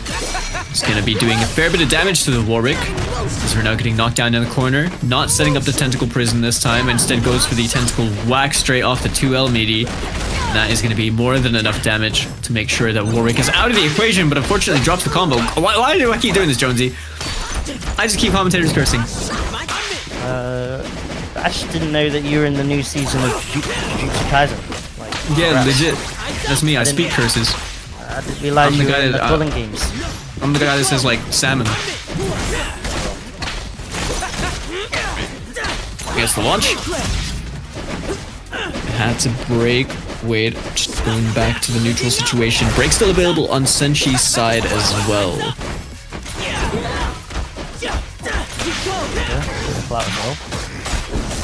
The push block. Yeah, Warwick's just gonna be swinging. Always a trouble to try and save your assist character in general, but even more so against Warwick with such a standard axis. Yeah, I mean, S2 is just a criminal button. Good luck if you're trying to contest that. If you don't have something disjointed and you don't have a super, you pray for your soul. But look at that. I love how Wade's been using the S1 super over here as well, just to counter poke with it, right? Like to make you feel like you want to press that button and then just using it to counter poke. It's like when Echo players do something unsafe, so they'll just do delay Mega Time Winder and then they'll call it on purpose frame trap. The same way Vi players will do Vault We just do Vault Break into super. Delay super. I'm so guilty of that. Gotcha. It's alright though, Wade tying things up, 1 round apiece. Let's go around to the last round of game number 1 between both these Frenchmen right here. Put on a hell of a showing, making it up this far in the tournament. Both of them. I feel like first place is, and there's nothing else acceptable other than first place today over here. You know, if everyone in this top 8. The adjustment on Wade's combo there, just because Warwick was normally you see the double DPs come out, but because he was already basically at Bloodlust, he would have popped mid combo. So instead he adjusted his combo so that Warwick would just come in on the knockdown and then use the Bloodlust to get the Oki. Oh, the handshake was available. Greedy Fury Pop, spending all of it trying to go low, trying to catch pre-jump frames. Command grab eventually after seeing that Wade's happy to down back. Raph comes out. I like that throw. It's good. Not quite enough of the hit stun from the tentacles. Echo is going to get taken out of the equation. Fury on the side of Wade with the Bloodlust. Just about ending over here for the Warwick. Building towards a new one. I'm not sure if he's going to be able to build another by the time that this game is over. That is a clean hit. Doesn't even need it. Just a fake demon flip with the Chrono Strike on one side, and the super is going to be more than enough. Take the first game. So Wade, yeah, looking really strong. That's pretty disgusting. Then two primal leap, the demon flip. That a Wooligan is A Wooligan.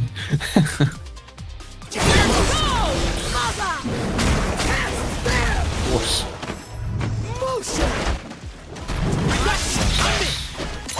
Early on the side of Wade as well. I was hoping that the Alawi special was going to connect on Wade's Echo, which is why Senshi just did empty jump, and Wade's just like, that's fine, I'll just catch your landing with a Oh, poor Alawi. She was just a tourist. Put into prison for a short time. Wade right now looks like he's starting to develop a lot of that momentum that we're starting to see earlier. That we were seeing earlier on. We're starting to see a lot more of that now. Limit Strike over here, setting up the Oki. Senshi being wise to it, managing to slip out of that one. Not too I catch worried. the forward roll there from Wade, but he's in such a commanding lead. It's such a miracle for the Alawi to make this comeback happen. And it ain't gonna happen. Wade now, just with that, is going to be on set point over here. Senshi had a really, really strong first round in this set, and after that, it's kind of just been the Wade game. It seems like the steam has definitely been in favor of Wade. Senshi entering back, you know, is constantly showing signs of life. It's not like they're out of this.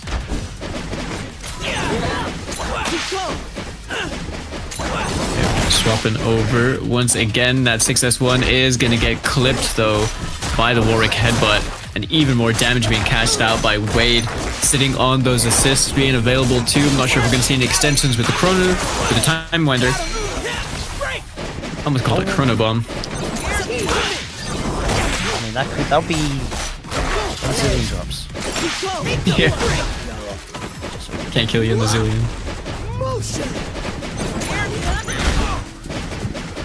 Okay, Wade just sitting back. Assists available now. I think he tried to go for the parry on the tentacle. Didn't quite work out. Well, he just did jump back. Air S2. Like, what? What are we doing here? What is this? It's party time. Oh my god. Okay, DP into super should be enough to kill. Yeah, there we go. Anti-protect or something. No, the secret sauce. He's got some things he's reading from the Necronomicon. He knows things.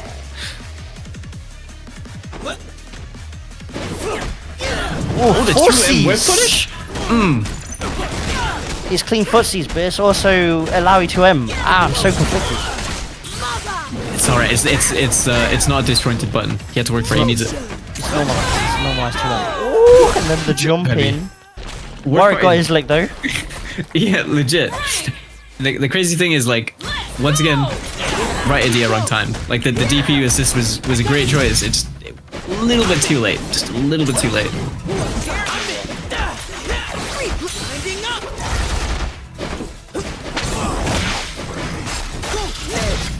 A break being used. Wait now, nice throw tech. Your time wind is my time winder, good sir. Lock down the tentacle. Wait though in the skies to avoid that. Doesn't get clipped by Sentry's Echo. Sentry, of course, needs this round just to stay alive in this set, in this bracket. Yeah, it really does. Gonna be cashing out on damage. Not enough to get the kill. But the immediate tentacle hit is gonna be more than enough. Clean 2H as well. Had literally just built the Fury. Had to spend the Fury. That was a great parry. Ooh, potentially a happy birthday situation, but not really ready for it. Echo is still getting hit. Wade trying to fight back right now. This is their tournament life on the line for both players at this point. Because Senshi, if he goes down in this round, it's over for him. Wade trying to get the win over here.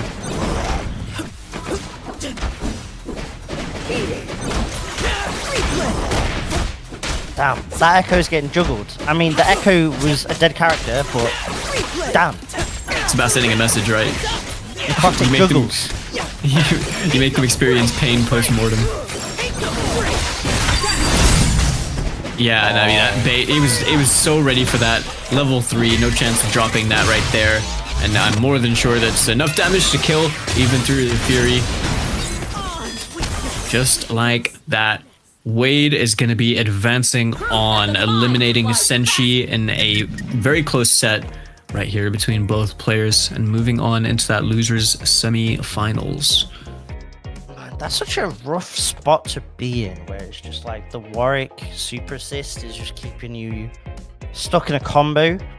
And then you know that by the end of that, like at some point, Wade is just going to be like, cool, Mega Time Winder to finish you off, and you can't break.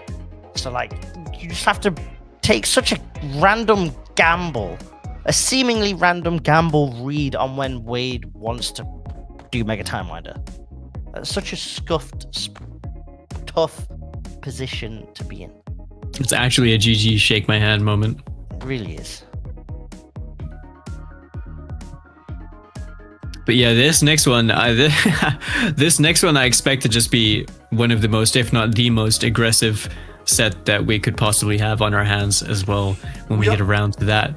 We are only $20 away from paying out the top 3 today. As we are at $130 and we still have also 10 codes left to claim, by the way. Look at that, 10 codes. 10 codes left. Be sure to head over to that Matcherino like you can see on the screen over here. Very, very easy. You'll see a little button saying claim code, a little blue button. Yeah, for click me, on it's that, not blue log in through anymore Twitch. Because I already clicked it, you know. See, yeah. See, if you're on point, you won't see the blue one, but you could. You should. Exactly. Exactly. Let's see. So, get Noka, Zando up next. By Echo, by Warwick. Yeah, like I'm predicting as well. Just incredibly aggressive between both these guys over here with these kinds of teams, and just the way they play in general, right? As the saying goes, fists will fly at this location. If you know, you know. I reckon there'll be a patch roster, just because it's also tied into the season, right? I'd be surprised if they didn't do a patch, but we talked about this earlier, and it's a question of whether they do quite a conservative patch or whether they go balls to the wall. You know? Just have to wait and find out. Time will tell. Noka finding the forward throw over there, but Zando being completely aware and ready for that jump heavy. Clean parry over there, probably waiting, trying to fish for a break. That 5L counter hit. Like 5L pressure is so strong. Oh, he got both! He still got both, Jonesy! Oh, and it's bloodless, so he gets to extend off so much damage. Oh my goodness. Oh, Echo's still just alive by a tiny bit. I wonder if he could have routed into the Wrecker Super instead, but either way, man, this Echo's... Do you even play this out? Like, what can you even do? You have to do like the I don't know. Parries. I think you just have to kind of build for resources, don't you? If you get lucky, you try and build like you get a limit strike combo or something to try and get break for the next round, but there's not really much else you can do.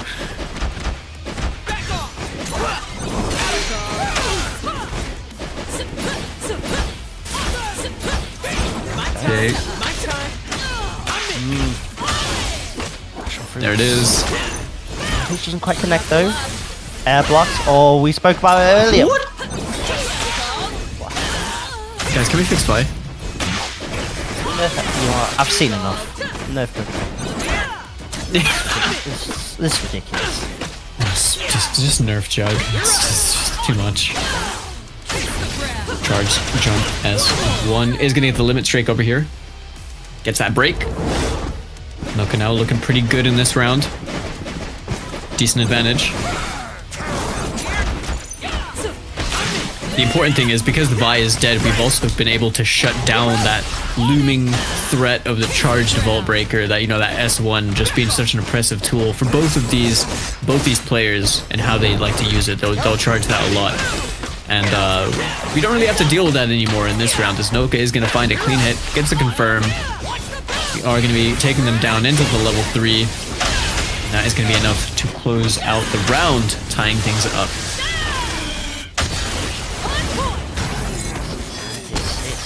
Okay. The Nokomotive takes that one on the board. One apiece here. Sander should be able to get break in time. Oh my god.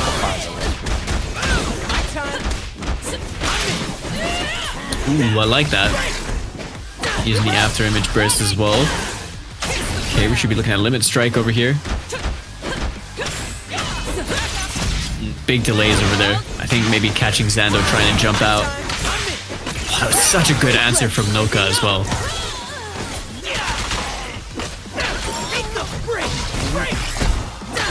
There's so much health on the Warwick that means Vi's taking so much more damage as well. At the very least, have Creator Makers like at the end, so you don't get the full damage on that on Zando's Vi, but like you're probably not getting still a lot. Yeah. This is like one throw into OTG Super, or you know, like one Vault Breaker into Super or something like that. The better route in that situation might have just gone for Dense again, just to get yourself the limit strike. Guaranteed. I can see what Xander was trying to do. Noka though will get the pickup off the Mega Time Winder. Takes the lead in this loser's quarter set. Yeah, that lead is a very important lead to have. Only one more win remaining if you are Noka to advance on in this tournament where the winnings are just that important. If you're a serious competitive 2x KO player, you want to be at Frosties. Okay, on the line. Frosties is juicy.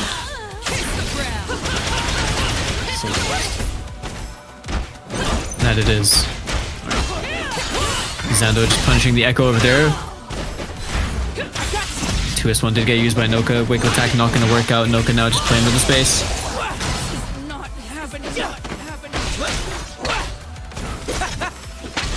Now he managed to clip the Vi while she was still in there on screen, so Zando is down on the Vi right now, and that hit is, unfortunately for Noka, drops the combo. Zando granted an opportunity over here though. Happy birthday situation.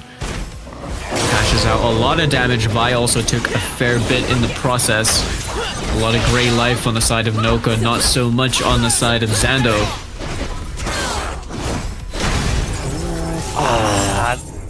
What balls? That looked unfortunate. Ballsy wake up attack from Noka there. Noka. Training on the Vault Breakers, and Zando's the one that wins out, but no! He did get 2 H into the super. Which is 5 H, but it's way too low. It's got good tracking, but only really in the air. It's too low to the ground, it's just not going to clip at all. That's so unfortunate. He really is Noka right now, just applying all the pressure. Zando looking like he's trying to get out of this. Back into the neutral situation. Look at that Bloodseeker coming in from downtown. Clean confirm right there from Zando. Forces the break from Noka. Noka now, I like that. Using the Crater Maker assist. Low hit stun. Getting the sway throw, but Zando answering back. This is corner positioning. This is corner positioning against a Y. A Y? Sure. Oh my days. Vi Warwick. Was... Did actually cross up. I'm certain that was cross up. That was disgusting. I'm actually... Oh my god. Yeah, look at that. Noka just trying to honestly get themselves out of the corner, but what are you gonna do when we've got a handshake into a DP and there's just that? There's always a presence. You know, you want to try and get out of the pressure, you want to try and get out of anything, there's gonna be presence from one of the other characters.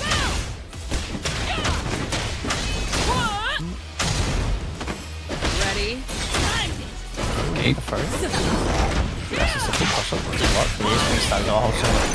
I love that. Well. Such a smart throw from Zando over there. Making Noka respect the Vault Breaker. Before any block stun kicks in, that's when you get the throw. Just adding layers, but speaking of, Noka tracking down over here.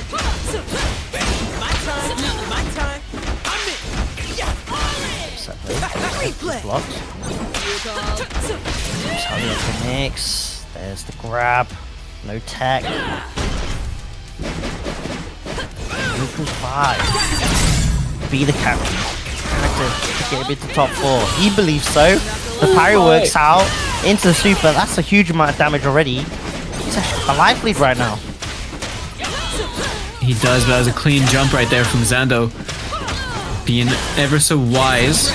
So we are going to see a little extension with the Warwick. Gets the limit strike, setting up the charging Vault Breaker, and that jump S2 from Warwick. That's a sneaky and dirty setup that you get with this team.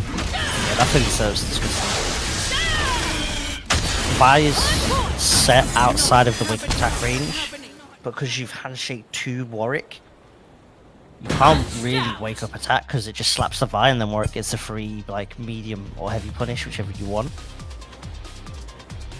Try. You basically kind of prey on the parry timing. And with that, JS2 connects with freestyle, you handshake back, get the Vi combo.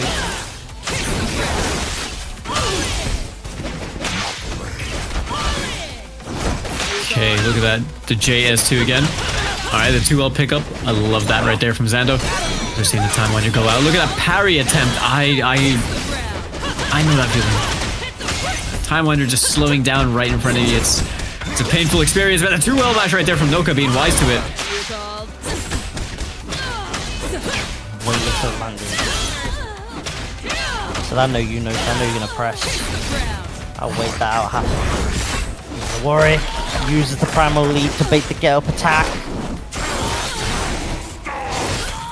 Yes, will be enough. Sando in a fantastic spot to try and move on to set point.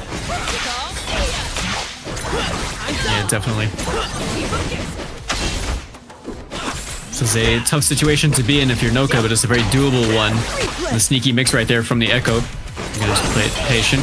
Throw tech right there. Zando not going to fall for that this time, as we are going to see the OTG straight into the level 3, as this ult is going to do more than enough to take the round for Zando, putting them on set point. Looking to continue on over here in the bracket. This is for losers semifinals. Winner of this plays against Wade in that position. Bash up the million, but we'll get the happy birthday before the break. It's so tough when you're wanting to push block, but Vi's on you 5-0.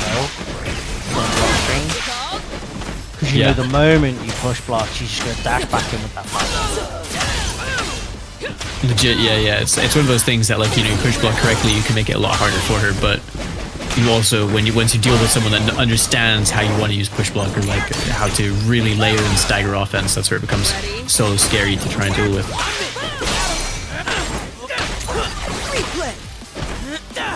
A little bit too late on that Time Winder. I think I wanted to go on the other side. Too early. The way it was like...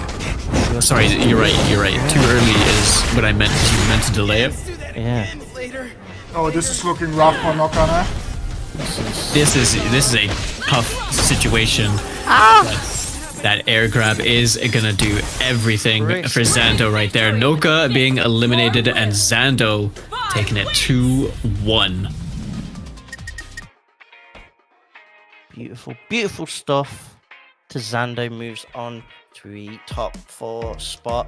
Moves closer and closer to trying to book that flight to Frosties. Unfortunately, the end of Noka's run here, tied 6th. But you know Noka, he's going to be on every single online event he can try and sign up for. Yeah. And even some offlines. He's like, just randomly was at like Chicago offline, like last month or whatever. It's like the weirdest thing. Was like, he? He's still locked in. It was like I was watch partying the Japanese event, and I'm like, what's this other bracket that's also got a load of views? Oh, it's just Noka versus Hikari in some random Chicago regional. Like, what is happening? And then love that. That's passion. He lost his passport there, which meant he couldn't go to the Korean First Impact one, which was unfortunate because that would have been very entertaining to see him in that bracket. What EU players are confirmed? So WoW is definitely confirmed. He won Mindset, the French offline, where they were playing for a qualification spot to Frosties. I know Reza tweeted that he signed up. You know, but he was probably going to go. What you should sign up for as well. Ooh. Is our weeklies. You know, every single Saturday, every single Sunday, Saturday is 5 p.m. CET, 2xKO. You know, if you entered today and had fun, you should enter every single week. Don't make me, force me to cancel the event because we didn't got enough sign-ups. So don't ever make this to me happen again, please. Okay. Also, every Sunday, 5 p.m. CET, Street Fighter. You heard the man. Get signed up. If you're looking to get involved, obviously, you know, like, do things. Join the Discord and everything as well. If you want to just stay in the loop. Discord now, okay? All of you 50 entered. I want to see all of you 50 in the next weekly.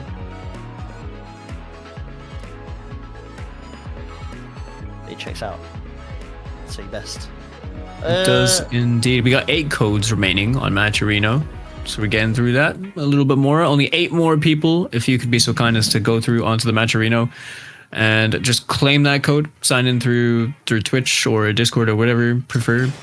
Select your champions. And yeah, we got some lovely contributions from some awesome people earlier on. It was Tice and Enigmir, wasn't it? And obviously to Regis as well for throwing in the initial float. But looks like we are gonna be getting underway, Jonesy, with winners finals. Let's go. And we are in Costa Sweet territory now. First to 3, True Devin and TSM Leffen ready to kick things off over here. This is a very important set. The winner of this is going into grand finals of winner size. I'm sure you guys know already. But that in when you're playing with these stakes, with what's to offer, that is a very comfortable position that you want to be in. So much time to confirm. It's got 10 business years to confirm that. That's not the Helmbreaker. Oh, Now get back. Try this. strike for True Devin. Okay, finds the low. Looked like Leffer was trying to just jump out of that situation or chicken block, which got caught on 3 jump frames. Unlucky. Gonna be a little bit tough here for the Teemo. He's clipped by the orb. But it's kind of a scrappy hit, so Leffer's happy just destroying with the pizza cutter that is Teemo jump medium. Okay, end of the combo. Not gonna come to fruition. As we're seeing True Devin now going back into the neutral. Assist available. Is gonna clip out the Yasuo on the approach. Don't have to worry about that super assist for another few seconds at least. Setting up that stalking claim as well. Is this stalking flare or stalking flame? I think that sounds about right. That sounds way more familiar. Ready. Let's go. True Devin now. Gonna open up with that S1 at round start. The Teemo darts are coming through. So beautiful. I'm glad one of us does. Marvel game, in my opinion, has it. So. Not biased.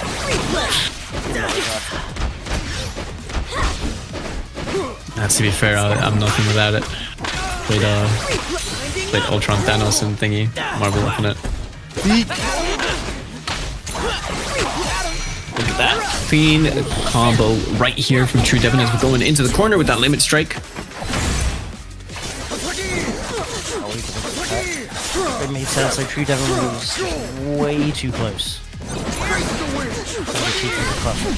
Heart on fire. Too far.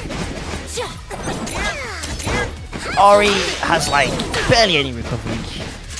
True Devin is safe. Leffen just gonna try and stall out for a lot. There's that Actually shroom sends the badge. Yasuo in. I was like, surely Leffen just like plays it a bit slower, gets real life back on Yasuo, and then he sent the Yasuo in. Alright. He just sent him out there, man. And unfortunately for him, I mean, he's almost at Fury, but you're not really going to get the opportunity to use it.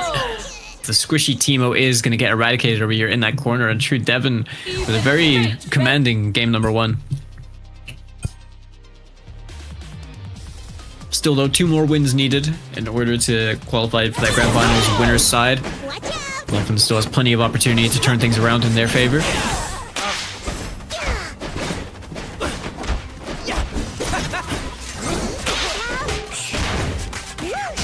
Classic. Galeblade is this cool. Pop the cross. Yeah, wait, what the hell?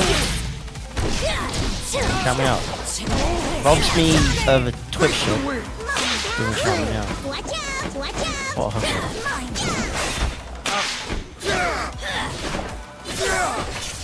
Whoa. They pick up the interrupt. Getting knocked down. There's the Oki. Smart wake up attack as well, just to deny that 6S1. Good defense right now from Leffen.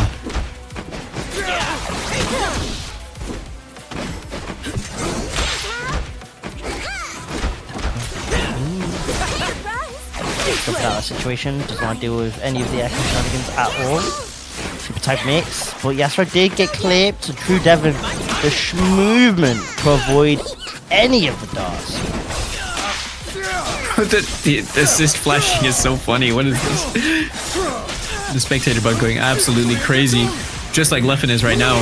So we're seeing a fair bit of damage. He is going to get the extension as well, opting to spend it over here. I don't think this kills, but it's what, Oki and Chip potentially.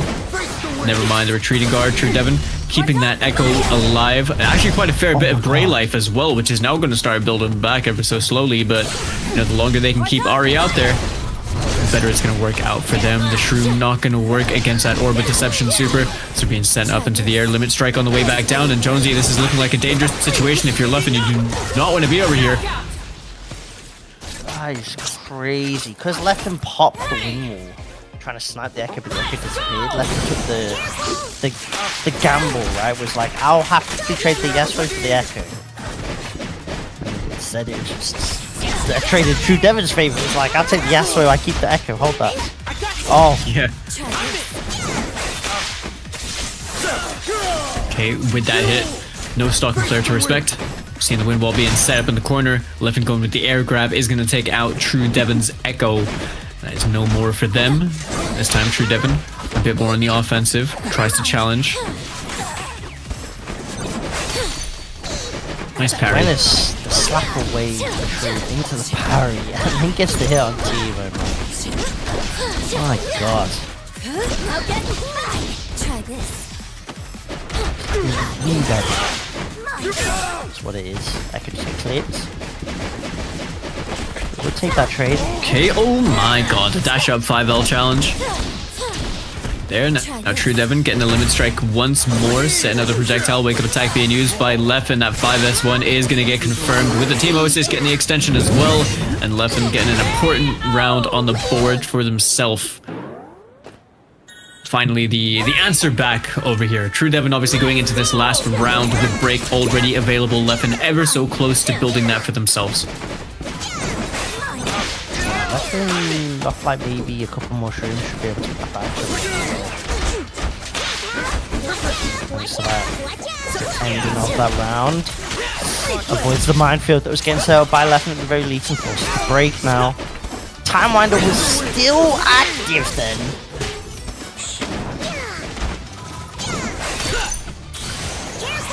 Oh, that's a 2M. Ari is going to eat the darts though. So delayed. I wonder if maybe Leffen delayed that so much on purpose, expecting True Devon to actually slap the Astro and then they just super to punish that. Overheads? I'll do it again, Loki. Third time's the charm. Honestly, base. Yeah, do it again. What? I don't know what happened. Ari was just collateral damage in that little exchange. True Devon managed to find the hit though. That happened earlier as well with the 3H also hit an assist. And just like scuffs up the Bandle dash so you don't get the expected As the sword. Okay, I like that. Cancelling straight to the 5S1. A near full health Ari available for True Devon. Almost a full combo confirmed. Really, really close to it. Yeah, Leffen. Not gonna overcommit to anything too crazy. In the spot. Say that. We'll just get the Tars super. Just slowly whittle down the life. Break available. That kind of hit though, just to make sure that in case it does go to a timeout like we end up seeing. Almost that should be dead. That is pretty much most certainly dead, yeah? I don't think the scaling helps you over here. It does not, as Leffen is going to tie things up 1-1. Just a quick reminder, this is a first to 3. Not 2, so we still need 2 wins on either side over here to qualify for Grand Finals winners. Dari away. Cross slash. Okay, good strike early on the board for left and try and rebuild that resource that was spent by the T-Bone. Now round start.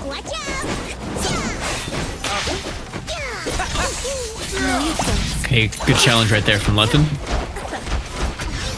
Seeing the jump ins, a lot of patience being displayed from Leffen as well. Does manage to find the hit. True Devon now manages to take out of the combo.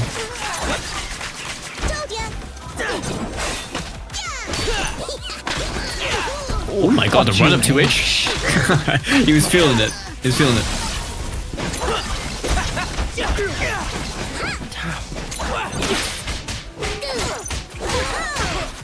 Birthday though.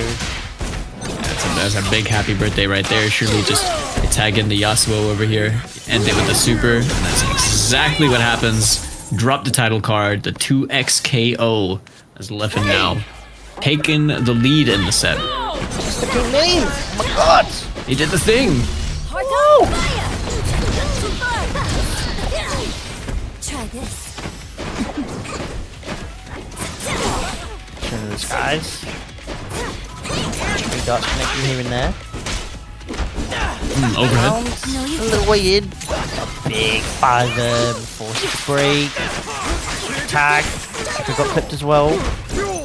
Is the Ari that's on point? Back to neutral and Leffen's just going to reset the situation. That's exactly what's happening. Seeing True Devon trying to do the same thing right now. Assist available for both. I didn't even see Echo over there until after he was getting hit. Assist not available until now.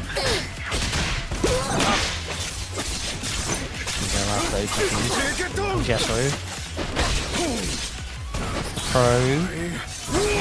Straight to the OTG super, but it was a bit late. It didn't actually connect. Wake up attack. Get the punish on the super. And the Yasuo. A little bit of extra damage on it. Tries to get the anti-air on the teammate, but can't quite find it. Yeah, you can't. True Devon being real patient right now. That was a Hail Mary super right there. Maybe a counter poke attempt or something off of the minus frames. I'm not too sure, but good patience being displayed. True Devon could punish as well. As we're going towards the corner, I am almost certain we're going to be ending in a kill for the Yasuo. As now down to that solo teamo against Ari and Echo. Probably not the kind of situation that you want. Unless, of course, you're playing the Ari Echo. Any stray shrooms that Leffen gets is just a dub. Any stray darts is just a dub at this point. Like, Slingshot badge is already secured. If you get the other 2 badges, it puts you in a great spot in the final round. It's the Gino. Super's going to try and push the helm break. Oh, we clipped the Ari as well. Try to fish for the chip with the slingshot. That's why True Devon is trying to go hyper aggressive with the Echo. Had to Fury. Right now, sending out the super mushrooms, got the mushroom badge as well, but that 2M, I think it was the first hit. We're seeing another. Was that a back-to-back 2x KO? It kind of pretty much was, right? I think it was. Yeah, the 5L. After blocking the shroom super in the air. Oh my days. Big 5M starters for Leffen. Keeps on rolling with the mushrooms. Track set up. And the big boy for the lock. What a wake up throw from True Devon though. Holy. Really smart choice. Like that. Good defense. Tried to 2H over there. Didn't quite work out. Leffen managed to fight past that. Break did get used by True Devon. Speak of the devil. She'll appear. Just taking away all the badges in the world being stacked up now. Limit strike. 1 meter getting built. Cross slash. Super tag is so tough to deal with. But in this patch, fortunately, Leffen won't be able to get the kill. Just has to take the limit strike instead.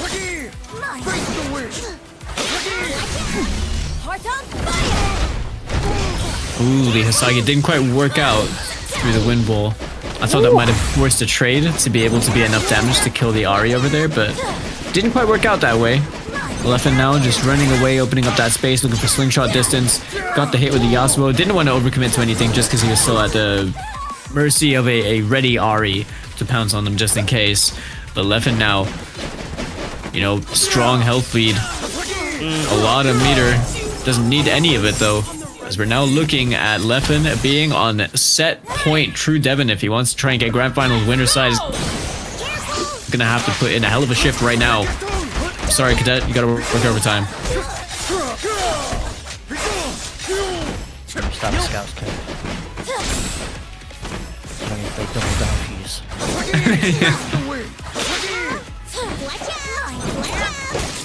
In the corner. Echo's gonna force the badge, it's gonna make it so much more difficult now for True Devon.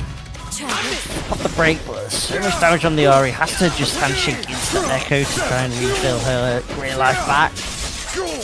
The Echo just gets put in the blender instead. All the momentum you can see now is just on left and side. Oh, this is so much damage. There's a lot of it. Just straight up killing Echo. Ari, really not a lot of life left, and you know, you're almost at Fury. Leffen obviously can tend to just run away over here. Does use the break to try and open up some of that breathing room that you so desperately want, but really just backed himself into the corner. Happy birthday, not going to work out in favor of True Devon. Oh, so close to that Fury right now. We could see it built any second now. And that is exactly what happens. Throw. That was a ballsy wake up attack. Gets away with it though. Really might have to. Okay, spends Echo's bar on the Mega Time Winder, but it's gonna make your neutral just a little bit more weaker. Pop the Fury there. Makes sense. I do like that. Even a throw right when it's not gonna matter. Leffen, big left in the building, moves on to winner's side of grants. Just like that, man. I was gonna say I do like the fact that we saw Mega Time Winder being used to get the kill on the Teemo, because then you at least go into the 1v1 situation with a health deficit, but with a full Fury, right? That you get to make the most of with the time that you have remaining. But yeah, didn't even come down to that. Leffen ultimately clutched out the set. Grand Finals winner side. What a position to be in. What a position to be in, especially when you are playing for a chance to go basically just have your expenses covered, flown out to Frosty Faustings to go play for a 50k prize pool tournament. First major for the game. So it's a very comfortable spot. True Devon, he is not out of this whatsoever. True Devon's going to be in the losers finals, ready to play against the winner of Wade and Zando. Can we please have claimed the last 7 codes up and actually get this prize pool to 150? Come on, chat. We believe in you, chat. How are there even still 7 codes left? We are so close. Surely it can be done. I believe in you. I believe too. Don't make me a non-believer. Don't prove me wrong. Wade already hates me, so I hope the rest of the chat doesn't hate me. And they claim a code. What'd you do to Wade? I've done nothing to Wade. He's got matches to play, man. I just post like one funny vid of him every single time on Twitter. And someone hates me, swindles me out of like $5. Like, who's that? Mad. All right, we got our last 2 remaining Warwick players over here in basically the Warwick region.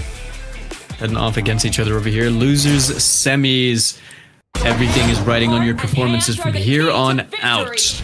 Wade versus Zando. Zando on the player 1 side, rocking that Warwick and Vi. Freestyle, Wade sticking with the tried and tested Echo Warwick with 2x assists on the right hand side.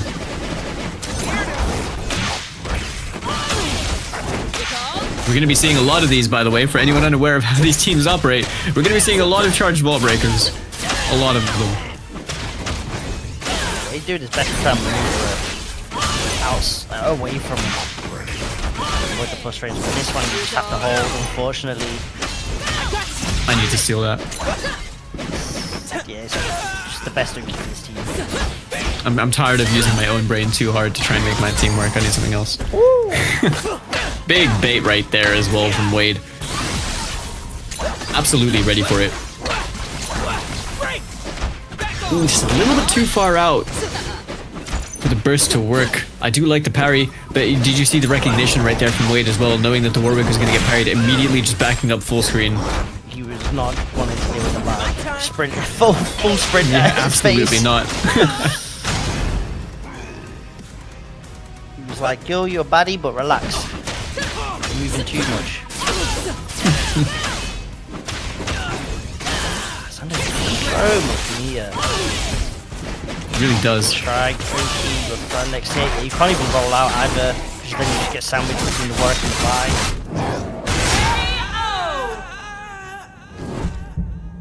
Look at that. Very convincing round right there from Zando. I would say that Wade started it quite well, but then momentum shifted a lot. Back in that egg timer situation. I love that walk-up parry as well. Just kind of buy that space for Vi to just vault breaker through neutral uninterrupted. Wade did get forced off the break. You are now back against the wall. Gotta try and deal with the pressure that Zando's got. It's a great answer. And you gotta rewind to work with. We're gonna see the little OTG over here. Gets the limit strike, sets up the Oki. Good throw tech from Zando.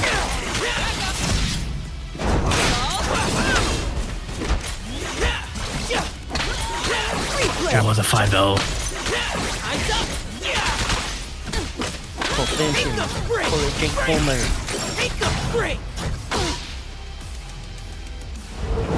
Tie up the round of peace. This is like the one small downside, right? Is when you're solo Warwick, you've got nothing to help extend your combos the way you'd like. Yeah, that's true. Saying that though, which almost gets blood loss. The dead buy assist. It's very close to it. It's ticking down a bit right now. You know, I'm not sure. You may not get another opportunity to use it. As I was thinking it, Wade made it happen. Just like that, tying up the rounds. 1-1. Game number 1 over here. This is a match for losers finals to play against True Devon as well. We're in the top 4 territory of this tournament. Just to freeze for the rest of these sets from here on out. Temper parry doesn't work. Dropped combo though. All a part of the plan. All part of that master plan. Hold this vault breaker. Zando just going for the hard tag into the Warwick over there. The 2 wells didn't quite work out. Bloodseeker to clip out the aerial echo. And a confirm right there once again on that vault breaker assist. Look at that corner carry as well.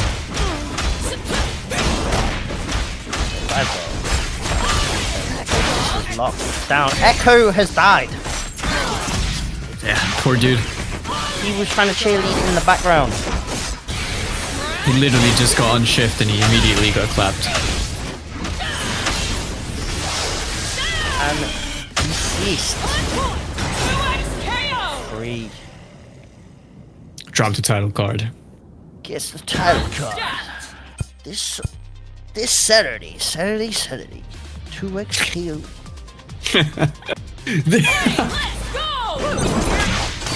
The echo.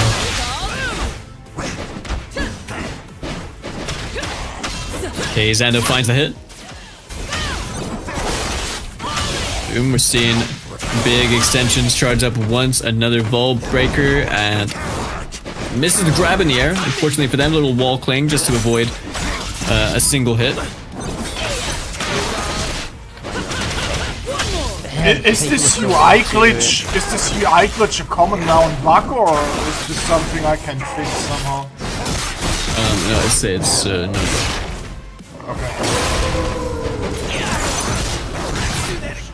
Alright, the DP right there, got the little flip M at the end. Warwick now on the side of Wade has a very low amount of life. Zando really only needs 1 hit or 1 block sequence to be able to close it out. Wade trying to answer back in this round, trying to make something happen. Zando actually opting to spend the break. Honestly, it kind of makes sense. You don't want Wade to get any combos going, because I feel like if you're Wade in this situation, all of your combos should just be limit break combos that just build your break gauge back. Yeah. I agree with you. You're just kind of playing for those resources, aren't you? Trying to go into the next round as like stacked as you can be. It's just an eco round. Yeah, exactly. You're trying to be able to buy into the next round. Yeah. Okay. Trying to get someone to drop AVP.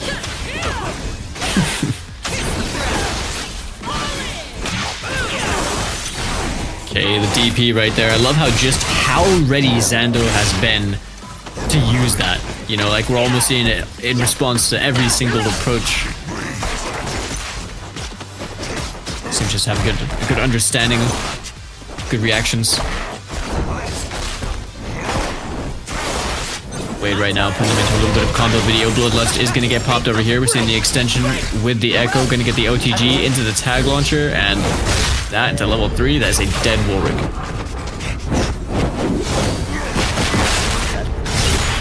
It's pretty sick. Healing didn't matter, obviously, but that combo itself was kind of clean. Fire with Fury, very scary, very Unga-Bunga-like. Is Xando going to pop the Fury is the question. It's going to be quite conservative. Yeah, it looks like he doesn't really want to be spending that. This into the DP into the super is more than enough to close out this round. Wade looking a lot stronger in this one. Ready. Let's go. Okay, that Vault Breaker came in, absolutely rinsed the Echo. Still took a lot of damage over there. Like, that was good awareness from Xando. Saw the Warwick is falling backwards, got away with the full DP, managed to recover without ever putting themselves at risk. But the Time Winder.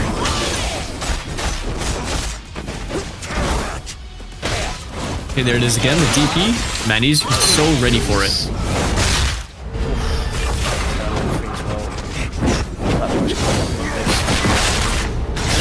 Now out of here. It's such a tough spot for Wade in this situation, man. Starts things off with a 5 military. Getting the Roki off that, but at least you're building some of that bloodlust.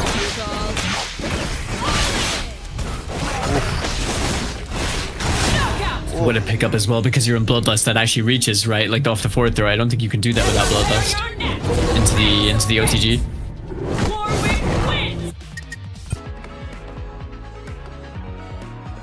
Oop, I think that was 2, wasn't it? Yeah. Still got one more.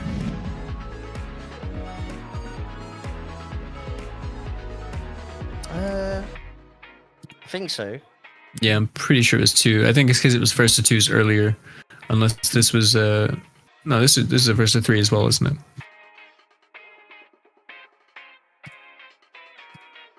Yeah, he hopped off because he saw that first to 2. No worries. Yeah, man. Xando's been doing just crazy work with his team. Just showing a lot of comfort on it. Wade is absolutely no slouch. You know, we're seeing some really strong responses. We're seeing some really strong performances. But ultimately, Xando is the one that is 2-0 up in the loser semis. This is Wade's tournament life. Gonna have to see a little bit more out of them if they want to stay alive in this bracket. Imagine Wade winning now after already hopping off because it's over. I've seen that so many times. Yeah, me as well. That's why I'm mentioning it. Yeah. It's so crazy. Start this the week, I'll go that. Pop your brakes and then you're getting clipped. It's kind of long for man.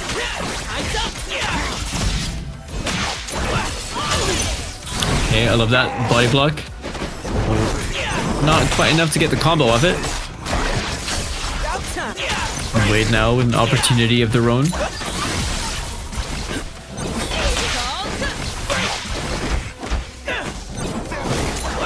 Tricky stuff.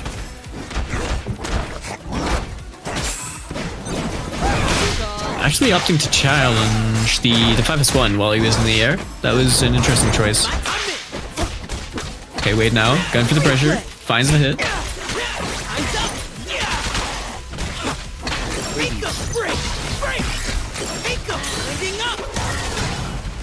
Shadows the great combos.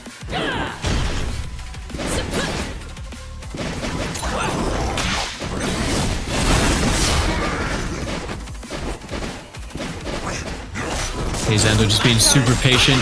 Did get clipped by that stray button. Gotta be careful. Warwick's got that big claw reach. I'm seeing the knockdown over here into level 3. Should be more than enough to kill if I'm not mistaken. Yeah, hell of a button. That Warwick 5M is top 10 like criminal buttons in the world. Let's go!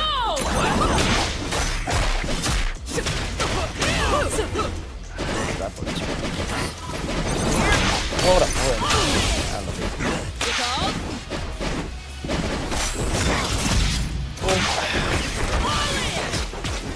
Okay, the 2 L's.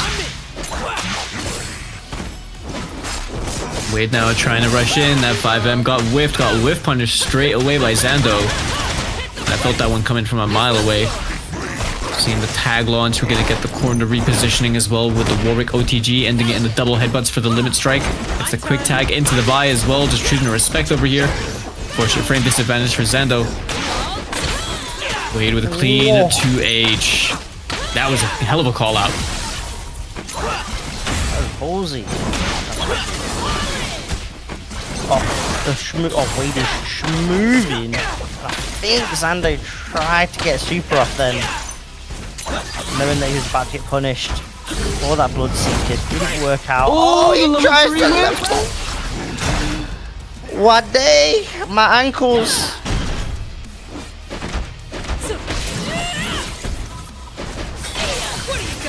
Wait, actually coming back, bro. Maybe. What a baller. Okay, the 2L trade. Fury had to get popped right there from Zando. Oh, Wade actually just letting it rock. Doesn't even need the Fury right now as well. This is running down so much of that Fury clock for Zando. Bar of meter and a super assist is all you need, and that is the kill. Wade now getting the first game on the board for himself in this set. Faster than fit. Could you imagine? Oh my days. The prophecy. Surely not, right? Just have to wait and see, I suppose. But I am a firm believer in certain FGC prophecies. And leaving a set early, only to come back to it, usually ends up one way or another. Like miscounting the score.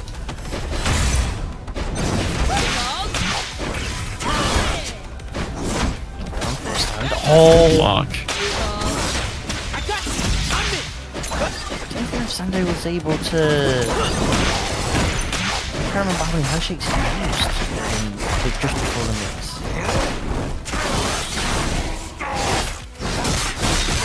Wait, what's that gone on the side of Zando? Wade? The dream's starting to become a little bit more of a reality. Each hit he finds.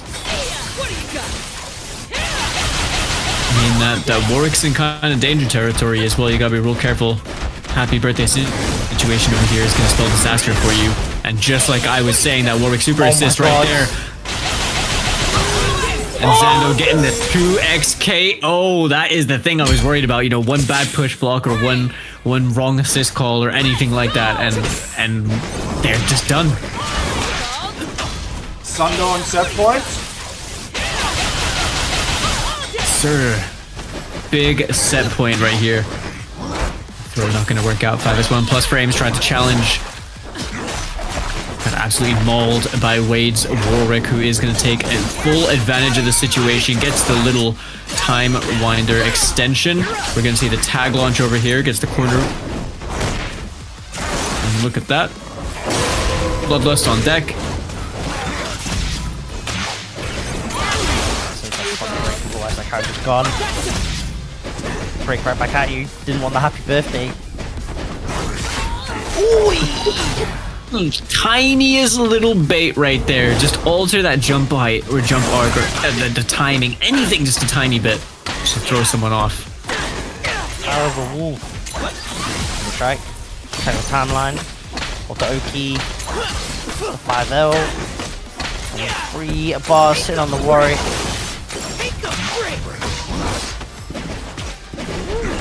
Let's get big greedy. Maybe there's the rock. Warwick though, anti-air into the super. He stays alive another round. Oh! This guy's catching in the second wind, the third wind, the fourth wind. Zando is still on set point over here. Wade has definitely looked more alive than they have in the entire set. Needs to try and keep that momentum going if they want a chance to stay alive in this. A chance to be flown out to Frosty, but this happy birthday is not the best way to get the round started, as we're seeing a lot of this damage is coming in. Break available for Wade. Challenges the 6H with the 2L from Warwick worked out for them, and they are going to get the corner position over here. Oh, that's unfortunate. And there's the crumple. Oh, Jonesy. Oh, this is looking harder. No break available for Wade. Zando literally just about to build his with the health advantage, character advantage situation.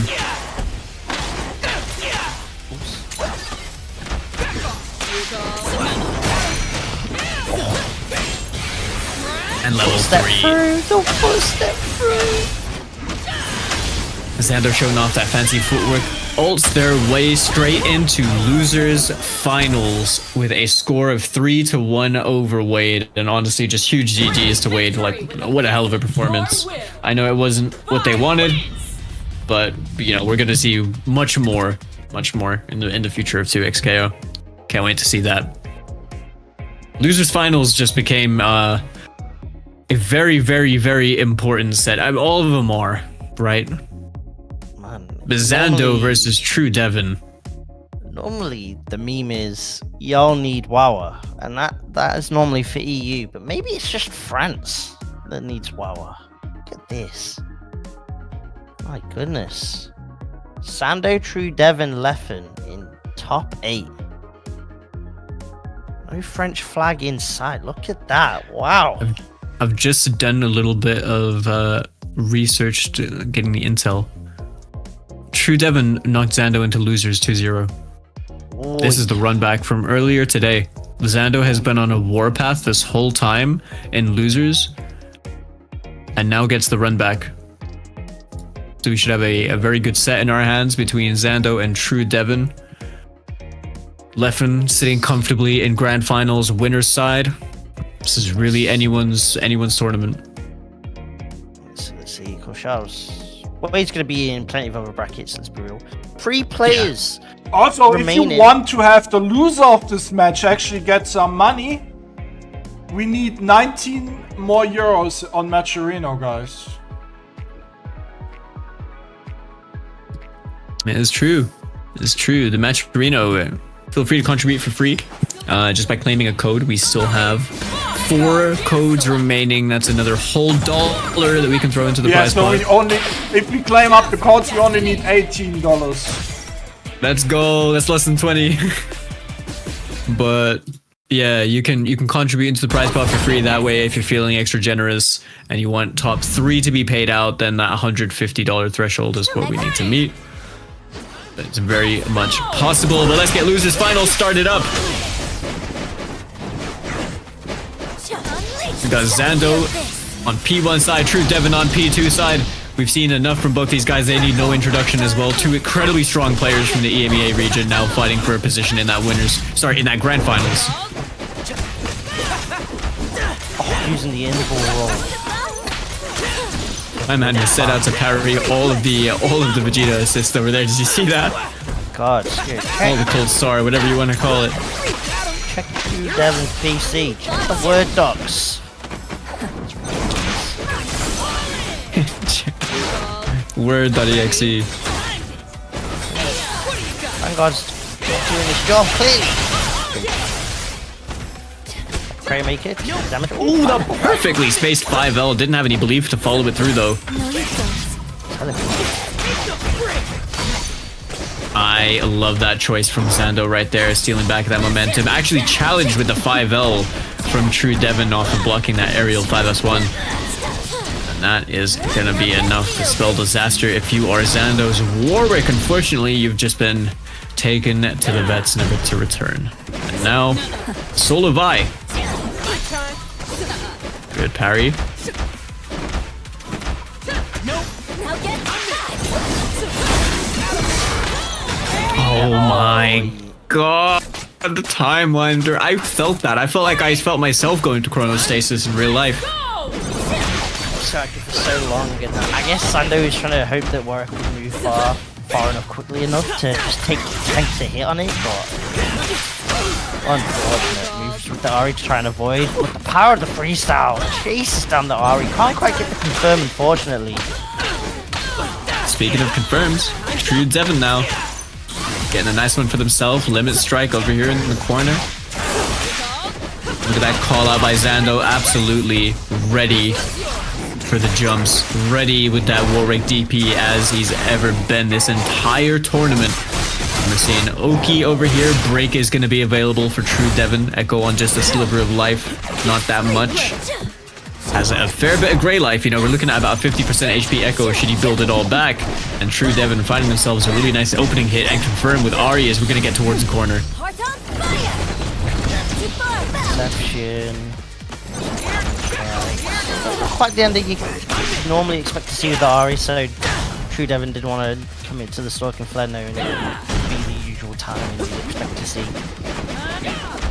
Still manages to get rid of the Warwick. It's down to Zando's Vi. It's clipped. Keep an eye on the Fiori now. Yeah, had to use it there. Smart choice, going in for the double 6S1s.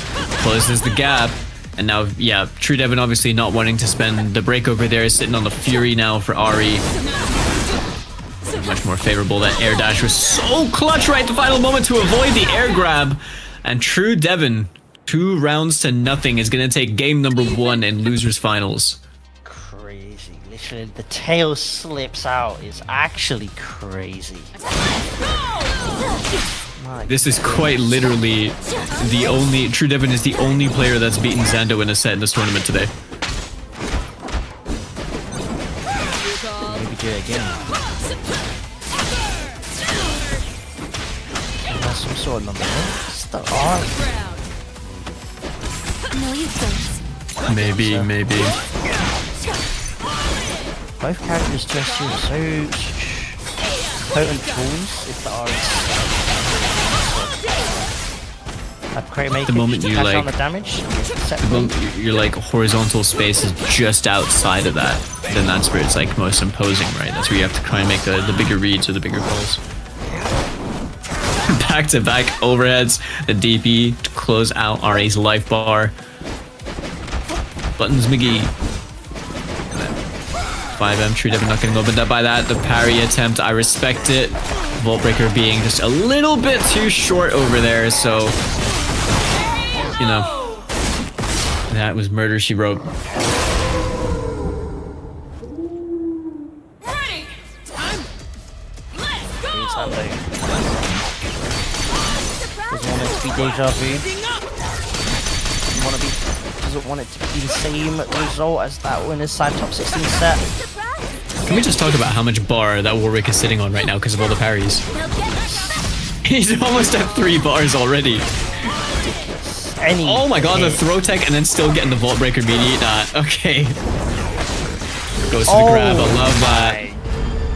Getting cheeky with that little bit extra damage. Got it on purpose, the soft reset with the command grab, then into level 3. I was wondering if Zando was going to go straight to level 3 off it. Oh no! Oh my goodness.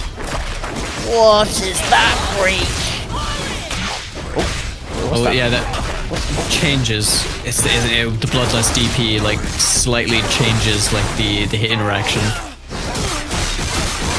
I think that might have been the reason why it dropped.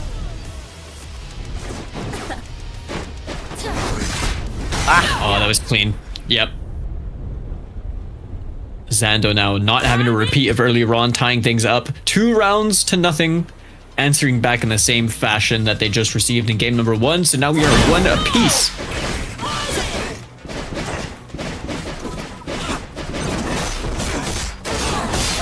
Oi,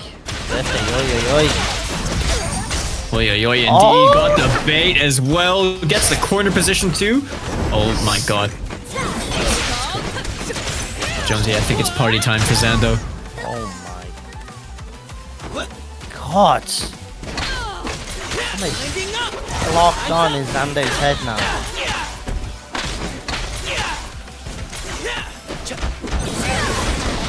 So simply after a midge.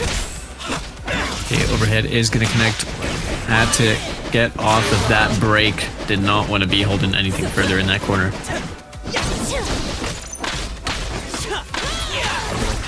Okay. Comes down to the Warwick versus the Echo here.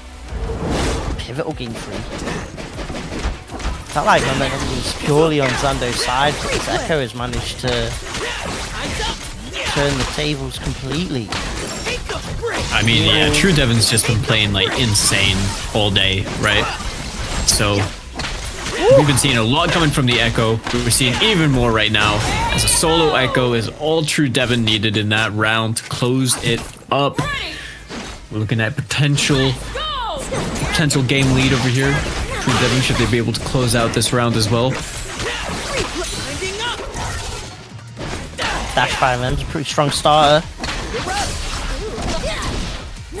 Alright, the limit strikes up the Stalking Flare. Okay, wake up attack not gonna work either. Break had to get used right there if Xander wanted to keep the Warwick alive. There's the air throw.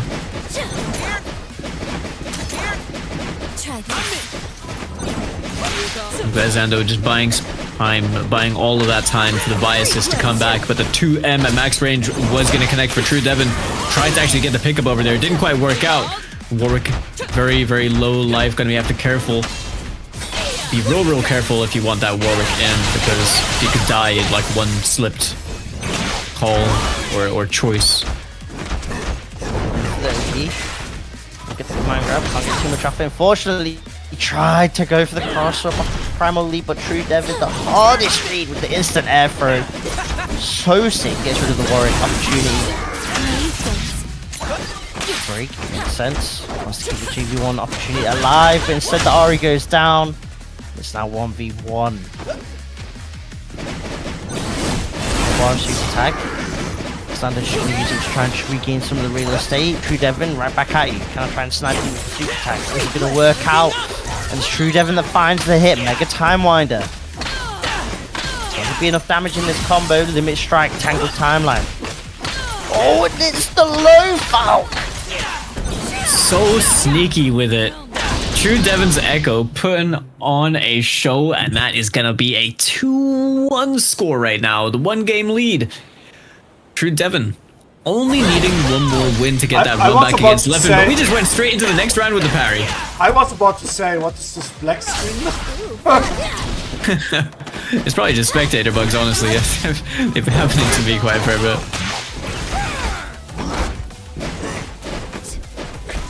Okay, Xando got clipped by the 5L. True Devon confirming that straight away.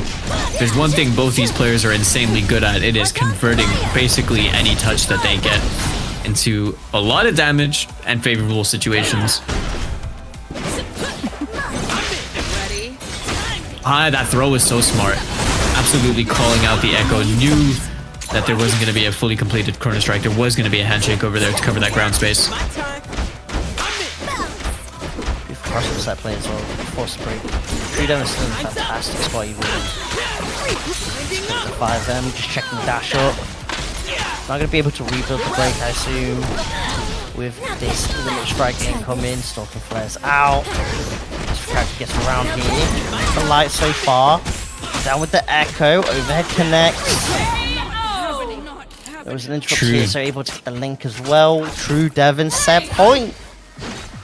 He is looking absolutely on fire right now. Xando still has, life in this set. Still has so much to accomplish. But I'll be real when I say you're kind of at a point where you're almost like Sisyphus carrying this boulder up a hill. Like you got a lot of work to do to get to that point, and it looks like we're seeing Xando start to really apply that and start to get in there, because that overhead into the OTG, into the super is going to be enough. The enhanced Crater Maker is going to be taking out the Echo, which is a crucial part of True Devon's team. But we've seen Solowari do it before. We might be seeing it again. Combo's going to build enough for the Fury. very least, but has to do his OP with Bloodlust as well. In nightmare situation. Just going low, trying to check a pre-jump. Overhead, gets parried. Hold on, wait a minute. Heart on fire. Too far. Okay, gets the knockdown. Limit strike. We're sitting on the Fury still. Big shimmy right there with the neutral jump. Getting that wall slump. It's getting turned into more damage. Xando had to break. Try and keep that Warwick alive. The 6S1 is going to destroy the Echo, so that Mega Time Winder is not going to work out. The drop combo right there from True Devon into the... Oh my god, the single hit to the level 3 was so smart. No! The drop. Oh, the drop. At the very least. Still set point though. It's still set point. And the break Still set point and an eco round, yeah. is advantage True Devon at the very least. But right now, back against the wall. We'll have to pop that break.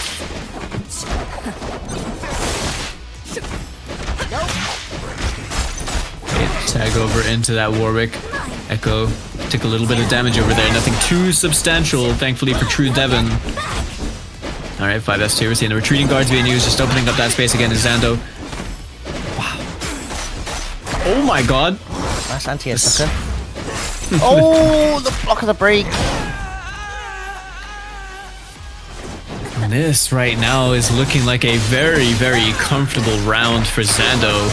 True Devon struggling quite a lot with the pure aggression factor that's coming out. Oh, that's kind of funny because of the charged wall breaker.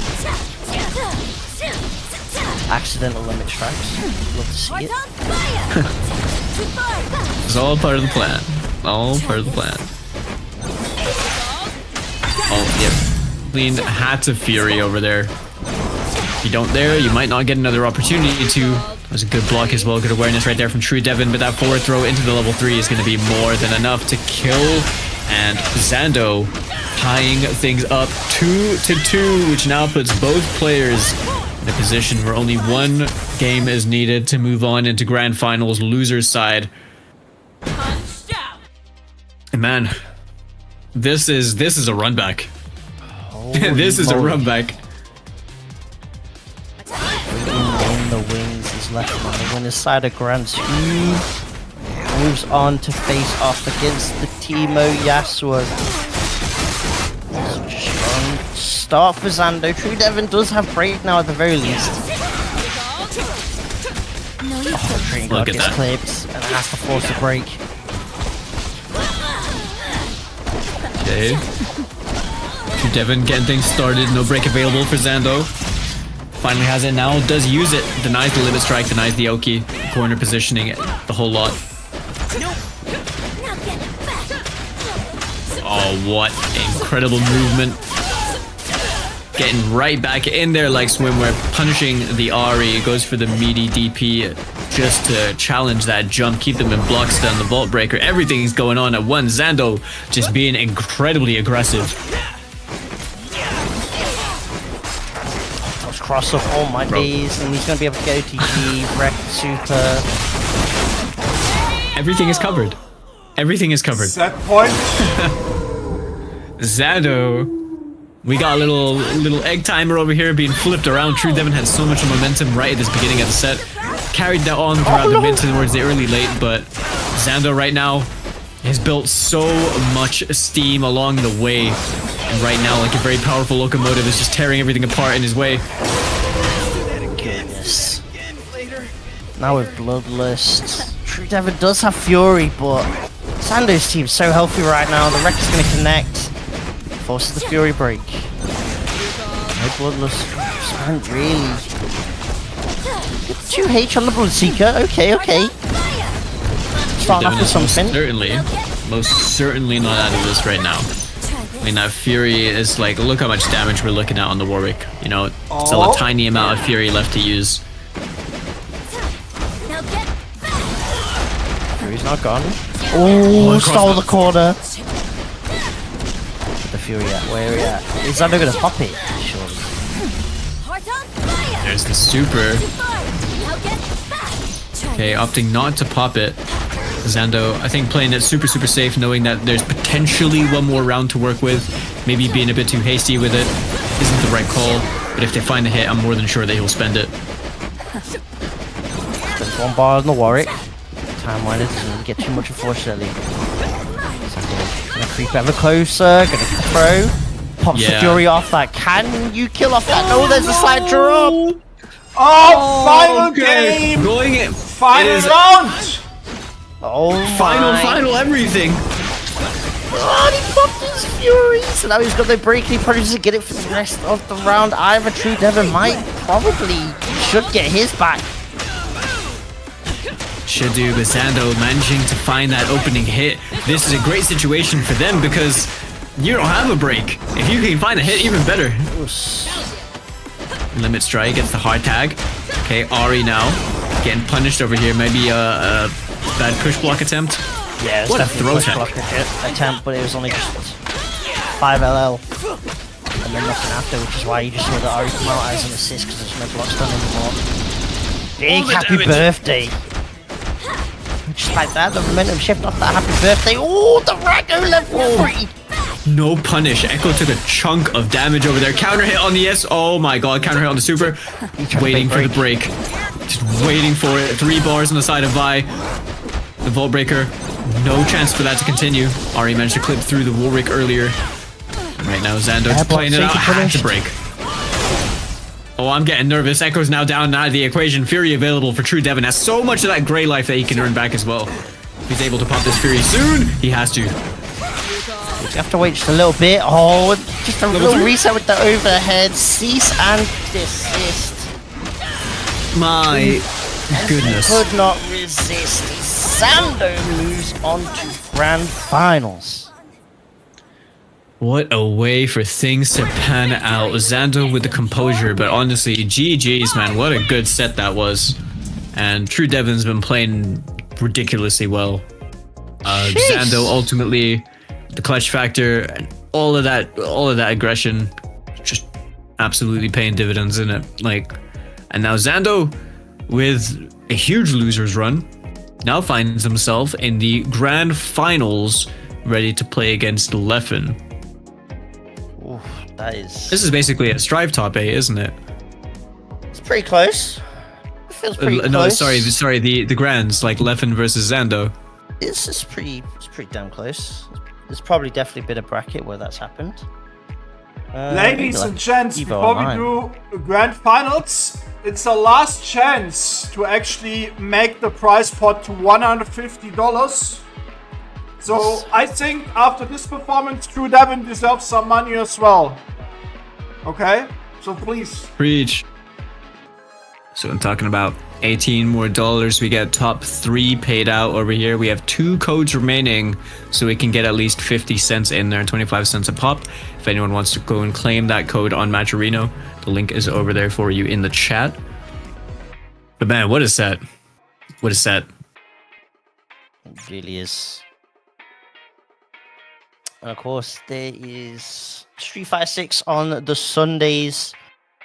And I know a load of people are now keeping their eyes on this 2xKO stuff. So if you're enjoying it, make sure you're signing up on the Discord and signing up to the brackets on Saturdays as well. Can't have the weeklies happening if there are no players, so make sure you're pulling up. And it's all skill levels as well, of course. Sometimes it's just good to get that tournament XP, that bracket experience. Definitely. Because it's always a much more different experience compared to just booting up and playing casuals or ranked or whatever it is that you may play. Yeah, for sure. For sure. It's the best way to get involved, especially like, you know, nowadays for fighting games. Like, there's so much that's accessible just from your room, like from your house, that you can just take part in and do. And the communities have been doing so much, you know, so much to just put on a plethora of different things that people can sign up to and take part in. And yeah, it's awesome for multiple games. Yeah, so make sure you're showing the love, sign up to the brackets and all that good stuff. 1 code left remaining. It's going to be time to decide who gets that trip to Frosty Faustings. And either of these players could also... Ladies and gentlemen, grand finals! Zando versus 11. Destination. It is just that time. Winner goes Lock to in, everyone. Frosty Faustings. Horizon. You heard it. Frosty Faustings on the table for the winner over here. Accommodation, flights, you name it. Get that player over there as Leffen is going to be the one to draw first blood over here. Leffen sitting in that winner's side versus Zando in the loser's side, who needs 2 set wins to actually close out the tournament. Oh, I got the punish with the 2L from Teemo. The 6 frame that pays off. I heard you talking smack about Teemo too well earlier. I had to put it on display. Man, if that overhead just ain't spaced, Teemo can still get that punish. From the Warwick to make sure your spacing is on point. So is it only max range? Max range like 5S1? Yeah. Because I see. Because 2L is just so short. Gotcha. Look at It'll that. be Yordle.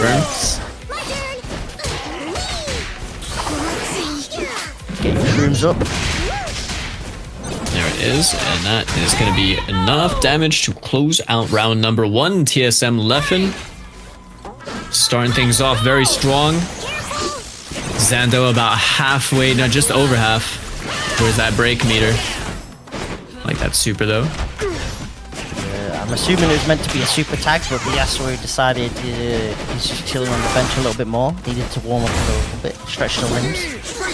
He said I'm right to this 15-minute break. I've worked 4 hours.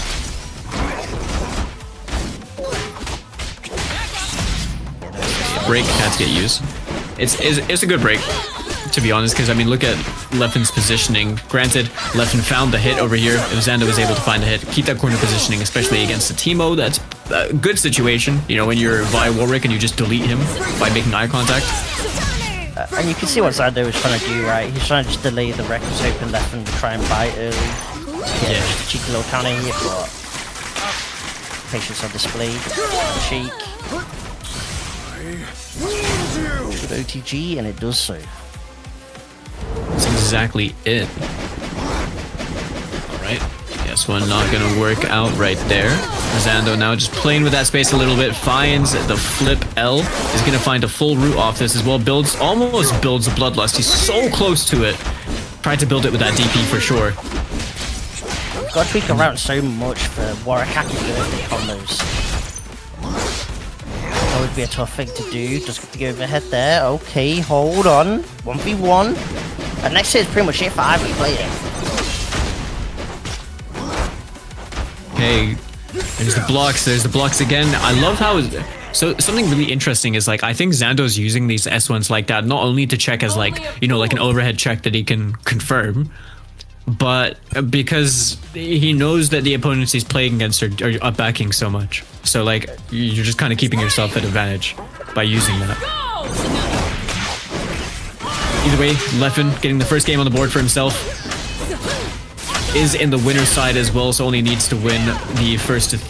Zando, on the other hand, obviously needing to win twice over as they're in losers. What's the break? Off the darts. Oh, empty low. Because it was after the supers. There was something crazy scaling on. What a challenge.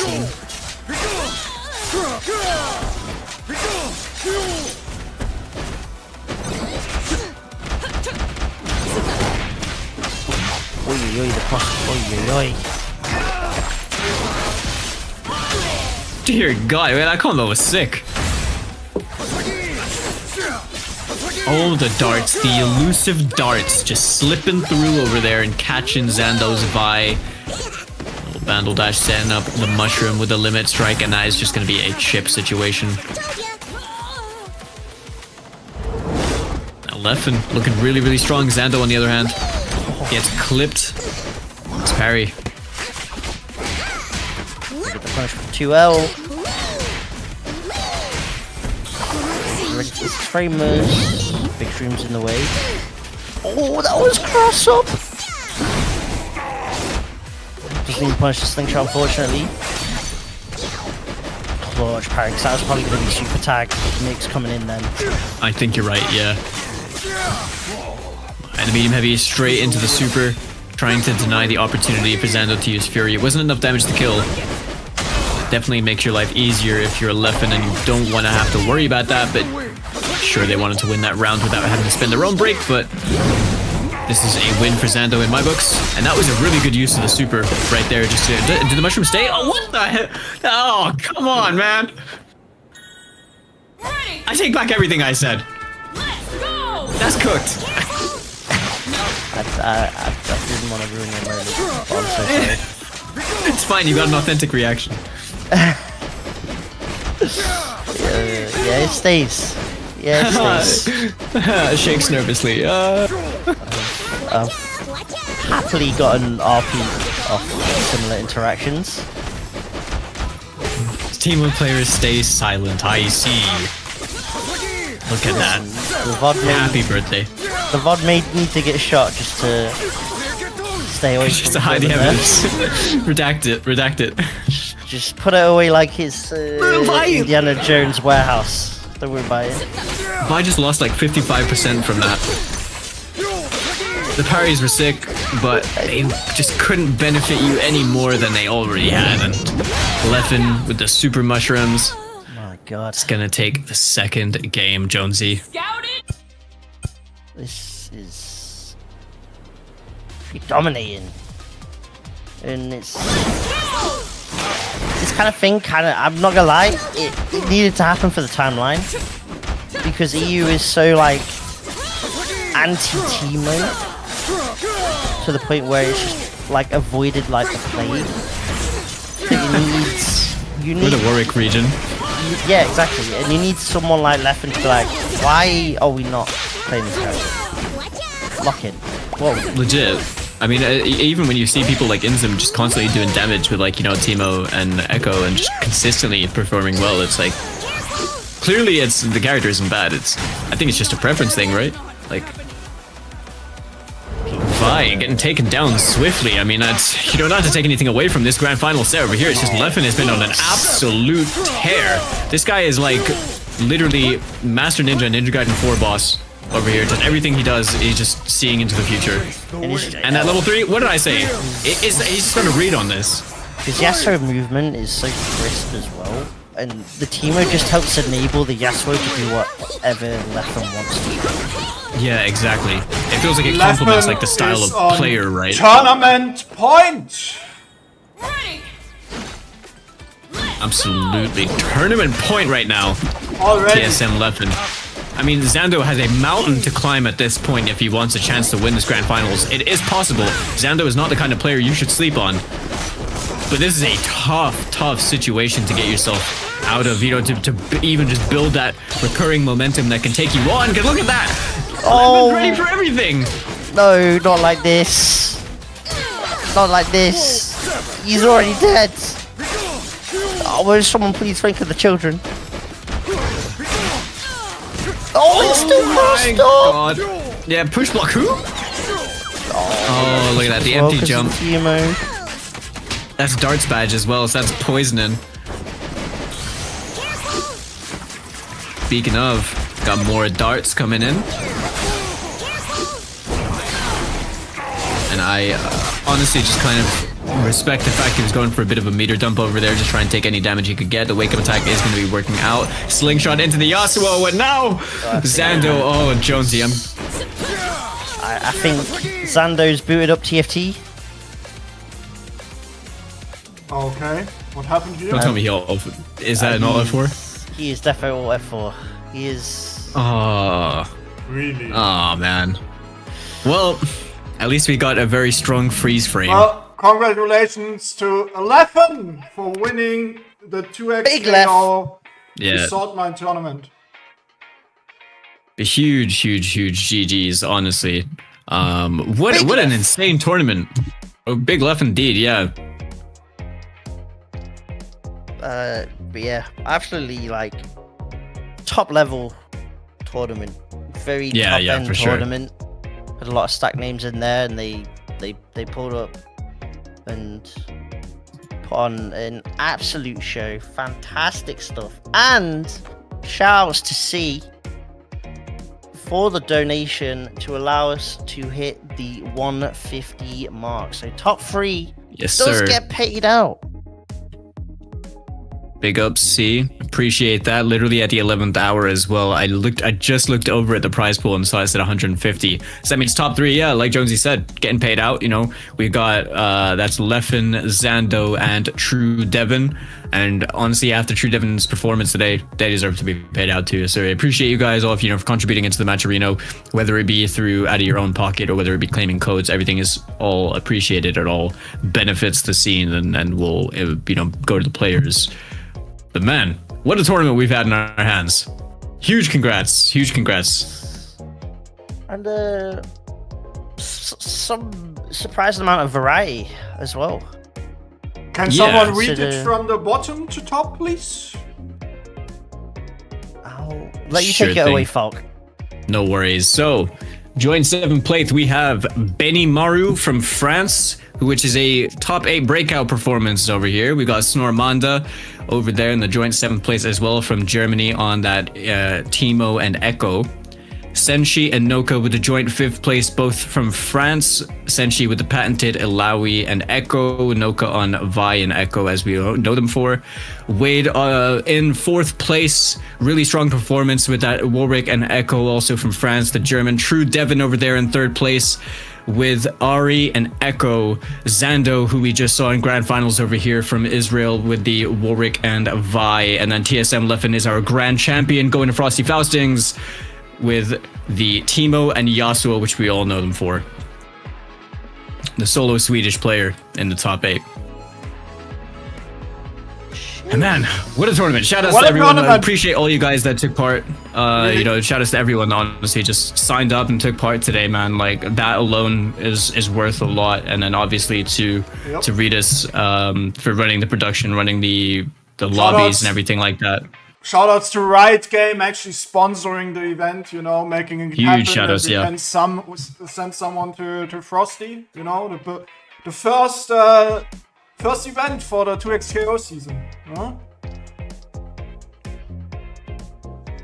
Riot Games. 2xKO. Riot Games. Yes. Established. Yo. Huge shout outs, man. It's awesome. It's awesome. I really like the kind of support that they're doing for the scene. And yeah, we can only just continue and just see how much it grows, how much it progresses, and we thrive, Yeah, man. Riot's done nothing but showing love to basically already established tiers. So to tiers watching, definitely get in contact with them. They're going to show a lot of love to Ritas as well. Bring on Frosties, man. We're sending our strongest soldiers. Leffen and Wawa are going to be at Frosties. Wade said he was going as well earlier on in the chat, so we're sending the troops in to Chicago. Yup. Can't wait. It's peak. It's peak. You know what else is peak? Our weekend is not over yet. We have Street Fighter 6 tomorrow. So make sure to sign up. Jonesy, I actually need a commentator for tomorrow. Your time. That's a yes. You didn't say it not no right away. Well, see you tomorrow in that case. All right, GG's everyone. GG's. Thanks for having us on, Ritas. Yeah, always a pleasure. See you tomorrow, Jonesy. And who can we rate? Who's actually streaming? You're streaming 2xKO. You know what? We're rating Ending Walker. He's streaming. Yeah, I was about to say he's streaming Osu. He's streaming. He's getting into Osu. Osu's it's just the clicking rhythm game. Yeah. It's like high level Osu's so crazy. Yep. Have a good one, everybody. See you tomorrow. You as well, Johnson. Take care. Bye bye.